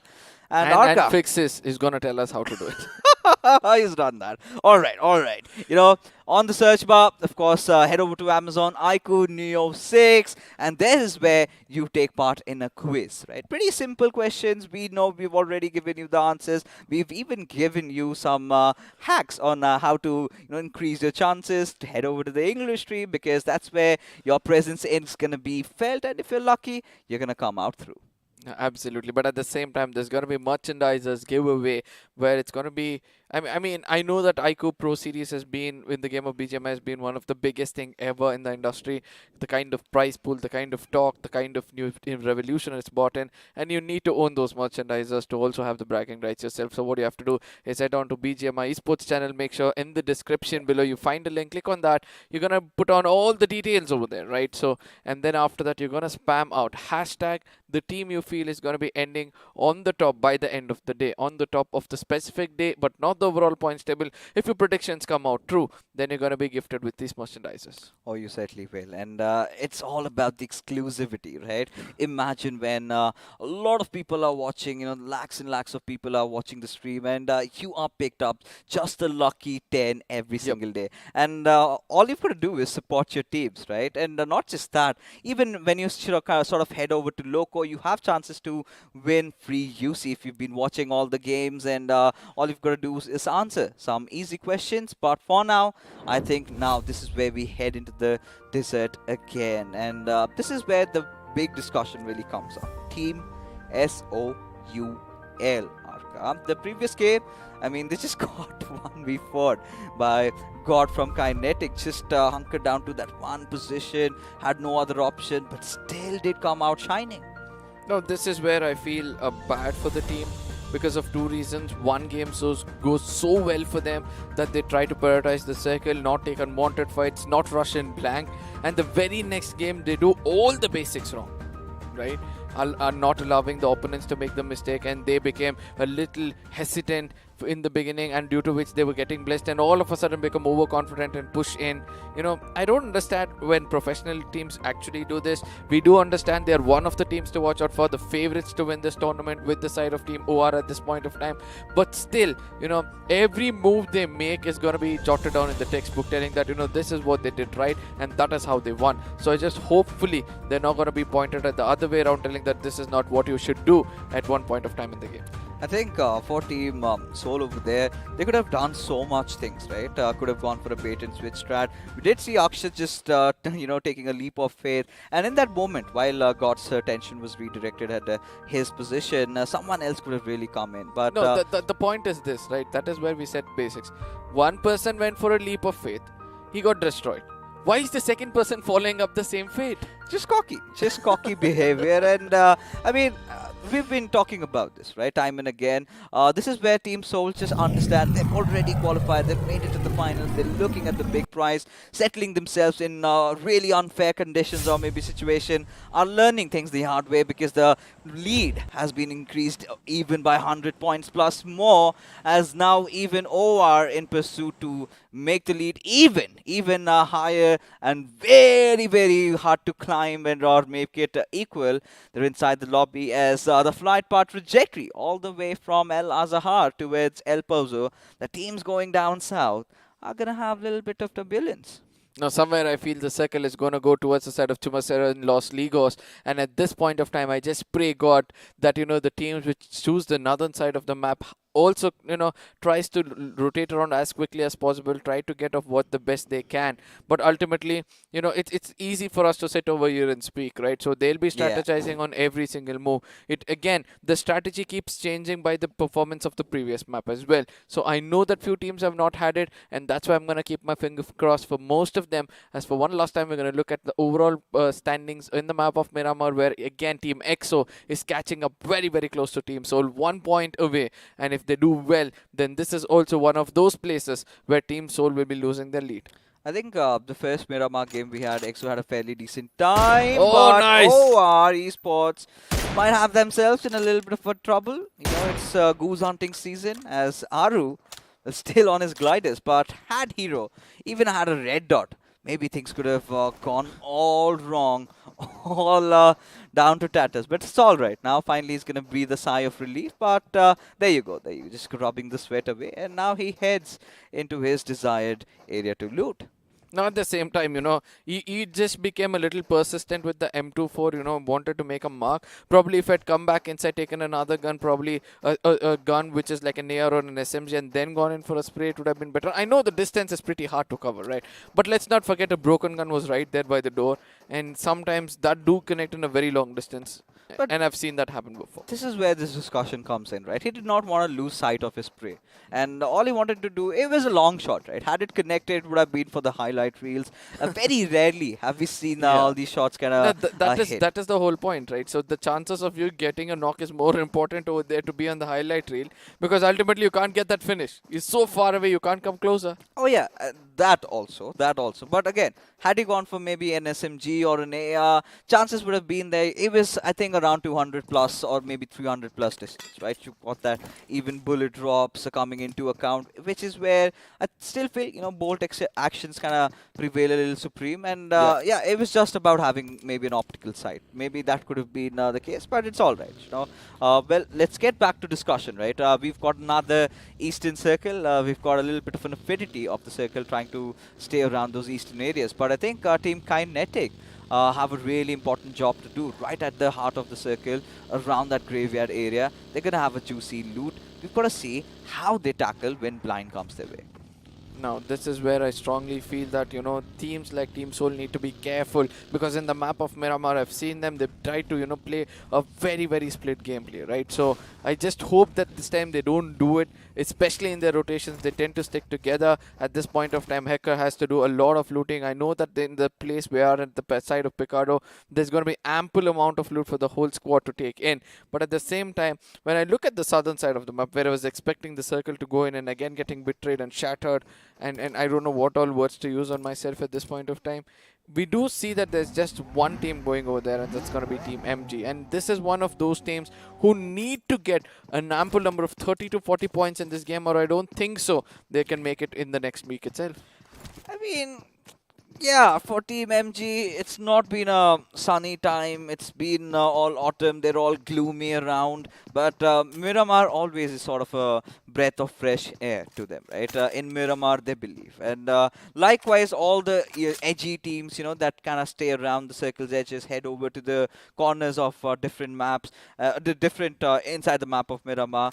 They kind of are the ones who wait for that hard shift to happen, and that is where they make the moves. Now, the only thing about Team MG that kind of pesters me a little bit is kind of tend to engage into fights which they do not really come out as the victors, right?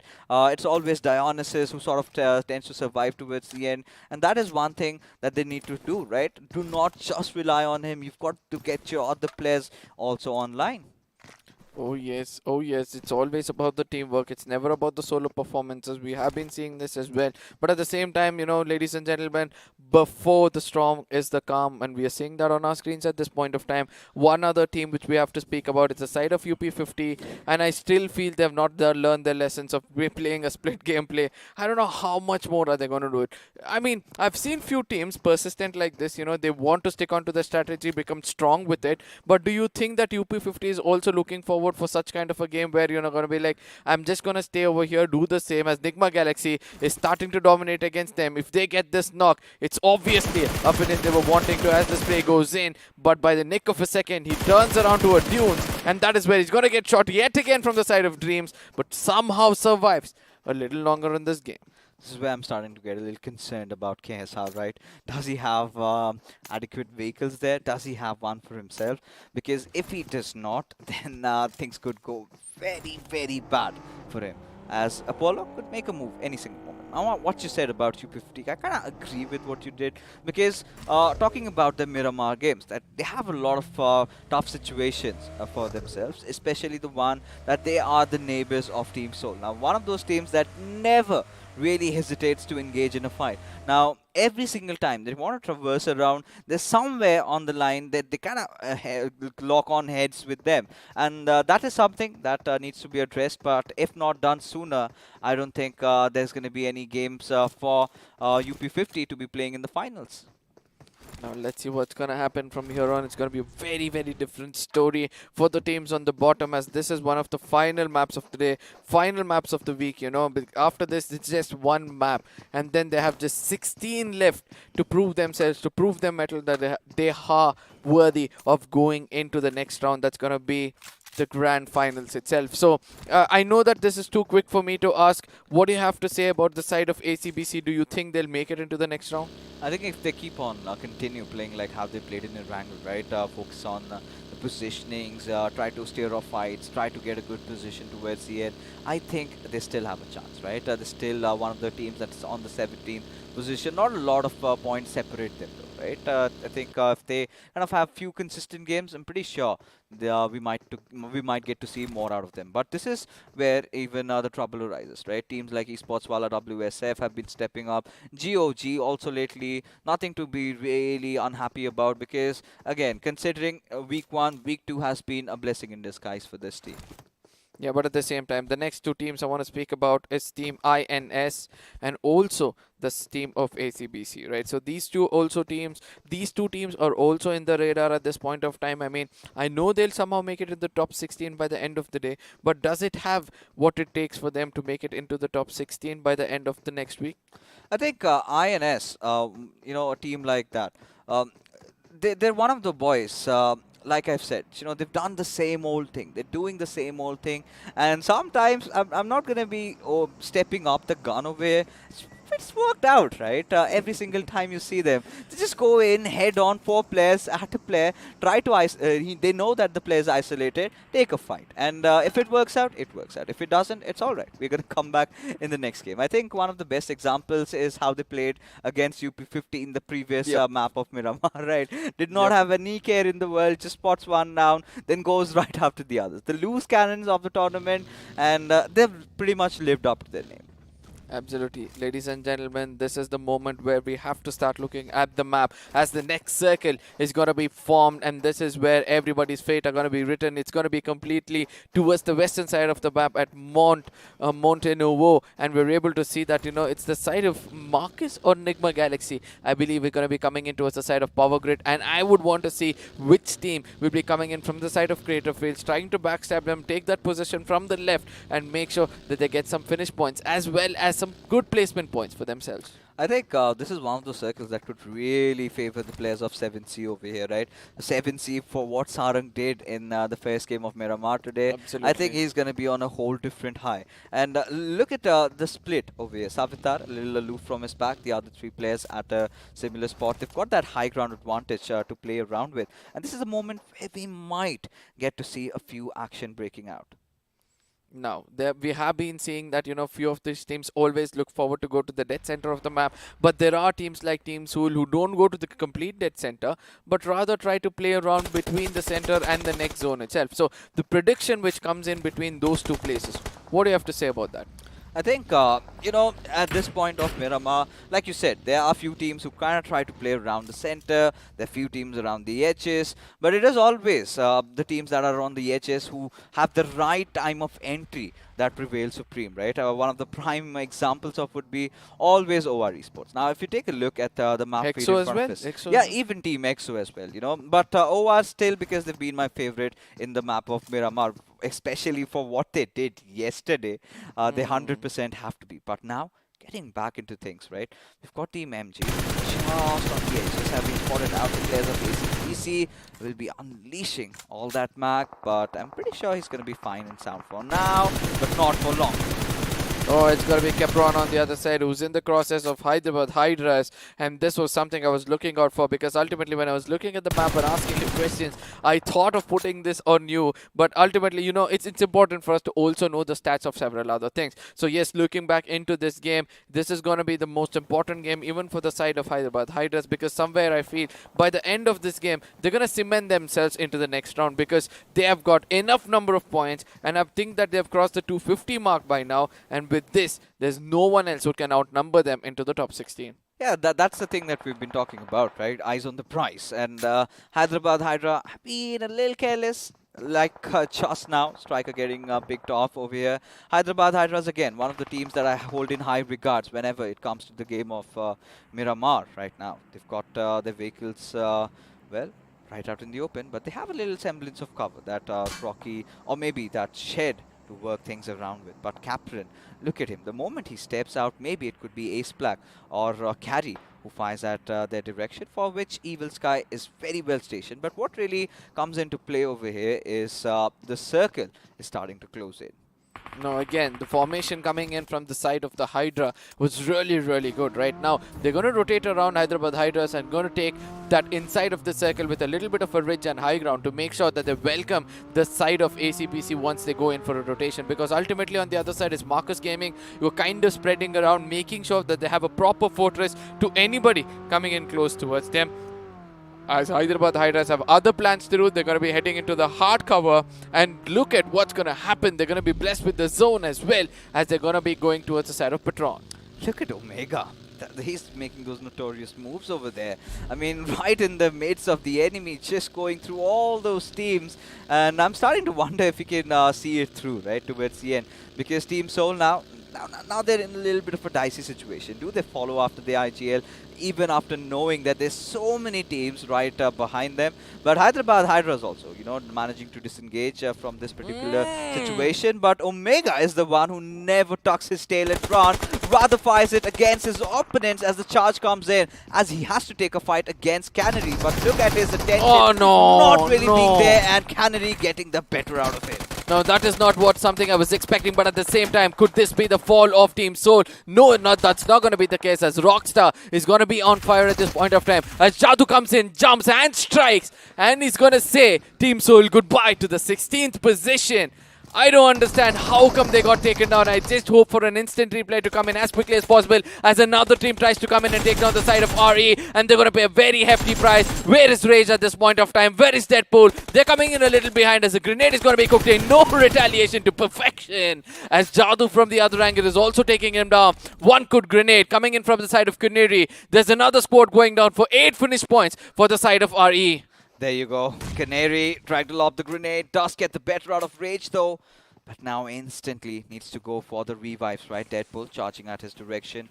It is going to be Williams and him. And they might push in any single moment. But all those smokes being laid out. Jadoo, he is going to be making some moves through the window. Maybe has a slight idea of where Deadpool could be, as the Molotov does come in. But Williams could make some good work out of that. Groves as Jadoo just bounces in, crouches and toggles and gets the better out of it. The lonesome survivor surviving. Williams over here out of options, but still manages to get the better out of Canary as he's getting taken shot down from the insides, as Jadoo is going to be putting an end to his life, and out go Blind Esports. Where was this Esports all the time? Look at the way they're spreading around in the terrain they have, having the right angles, making sure they're composed, welcoming everybody through the windows alone. And this is the first time I'm able to see Team Soul is entering into a building without using any kind of throwables and playing a very, very hefty price. And so will be the side of Team Blind as well. I don't know how come Rage was not leading the fight, but rather someone else was actually coming in and eventually had to pay a very hefty price. Soul never were in the mix of fighting, as Hyderabad Hydra striker just tips out, punches one on his head, and the next moment hits a few body shots, and Hitman could be the assassin somewhere else, but not right now, as Hyderabad Hydras are making control, or rather taking control of the situation around the edges, and this is what they've been waiting for. The hard curveball hitting goes all the way down south, and Savita right at the center of the zone. Now he's going to be creating enough room. Look at the plethora of teams trying to get inside the circle, as Hyderabad Hydras are here to pick a fight. Now at the same time, Hyderabad Hydras, I think now they're trying to pull up a very wrong string, as the grenade is going to be going towards the side of Max OP. Does an ample amount of damage, as Explicit is going to be changing his location. Now they're on from the other side. It's going to be ACBC also coming into fray, being a blessing in disguise for the side of Hyderabad Hydras. No, the tables are turning yet again, as Carry goes in inside and clears off another squad. And it's going to be seconds where we can expect the side of ACBC to be probably coming in. We all know they're going to prioritize the zone as of now, but in case free kills are lying around, why not come and take it? Oh yeah, and ACBC, that's the right decision to make. It's again outside the circle, but Hyderabad Hydras seem to have recuperated. The revives have also come in. Just by a few more seconds, and the players are going to be as good as new. As ACBC, now they realize time is of the essence. One of the players already on that flag angle, as Maxi gets taken down, but the trades are also going to be in place. Ace Black cooking up yet another grenade. He is certainly going to see the bright end of things, get the better out of Evil Sky. But look at Rain. He's in the hiding, as Hyderabad Hydras again go after the players of ACBC. Captain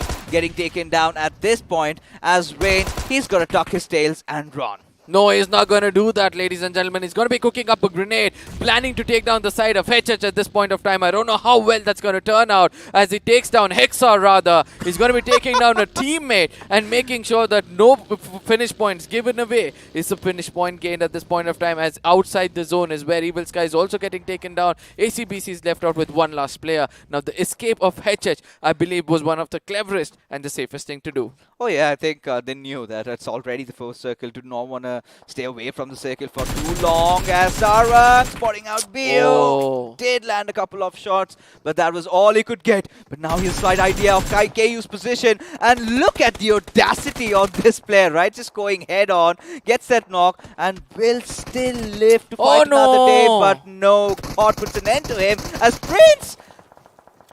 What on earth was that, Arka? It looks like Team Soul again falling into the death. I mean, this is what pro players are doing at this point of time, being too overconfident, a deja vu moment. Yet again, I think Kinetic is pretty much ready for all the teams to do the same. I think this is their strategy.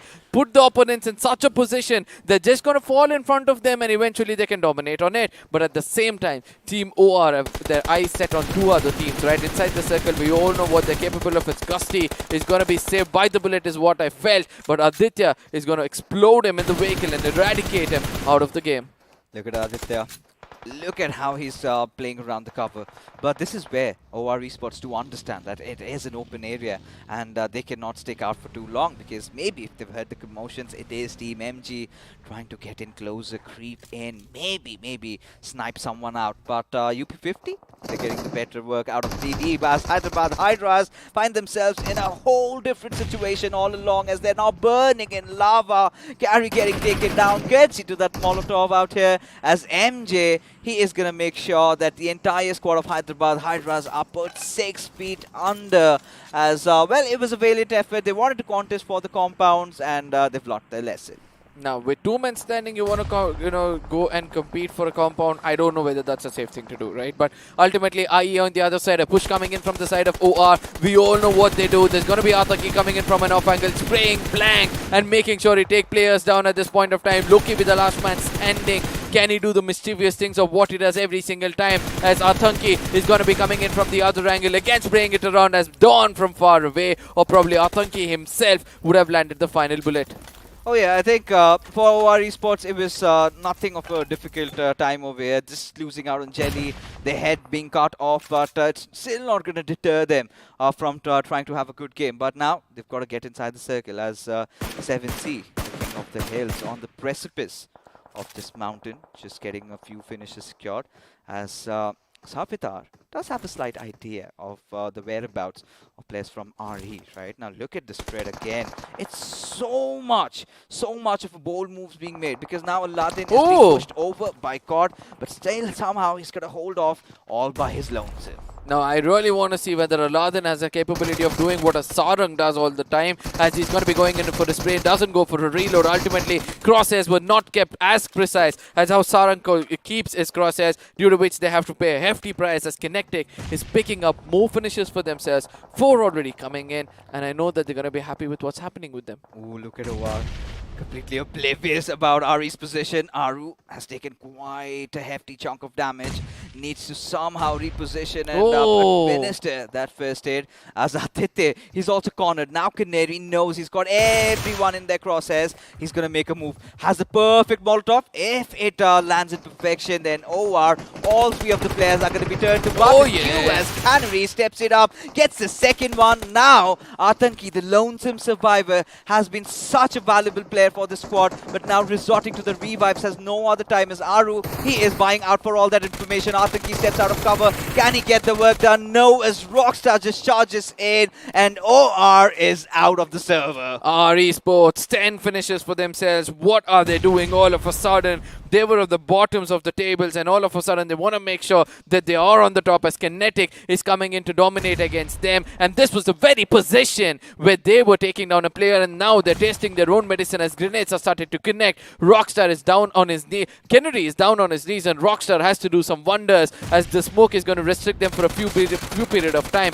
But at the same time, will they be able to bounce back as the push comes in successful from the side of KU? Oh, there you go.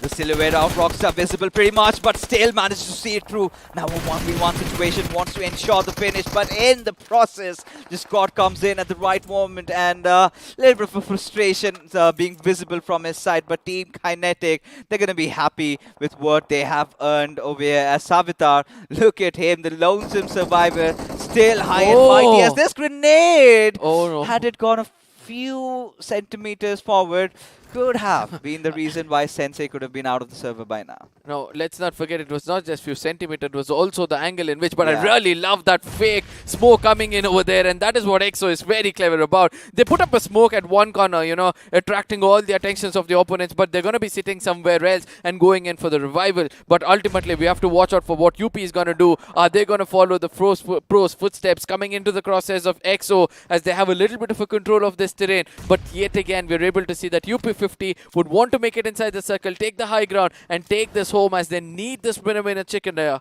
for themselves. Of course, they need. Now, the only advantage that they have against UP50 is that high ground, those little hills to work around with.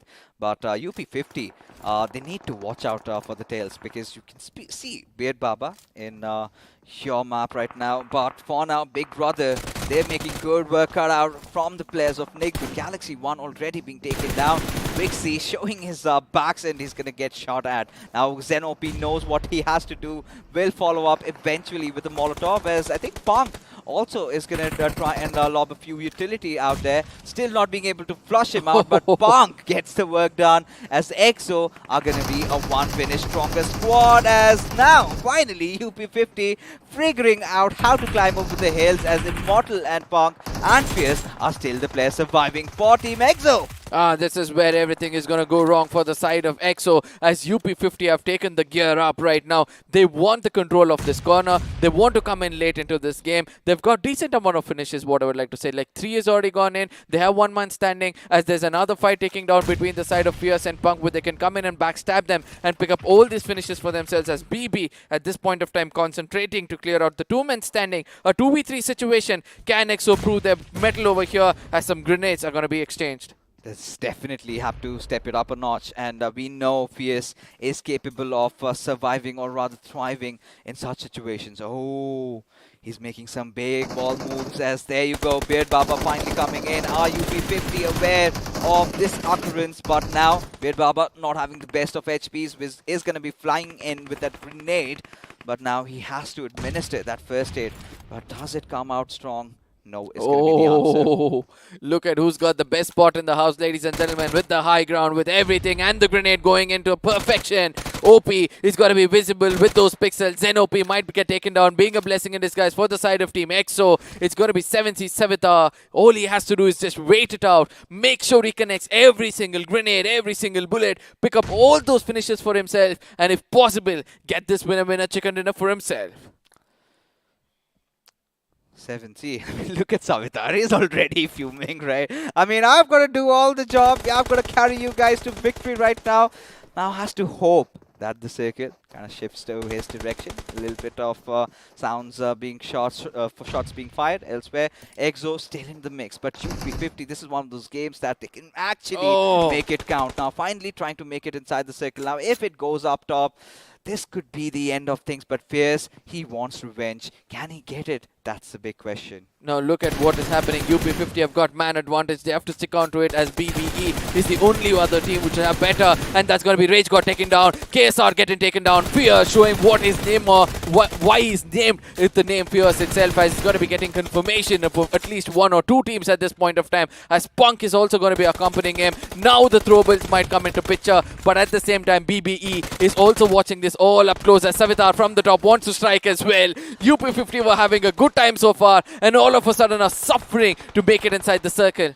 Look at Savitar being so mischievous. One good grenade could take down 2, but he's got angle on every single player inside the lobby. Helgot taking down Sarkar in this situation. Aditya, the lonesome survivor of Team UP50. Just maybe 30 seconds ago, they were a full-fledged squad, now reduced to just 2. Now, I'm starting to wonder if they have any utility left, any resource to use at this point, because that could be the best time to do so, as he's got 15 first aids on him. I don't think so. That's going to be enough, right? This zone is going to eat him up so quickly, and no fights are going to be taking place until the next circle is going to be predicted, as well as Marcus Gaming on the other side of 1 man standing. Look at that. It's going to be TK with 1 man standing, 7Cs with 1 man standing, as TK goes home. There's only 2 teams with 1 man standing, 2 teams with 2 men standing, and BBE having the highest advantage of it all. And where does the zone go into? It goes into the favor of Savitar at this point of time also. And this is the moment we have to see how well he's going to dominate. and he's got one more, person right below him. That's going to be Marcus Gaming Dionysus, as he's called the Beast from the Greek gods itself.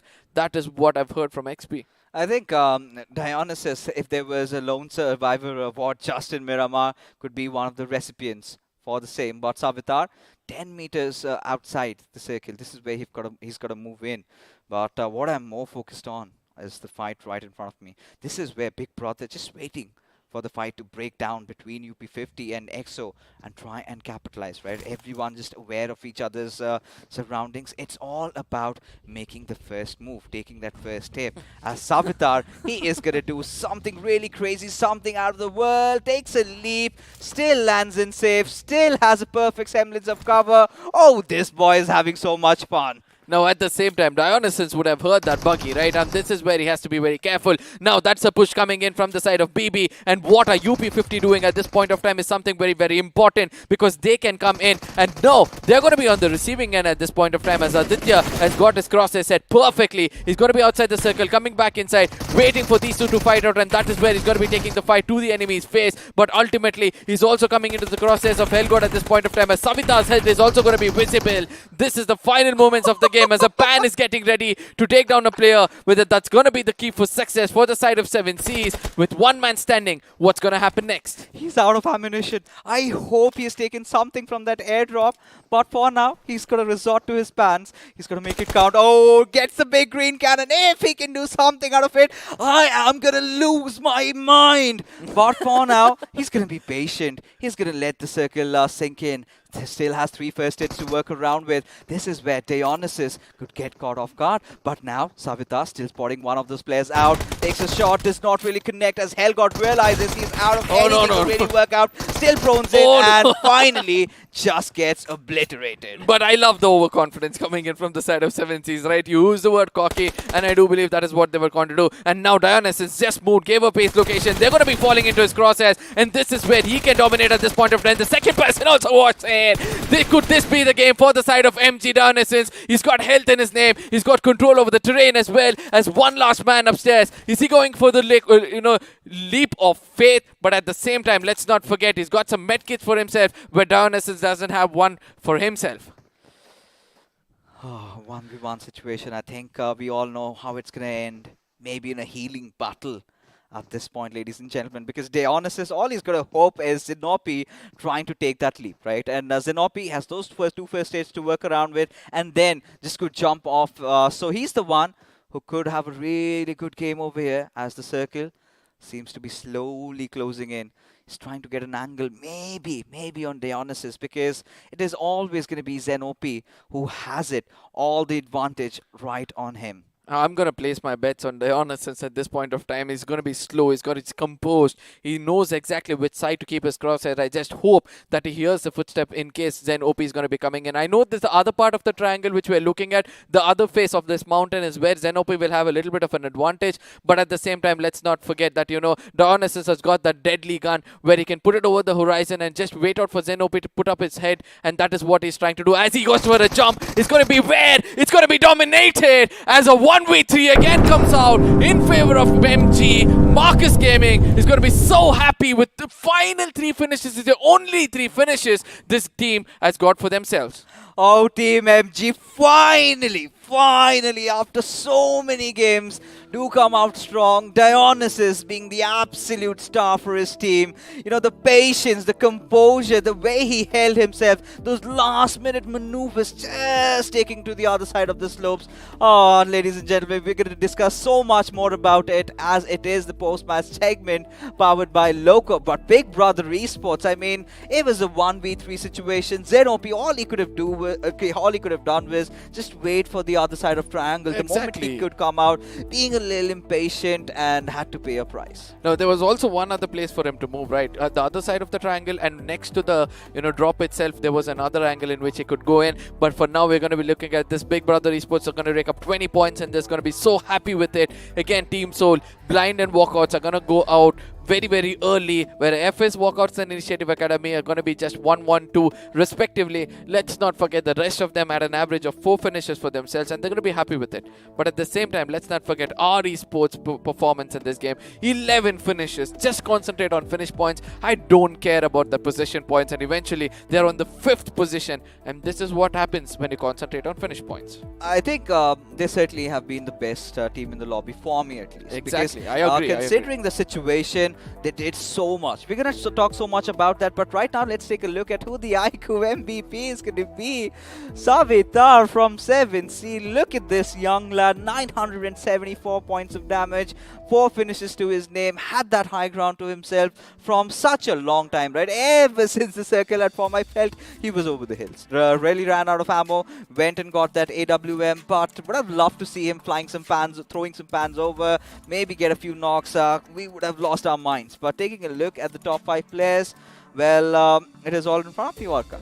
I mean, I know that, you know, there's nobody from the side of MG, but let's not forget that 2 players of RE, 1 player of Kinetic is also over here. Kinetic God yet again performing and standing out for his team, and let's not forget Hellgod on the other side is also coming over here. An average of 900 for the first 2, and then an average of 500 for the rest 3 as well. The match summary goes like this, where we have 321 long distance finishes coming in from the side of Kinetic.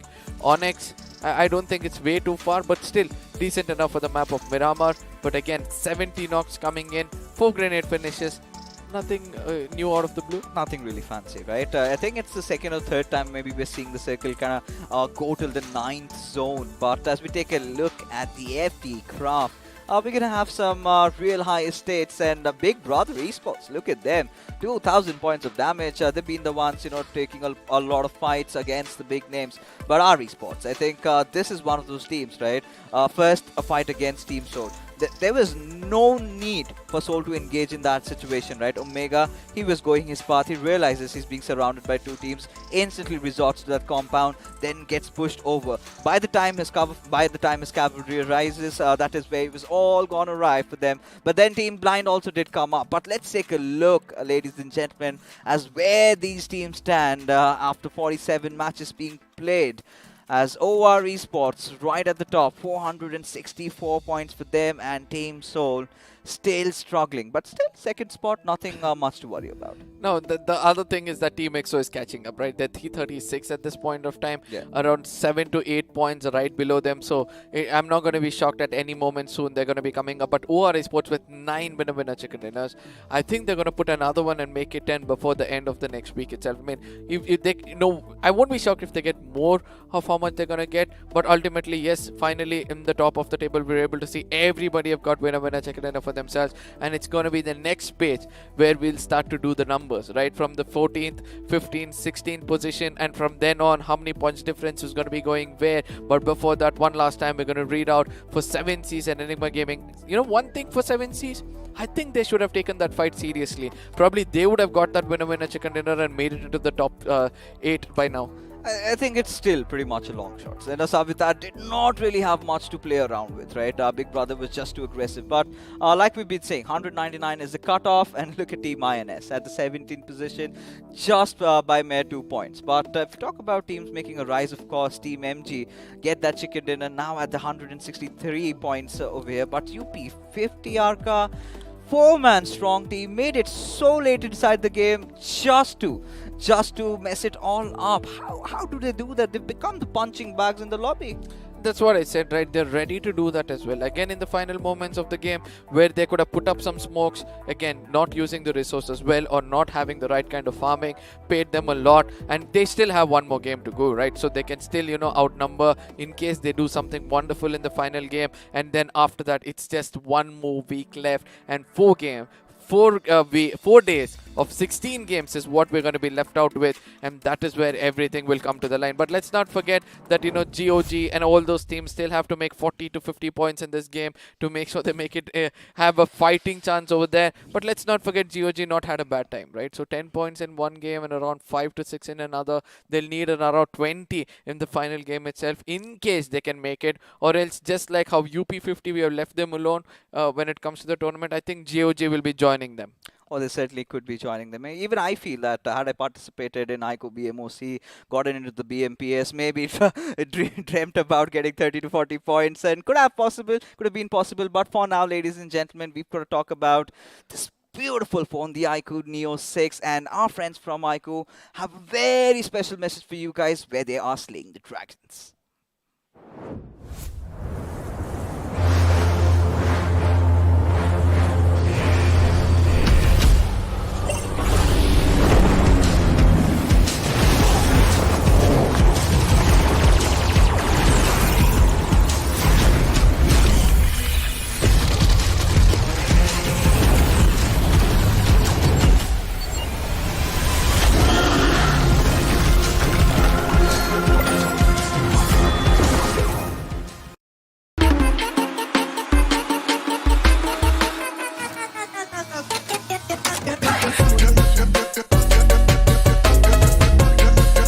Watch it, earn it.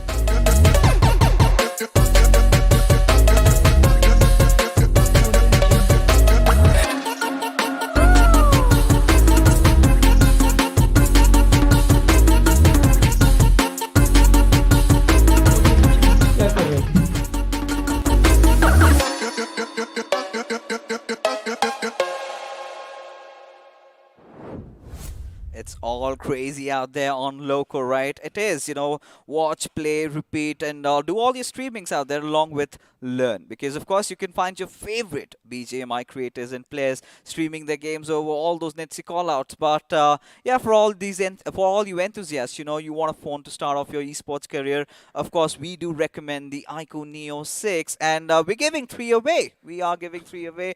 And Arka, this time I'm going to do it because this is most important thing for them, right? So you guys head on to Amazon right away. In the search bar of Amazon, you're going to search for iQOO Neo 6. You're going to click on the search button below. You'll see no more, where this device is going to be there and some graphics are going to be there. Between that, there's going to be no more. Click on that and then you'll have 5 questions to answer. Yeah. If you do that perfectly, and after that, they're going to ask your name, your email address, as well as your phone number. Put those in and later wait for them to call you. But at the same time, don't forget to click on the notify me, as at this point of time, Kinetic did the impossible of taking down Omega at one point of time because Omega put his back again, right?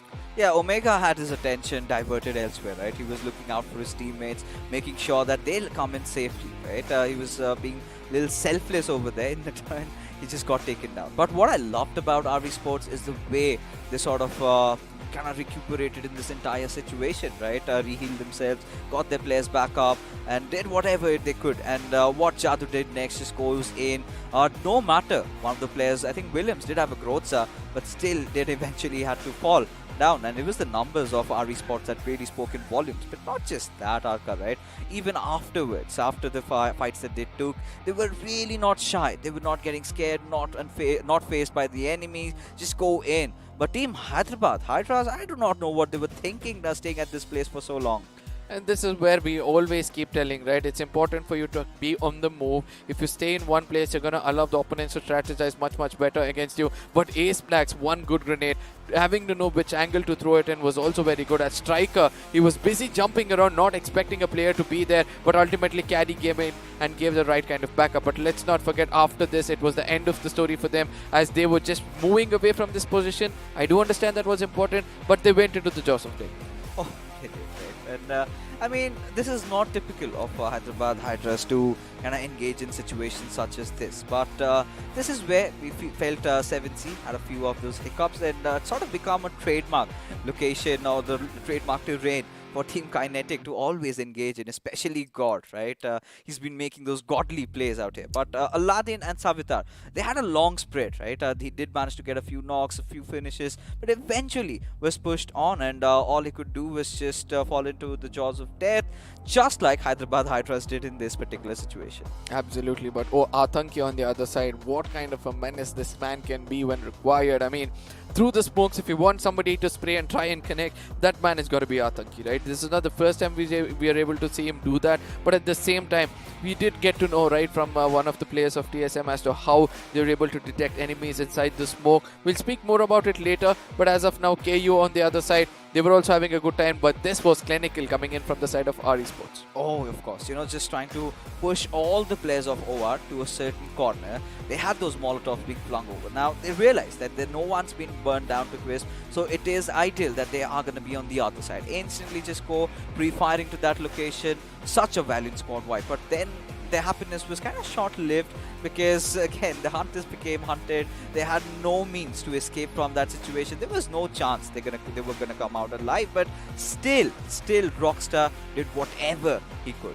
Now, KU over there, what did he do? He cornered that person and tried to go near his feet so that he doesn't go for a, go down on his belly, rather get that place for jiggling. But ultimately, this was the final moments where Vexy got taken down with one grenade and Molly following up. UP50 on the other side did some wonders against the side of Team EXO. But ultimately, the revenge was taken as Fierce had to lay some on him. Savitar on the other side, being on the top, could have enjoyed a lot of it, could have taken the fight to the enemies. But his final moments will also come in. This is what we're speaking about, right? Fierce, the way he sprayed against two players over there. There was a ridge. Just lie down from the ridge for a few seconds. Allow Fierce to go in for a reload and then come in. Exactly. You need to have those quick reflexes, and this is where, an iQOO Neo 6 really comes handy. This is what I love. This is where he went in for all those shenanigans, right? Took that leap over there, had his buggy still intact, found out there was an airdrop lying, and went for it, realized it's the worst time to have an AWM. Had it been an MG3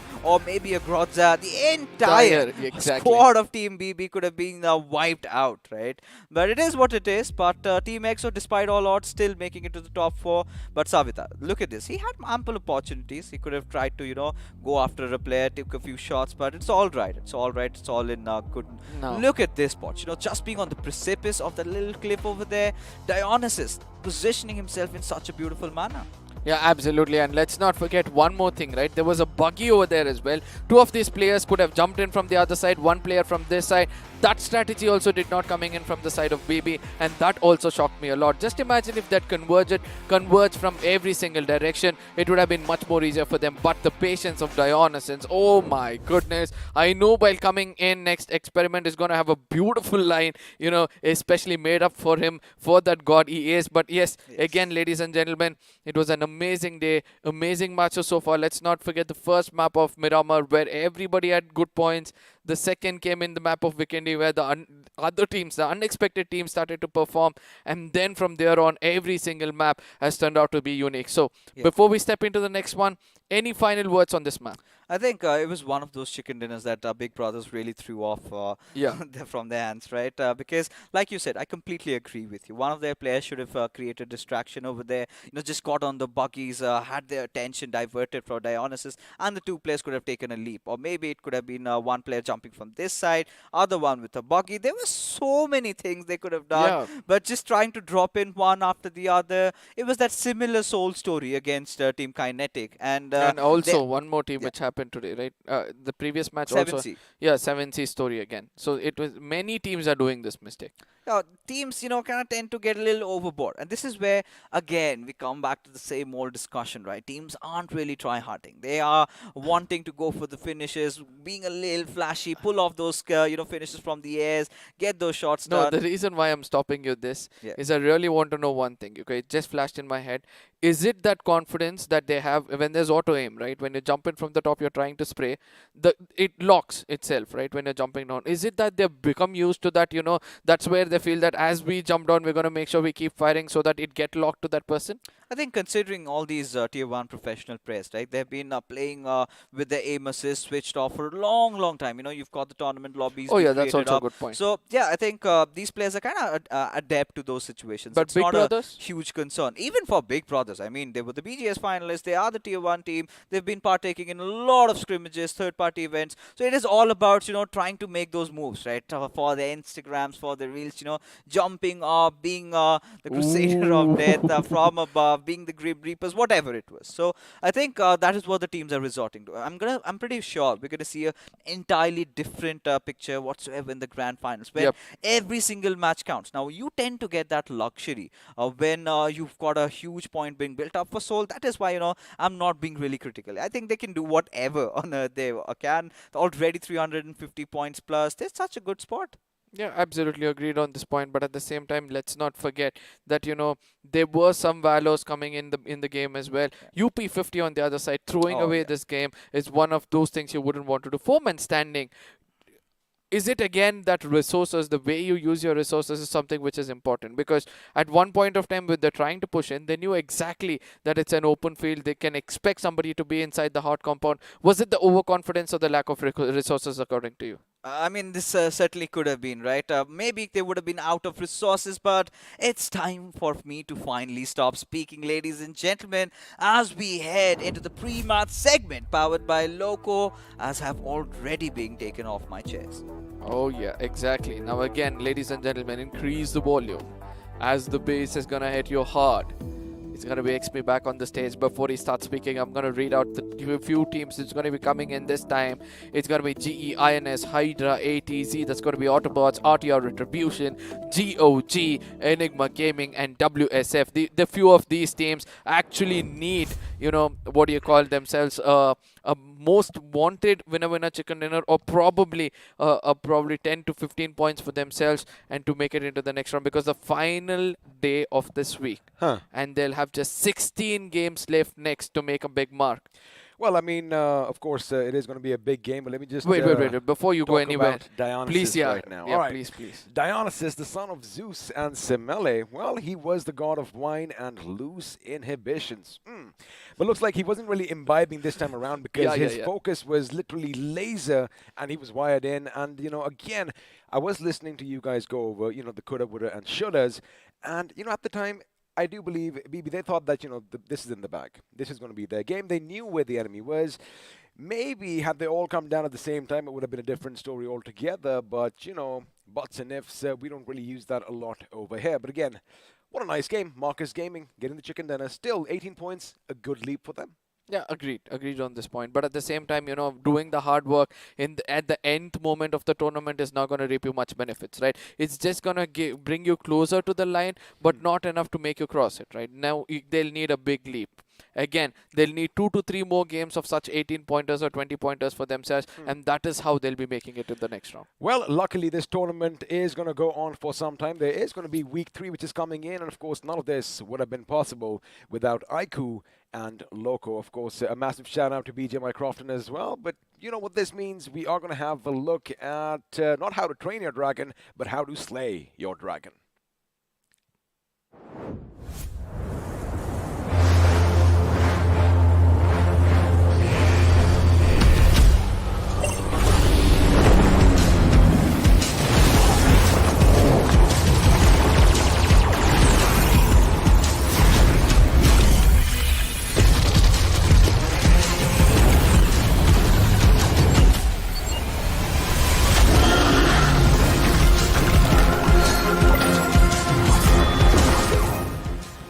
Well, there you have it, of course, the iQOO Neo 6. Once you have that power to win, everything is possible in the world, can be at your feet. And if you want to grab one for yourselves, well, 3 lucky winners, they will stand a chance to win this bad boy. However, the question is, how do we go about it, Arca? Again, this is probably one of the last times I'm going to be saying this. One of the last. Where you have to head on to Amazon, search for iQOO Neo 6. From then on, click on No More, fill in the details, play the quiz, fill in the details, and then click on Notify Me. There you go, simple steps over there. And if you aren't lucky, of course, BGMI is going to be giving out merchandise as well, which can be yours. And all you have to do is head over to the Esports channel, preferably the English one, because, probability and all that. Click that link, fill out your form, and make sure you predict correctly which team at the end of the day is going to run away with the maximum number of points. And, of course, spread some love, hashtag, and who knows, you might just get some nice teas to rep out in public. Quickly, before we get on with the next game, UP50! Exactly. So close, yet so far away. This is not the first time we had this feeling with UP50, right?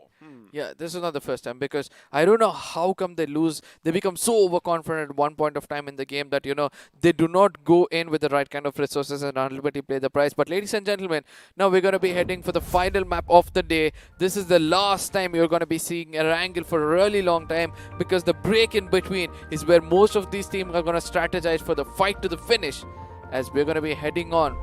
XP, what are your final thoughts before we just head into the game? Which team do you think is going to stand out in this game? Well, look, it is going to be Group A taking on Group C. Of course, we have a lot of big names on either side, and you know, Team Seoul haven't really had the best days so far. Maybe, just maybe, they might be the ones I pick out because, again, they want to go out with a bang now. OR Esports, again, their lead is unsurmountable, right? Nobody can really come and take that away from them just yet. So week 3 is going to be a different affair, but this game right now, I don't know, buddy. I kind of have my hopes set on Team Seoul, and for some reason, XO comes in mind. Oh yeah, 2 of the big teams. Right now, this is where I feel the teams on the bottom should understand the rotations of big teams like this. Try to push them, you know, try to go and take their places early so that, you know, evidently they have to push themselves to fight with the big bulls itself. Like, for example, think of Team Seoul and Team EXO taking a fight off, and then you have the side of Team Kinetic and 7C's having a fight off, or probably Hydra Official as well as Global Esports having a fight off, and they're going to be left weak where the other teams can come in and dominate. This is where I feel that they can go in for those rotation places, take away the places of the teams which are going to be coming in over there, and allowing them to do something different, and that is going to in turn make them weak. Well, I mean, couldn't have said it better myself, but again, I wonder if anyone is going to take our cues because, you know, everyone at this point does have their game plan. But now, ladies and gentlemen, boys and girls, it is time for the final plane to take to the skies as Erangel is going to be on your screens. And, well, looks like we are going to be heading a bit to the north with a slight tilt to the east as we are going to be flying over the military base, the farm, mansion, and, well, things will end at Stolberg. Now, the thing is, most of the teams, for some reason, do love dropping where the plane path is, so it isn't going to be too much of an issue for them. However, teams that love going to Primorsk, of course, we do have the Autobotz, who are going to be trying to assemble this time around. Let's see what is their course of action, because it is going to be a long drive, and looks like they might, in fact, try and get those vehicles on... they're actually going for the farm. Now, this is where I really want to see. See, look at how many teams are trying to get into the southern side of the map, because every single time the final map of Erangel is always challenge these teams to go to the southern side of the map, right? Or at least one map in the day of Erangel tends to go to the southern side of the map, and I do believe all of them are going over there. Before the circle comes in, I wanted to predict as to where you feel the circle is going to be. Oh, I kind of have a feeling. Come on, please be right this time. It's going to be southwestern. Actually, no, it's going to be southeastern. Milta Power and Milta Power, a little bit of the military island. Oh, I want to go to Stolberg 7 or shooting range kind of place, because that is where it's going to be. So the moment of truth, ladies and gentlemen, as the circle is going to be formed. Well, I guess Stolberg is going to be there, not in the entirety, but I guess you win this one over here, our Kirkforce. You know, my piety is a little bit questionable. But now the circle is pretty much centered around. It is going to have a little bit of a northern shift to it, which, again, most of the teams are going to be comfortable, because you got to keep in mind, right? Teams like RTR, teams like RE. Wait a second. I see something quite interesting. Global Esports' Manya is, in fact, heading towards Novo Repnoi. Now, I doubt he knows that our Esports, well, he should know, because our Esports do call that place home.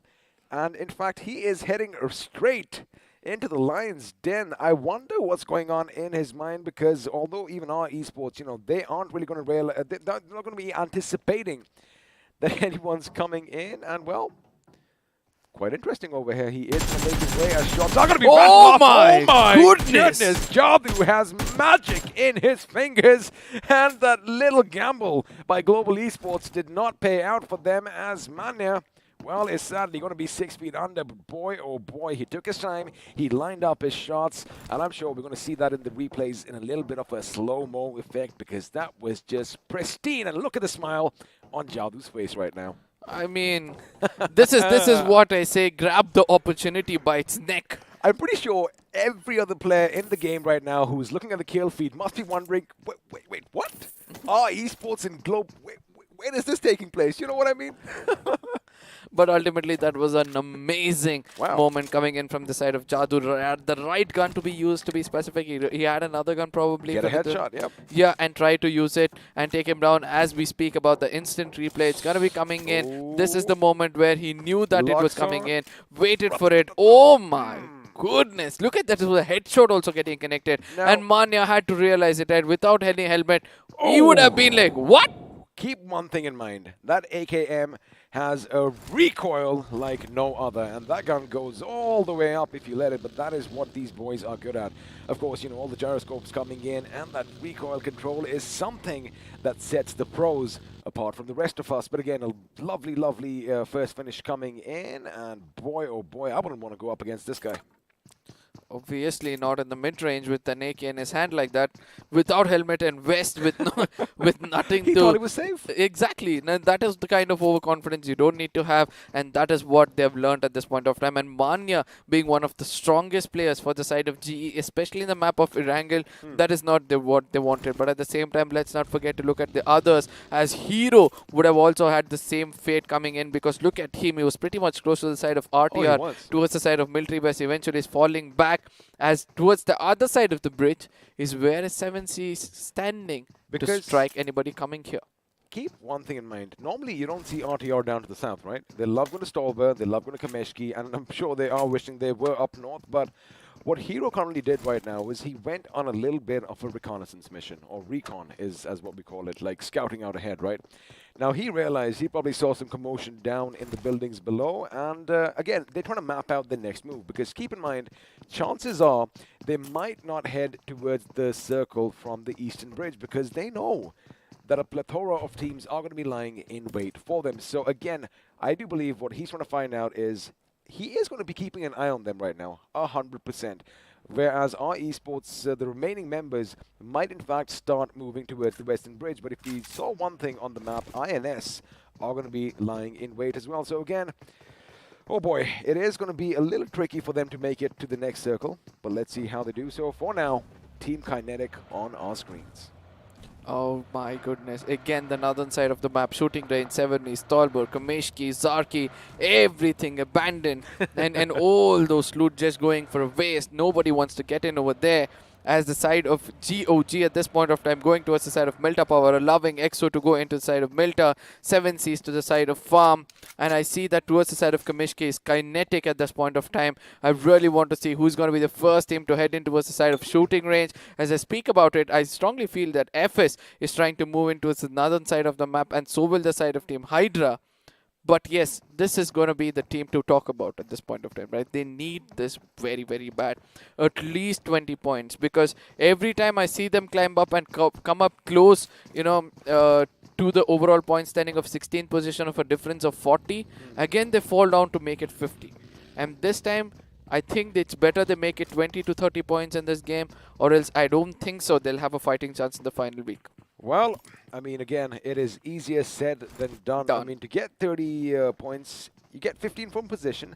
That means you need to go out and wipe out at least, well, what? I mean, let me do 3 my squads? maths. 4 squads almost. You know what 3 I mean? to 4 squads. 3 to 4 squads. And if you want to do that, well, you are going to have to grab the bull by its horns and try and tame it. But the question is, are they going to do that? Or, again, we still have another week of league play left in store for us, which means they still have 4 more days, and as you mentioned earlier, 16 games in hand to try and make it to the top 16. But boy, oh boy, Savitar, nice position in the last game of Miramar. Unfortunately, the poor guy ran out of ammunition, and well, the gods above, they sent him an AWM. I mean, that is just going to sting a little bit extra.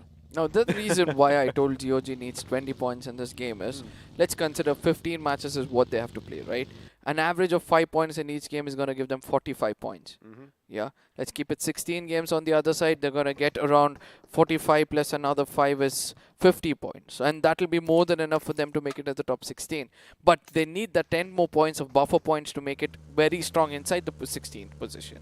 So that is where I feel, they need those 20 points, and a total of 70 will be enough for them. At that rate, I guess the average would be somewhere around 80. But again, we're going to not talk about that because, our maths is definitely weak. And we're kind of like a cliche as far as the Indian education system is concerned. I guess that is why you and I are sitting over here casting, right? But now, another person who is going to be sitting in his buggy, Enigma Avi. Now, they haven't had the luck of, tasting that delicious chicken so far. They have come close a couple of times. Yep. And still, as far as the leaderboard is concerned, they aren't in that much of a, position that they have to really worry about it. But of course, they do want to make sure they get something for themselves. And this time around, because Hero did go and scout out that, there's another team in the military island itself, they are making the right decision to stick to the east. And lo and behold, 7C Esports, they've kind of moved away, and looks like XO Fierce and one of his teammates might just be in the line of sight. No, you don't want to leave Yasnaya at this point of time, because that is where the next circle is heading, right? Mansion, Yasnaya, Stolber is where you want to stick around, and I can see most of those places have been abandoned, and any other spot for it to go will be towards the side of school, and I can see that most of them have predicted this and try to come in towards it, but no, the story is going to be so different, as it's going to be Stolber, Yasnaya, and 7 is where you would want to be, and Hyderabad, Hydra should head in as quickly as possible towards that. But yeah, I wanted the circle to be forming in over here, but ultimately that's what happened. You know, normally you see migrations take place to the south. This time all the teams are going to be heading up north towards colder temperatures as well. There is going to be a kaleidoscope of color as Hydra Legend again. They prematurely did leave Yasnaya, and now they are going to be taking a few shots, and there you have it. KU is going to be coming in from afar. Dynamite is trying to make sure he disables as many vehicles as he can, but the enemy finally is at the gates. Now, this is where I feel that, you know, the team to hit the side of Stolber is going to be blessed with a lot of finish points. And not only finish points, but also a little bit of placement points for themselves. At this point of time, KU is slithering slowly towards the side of Team Hydras. And Hydras have no clue that he's coming in closer. Well, they don't have a clue, but it looks like Global Esports are going to find out that, somebody is going to be there. And it is the Stone Snake himself, Onyx, who makes sure he gets the job done before patching himself up. Now, what I'm worried about is Enigma Gaming are going to be pushing in. Have a look at your minimap right now. You can see a couple of green dots nearby, and their attention is wholly towards this side, which means, well, Kinetic, they might want to switch their position, because I think that is what Hydra officials, they did correct right now, right? They realized that, you know, they are going to be shot at from behind. They realized Onyx was shooting somewhere else. And look at that. They've skedaddled out of there, in fact, going back up towards Yasnaya, just overlooking that field. At the same time, I can see Abby is trying to push his luck too much at this point of time, right? Because towards the side of Yasnaya, as you said, if there's another team coming in a bit more closer towards the side of Kinetic to this petrol pump, that is where Abby is going to be a very vulnerable spot. He doesn't have much of backup, as they're in a relay formation at this point of time coming in from their side. GOG on the other side wants to get into a rotation as EXO. It's Sensei also thinking the same way as that of GOG. Where is going to be the next circle? As we can see that at this point of time, UP50 is also heading towards the side of shooting range. We have WSF also coming in, RTR also coming in from the western side, and INS with a late rotation also coming in from the left side. Looks to be the dangerous spot. The next one to watch out for is shooting range. Well, they are going to be in dangerous spots right now. Onyx is going to find himself in a little bit of a predicament as Rex atop his roof over here. Not the Fiddler this time. He does have that M4. He is going to be taking a shot before the smoke. He is going to try his luck and see if anything does click. Now, lucky for them, you know, if those bullets hit those little gas pumps over there, the whole thing will not be blowing up in a massive blast, but it looks like he is going to get some retaliation fire coming his way. Now, Avi, again, we are used to seeing Enigma do this, right? They go out, they kind of you know, just draw the enemy in, kind of confuse them, and right now they are trying to figure out, hey, which is the best course of action for us to take, because they do have a few options, but you got to keep in mind Hydra officials could be that little blockade in line for them. As far as GOG is concerned, you were talking about them needing a good game. Unfortunately, Fairs just got the better of one of their members. Now, this is what I said, right? Both of them were thinking of the same way, but EXO on the other side relies on the side of Yasnaya at this point of time, and that is why they were able to take down GOG. Now, this is where the bets are placed, and now is where the circles prediction is going to be coming in. Is it going towards the side of Solbar? No! Two teams are blessed with the best spot right now. One is going to be GOG. The other one is going to be Team EXO. What did I say? Never leave the side of Yasnaya. Hydra doing the same mistake again. I can sense a little bit of deja vu. And have a look at that. They are leaving the coastline you know, by that little water body which we like calling a fjord. And now they are going to be assembling themselves towards the southern side of the city. Two reasons. A, high buildings, and B, an open kill zone down below, as Hyderabad Hydras are going to come under fire. Striker, you better not move, because, well, shots are going to be coming at you from UP50. And UP50, boys, if you can listen, hold down the fort and just, you know, just think about what you want to do, because, again, you know, even the last game, all 4 members alive, but unfortunately their rotation into the final few circles is ultimately what led to their early demise, as Maxi is going to go for the drop. And, well, when you don't really have enemies around, and that is perfectly put up on a pedestal for him, I am not complaining.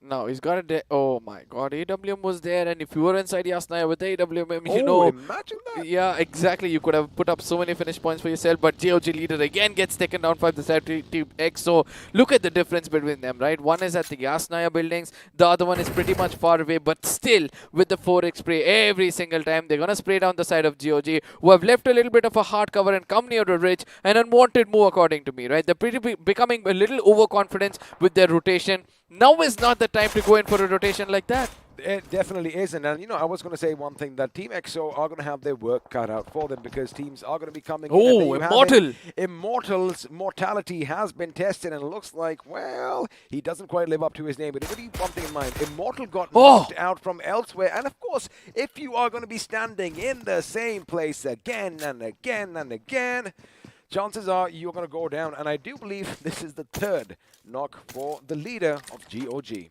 I mean, I really don't understand how that happened, but instant replay is going to show us exactly how the retaliation coming from the side of GOG, as it was this moment where Punk looks down the side of Rockstar at one corner with that mini 18 again. He gets up, he sees Bullet from far away. He's going to put the crosshairs over there, then hits, oh my god, everything to the head itself, and making sure that he gets another knock for himself. Sensei on the other side, being that slithering snake again outside somewhere where no team is going to look out for him, is inside that crater or container. Well, he is going to be sitting inside right now, just having a little downtime for himself, while his teammate Punk is just dishing out damage left, right, and center. 313 points for himself already, and, well, a majority of that came courtesy leader OP. Now, GOG, they have a little semblance. Look, they have that one little building on the right side of their current position, but the circle is going to be closing in, and about 5 seconds, well, we are going to find out where we are going. Yeah, well, it looks like it is going to be another shift, and all those boys on the cliffs are going to be a bit happy now. Hydra official, they still have a good position. They still have one of the biggest buildings, some of the biggest buildings, in fact, under their control, as now where they were before, Team Seoul are going to be taking over. I mean, I never expected such a drastic shift coming in, you know. It's going to be Team INS, according to me, right now in the best spot, obviously, because on the other side of that water body, nobody's going to be coming in, whereas the fight is going to take place on this side. Let's not forget that Kinetic has been holding that petrol pump for a really long time, and that's a very good moment for them. And whenever required, they can strike in, as they have a very big open field in front of them. They do indeed. The thing is, wait a second, what's happening over here? INS is going to be contesting GE's position right now, as Ronnie is going to bid us adieu, and Will Knuckle is going to swim far away. Hyderabad, well, Hydras. We did expect some action coming in. It's going to be Hydra Legends, in fact, who are going to be opening up on WSF, and looks like Dynamite is going to get the better of Current for now. Now, have a look at how they are placed. They are at the edge, and, well, they are going to be rained down from either end, because look at Craniacs. He obviously has a lot of commotion, and he's going to try and make sure he gets as high up as possible. Boom! That was a grenade in your face. But speaking of RTR, they come under fire courtesy the Autobotz, and now shots are going to be fired. He does switch to the UMP. Keep one thing in mind also, he's got teammates to cover him from up top, and now this grenade could say it all. Oh, support for the farmers out of this game. I don't know why they have to do this every single time, but we have to thank Jackson, you know. I think he's going to be having a moonwalk at this point of time. We can see that, you know, it's going to be clutch from the other side, eventually getting surrounded by the side of 7Cs. You can't take down the pack of bulls when they're rushing in towards you, as Sarang will be trying to go down on his belly every single time when required. He's going to be doing this and making sure that he makes them pay at this point of time. Explicit is going to be trying to come in and make sure he does a little bit of a damage against the side of 7Cs. He sees the person, he sees the most wanted bounty in front of him, but eventually a grenade is going to be coming in for retaliation. Let's see what's going to happen, as this grenade could be the next finish he'll be looking out for. Well, for now, he is going to get out of way from that grenade, but Sarang, of course, he is going to be pushing in. He might have an idea that he might just be behind that tree. Elsewhere, Evo is going to be coming in from behind, as Savitar is going to be blown to smithereens, and now, again, this could be problematic. Another grenade comes in. In fact, Explicit gets up. He shoots. Unfortunately for him, Sarang is on point, and wait a second, buddy, you got to get a bit more over the other side if you want to hide from the enemy, because these boys are hungry, and, well, Sarang making him pay for his mistake. With that, we have another team that does bite the dust, as FS Esports are going to bid us adieu, but for now, The question is, how do they deal with Enigma Gaming? Because again, remember, they are playing with those dips. And if Enigma had a few more grenades, which I kind of think they do not at this position, especially Evo, they are going in for a different play. Elsewhere, UP50 underwater with Maxi. He did pick up that AWM after all. Now let's see how he's going to make use of it, right? Because ultimately it's an open field. There's not much of hard cover for teams to hide in. And every single time a pixel is going to be visible, that's going to take them down. And that is what he's trying to do as Max OP. He's got that visibility. What is he doing? He could have taken him out. Again, he misses it out. I mean, nobody's going to backstab him at this point of time, right? He could have gone in for that shot. And ultimately, the zone is going to be shifting towards the side of Team EXO. Perfectly placed. Pump the Sensei himself. This is where we can see the domination coming in from their side. But now what is GOG going to do? Because they're on the southern eastern side of the map and they don't have any more hard covers for them to play around with.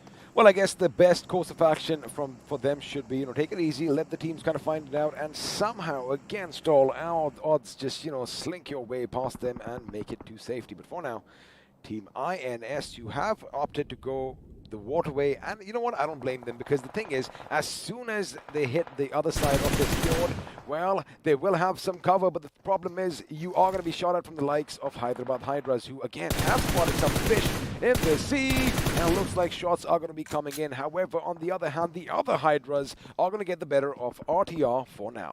Now at the same time, UP50 are also over there, right? So eventually they know how easy it is going to be for them to take down enemies as they're going to be pushing in towards them. Hyderabad Hydras are taking too much of a time over here. Eventually, it's the zone which is going to be coming in against the side of Striker. He needs to stay alive because he's worthy of every single moment. Ah, look at the vehicle coming in from the side of 7C Prince, and eventually retaliation comes in from the side of Yonex, but still Prince is going to fall flat on his belly, take that shot towards him, survive a little more, and this is where he's the kings of the king. Well, even though Kinetic was coming in a bit hard, the fact is he kind of just went a bit too far from his vehicle, and Prince, of course, the Prince of Darkness over here for that team is going to make sure they suffer from their mistakes. Now, INS, they have made a bit of a footing. HH are going to be in a bit of trouble because Carry is going to be down on his knees, and it looks like the guy with the AWM isn't going to be in action just yet, which means Striker is now the last man standing for Hyderabad Hydras. Again, a few mistakes being made over there. They gave their position away. You got to keep that in mind. Even though they were the first to reach this spot, it is going to be problematic for them. Elsewhere, I do believe another team is going to bid us adieu as GOG have finally been put out of their misery. Now this is where again, right, one rotation coming in from the side of GOG, backfiring so hard that all their dreams are going to get crushed at this point of time, and Team Sword is finally found their match as Knuckle. Oh, eventually a blessing in disguise from far away coming in to put an end for him, and that's going to be Akshat. Oh, it's the same teammate. Not bad. They have a rotation. They have a spread around. A linear formation coming in from the side of Team Soul towards one horizon. But let's not forget they have a pack of wolves in front of them. That's going to be EXO trying to come in. Speaking of EXO, and you did say Sensei did put the circle right for himself. He does spot some smoke to the distance, and of course, in proper nature, you are going to take a few shots. And it looks like Hydra officials, their days could very well be numbered. Elsewhere, Striker is not going to give his finish to anyone as he lets the gods of the water Poseidon himself take him to a watery grave. Now, Jackson is in a bit of trouble. Hydra official once again in a bit of a pickle. Question is, I want to see the fight breaking out between Team Soul and Team EXO, because that, of course, is going to be inevitable, as our Esports still have their work cut out, because from afar, Enigma Gaming's Eggy is going to be laying down lead in his direction, but it's going to be Fierce who is going to clip the wings of the Canary. Now this is what happens when you have Team EXO, right? But at the same time, on the other side, we're able to see one player of Team Soul has got taken down. I don't know by who. Probably it's from the side of INS. And this is where Team EXO doesn't want to get into the fray, right? They're just going to wait it out, allow these teammates to fight out with one another. And before Hector could touch him, Omega gets taken off. But at the same time, it's the loot which is even more important for them. They depend on the resources when required. They have the circle under their control as shots are going to be coming in. Hector could be the next man, got dug deep under. Let's see whether that's going to be the case, as a grenade coming in from the side of Sensei is going to pick up another finish for himself. Well, let's see if that is going to be the case, because he wants to make sure that he doesn't take any chances, right? He knows there's a fallen person down there, and of course, when you have grenades and when you have your weapons, why go and overextend yourself? But for now, make sure he does that and get back with else. You have mass fight breaking out. Oh! Against Enigma. Here comes Hydra as well. It is going to be a three-way as our Esports against all odds are going to get a double wipe right after one another. But the thing is, they have really little HP. Canary needs to patch himself up before he can do anything else. I mean, I really love the way our stars were able to bring in. This is the kind of gameplay you need to have when you're on the bottom of the table to make sure that you get on the top. What a way to welcome all the other teams, right? Pour lead on them in such a way, it's just going to be the garlands of their death rather than something to give away. Well, speaking of giveaway, I am just surprised because RE Esports was the first team that, pushing on their position, and suddenly in from behind comes in the boys from Hydra. But right now, it is going to be a battle at some distance between 7C Esports and Team EXO. And looks like Prince again is going to be the Prince of Darkness himself. Oh, as nice. He does get the better of the opposition. His damage numbers are definitely going to be increasing. He sees Shane in the distance, realizes a grenade might be heading his way, and well, he is going to just move himself a little bit to the right. Elsewhere, is going to get jogging. Our Esports once again defying all odds as 7C are going to be falling down one by one. However, they still have 3 members alive. Canary does make quick work of Sarang, but Savathar is trying to snake his way across, hoping no one sees him from elsewhere. Oh, no. Now opening up on EXO. Punk and Canary finishes what his teammate started. Now this is where Sensei is going to be walking into the crosshairs of Canary, as this man is looking unstoppable with having the highest finishes by an individual in this map, and eventually doesn't see Sensei as he gets up. It was a blessing in disguise for sure for the side of Team Sensei, but at the same time, they're going to be concentrating on the other corner, right? Put up some smokes, don't allow the opponents to have a view on them. Nobody's going to be backstabbing them, and that's going to be one of the biggest advantage RE Sports would want at this point of time, but making it inside the circle is going to be their top priority.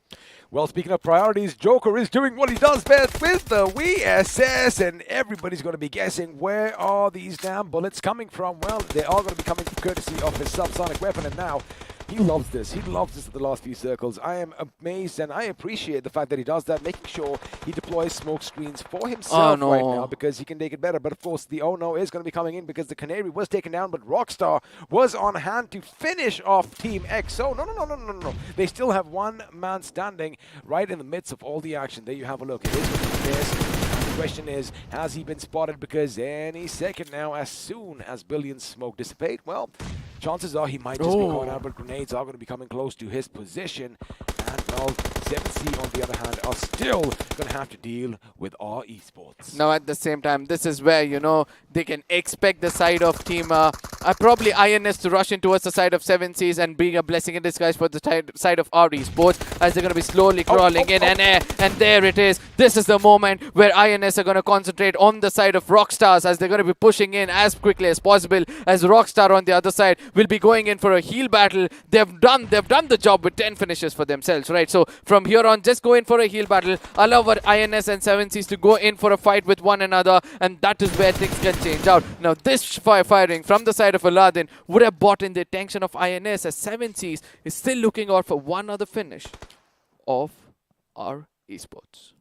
Well, one of the finish, but I like the fact it is going to be enemies on the other side of the road. It is going to be a little bit of a modern western over here, as INS, again, they do have that man advantage, right? Which means they can do something drastic over there. But the question is, wherever the circle shifts next, of course, that team, all they have to do is cement their position, hold down the fort, and hopefully just make sure they pick off whoever is coming at them one by one. And, well, looks like it is going to go in favor of Team INS. Now, this is where all these angles are going to come in handy, as Rockstar from our esports, who has been a Rockstar, have a look at that, going out in third position. 20 points for them this game is going to be something that they definitely needed. But before 7C Esports start making the move, expect a barrage of grenades to be flung on this side, expect the floor to be lava, and expect a lot of smoke to be deployed. And, well, let's see if that is what is going to happen. Before now, INS, they are looking good.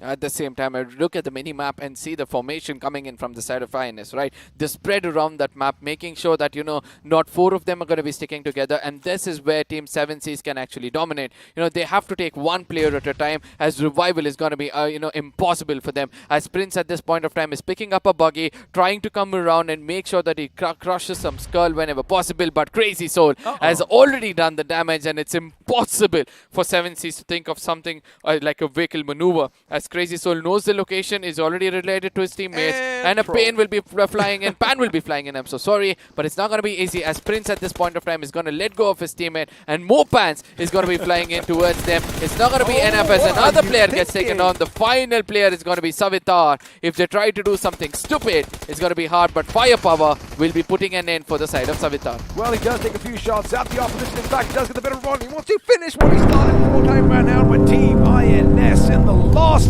game are going to get that delicious winner chicken dinner as we transition into the post-match segment powered by Loco to see just how they did. There you have it.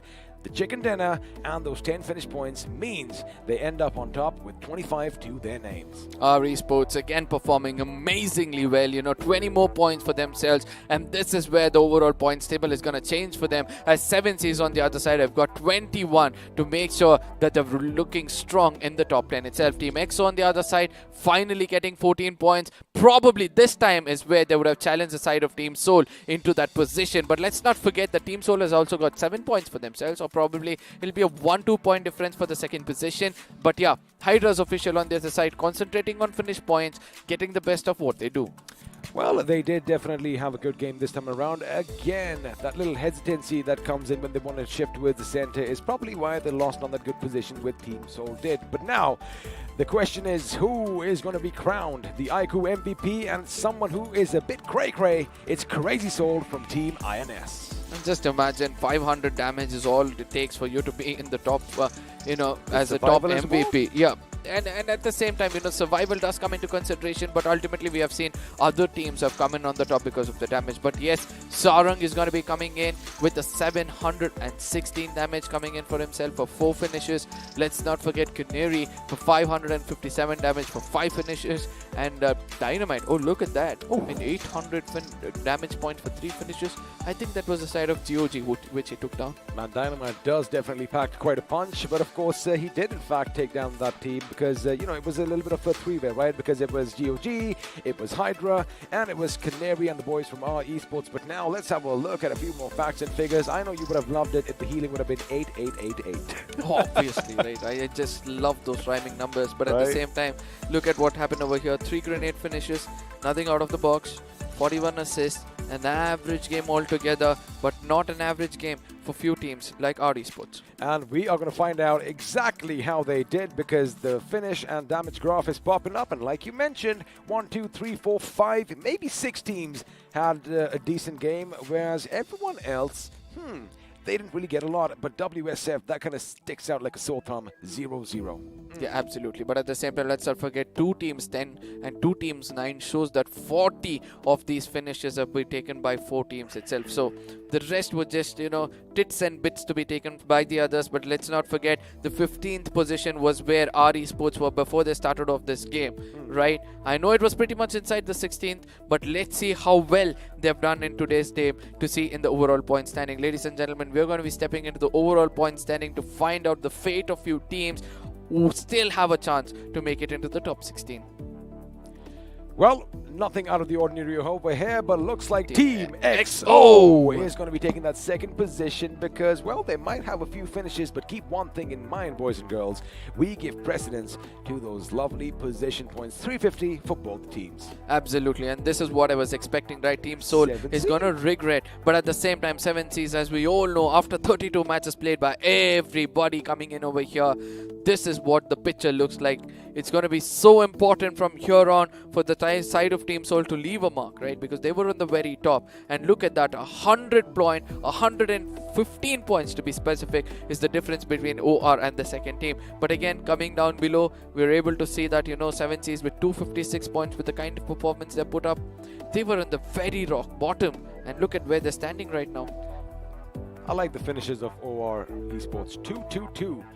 And, well, of course, you do see all the chicken dinners. They might even get, well, they are going to end the day. In fact, they are going to end week 2 with 9 chicken dinners to their name so far. And it looks like they might be the first one to hit double digits. But we're going to have to wait a few days for that because that is going to take place in League Stage week 3. Now, let's have a look at the second page and see what is going to happen over here. Our Esports buddy, they are going to be climbing up slowly and steadily as they do have the 10th position for themselves as well. A few are going to fall down. ACBC, Walkouts and Blind are going to be slinking down the leaderboard ever so slowly. Now we have to see how things are going to turn around, right? At this point of time, Blind Esports is the only team which is, having less than 100 points when it comes to possession points. They're just 90. So they need a winner-winner chicken dinner or something like that, try to place for placement points. I do understand that, finish points is something which is working out for them, and they want to stick on to that strategy from here on. But ultimately, trying to get that balance will be important, because ultimately, if you fall into a tie at the 16th position and the 17th position with somebody, they'll have better placement points, and that is when you're going to regret. See, that is of course what the whole point was, because again, position points are what are going to make you, just be that one step ahead over somebody else. 201 was the 16th position. Yes, absolutely. 16 was 17.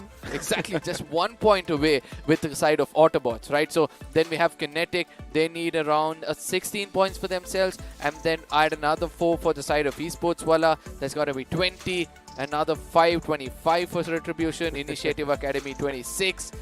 MG another 10, 26, 36, and GOG around 50 points, right? So this is what I said. Every single time GOG covers up that 40-point difference, they always fall down to 50 points difference, right? So from tomorrow, as I said, if they're done a good game over here, an average of 5 points to get 50, something we'll be looking out for. Every team on the bottom have to do this. Get an average of 6 in every single game. If not, you're going home. Well, there you have it. You know what the average points needed is going to be. But again, it's easier said than done. I love the fact that we have this chance to sit over here and speculate, because it is actually quite fun. But, that was the end of the action for all you lovely people on the last day of League Stage Week 2, which means the action is going to commence again. We still have another week of League play left, which means 16 games now pretty much are going to seal the fate for a lot of these teams. And after that, we are going to have to say bye-bye to 8 of them. And you know what? I'm not picking anybody right now. Even UP50, right? This is what they're going to do. First of all, take it easy tonight. Go out, have a good time, or whatever it is that you do to, just basically get in your zone. Come back strong tomorrow. Go over your mistakes. And actually have a look and see, what went wrong.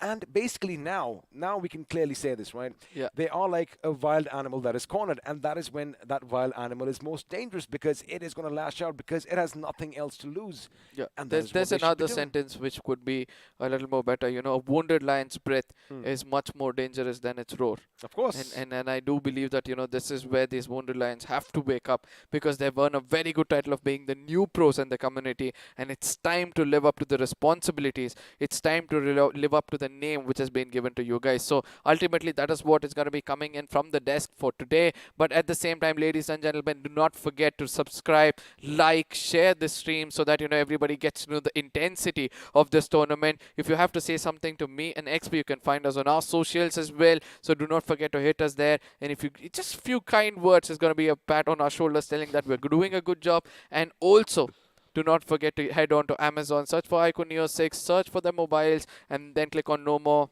Do the thing. You might get a chance to get this beauty in your hand. Well, we still are holding these in our hands right now. And of course, it is going to be fun to see who all are the winners. Because remember, the phone is going to be launching on the 31st of this month. So maybe June might be a good one for you. But again, all the action is done. Now everyone is going to be taking a little bit of a breather. And, again, it would not have been possible. One of the biggest tournaments so far. Yep. So BGMI Crafton, thank you so much. And, of course, our sponsors have a hand as well. Because without iQOO and Loco, who are now pretty much integrated into the Indian gaming community, this would not have happened. So for one last time, let's see how to slay your dragon.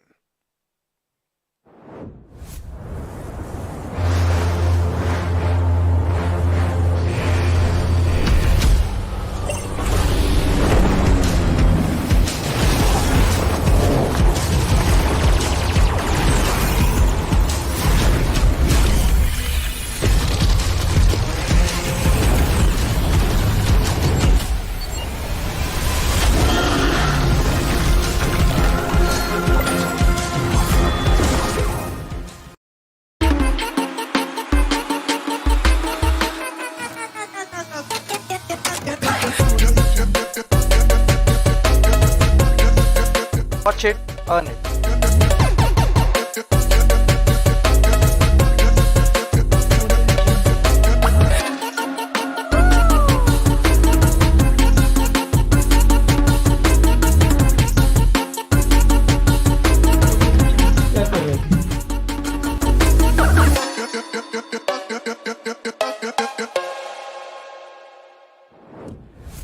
again, I can watch that promotional video every single time, and even like I said, you know, iQOO and Loco, they are pretty much infused with the Indian gaming community. And speaking of the Neo 6, what are we supposed to do once again?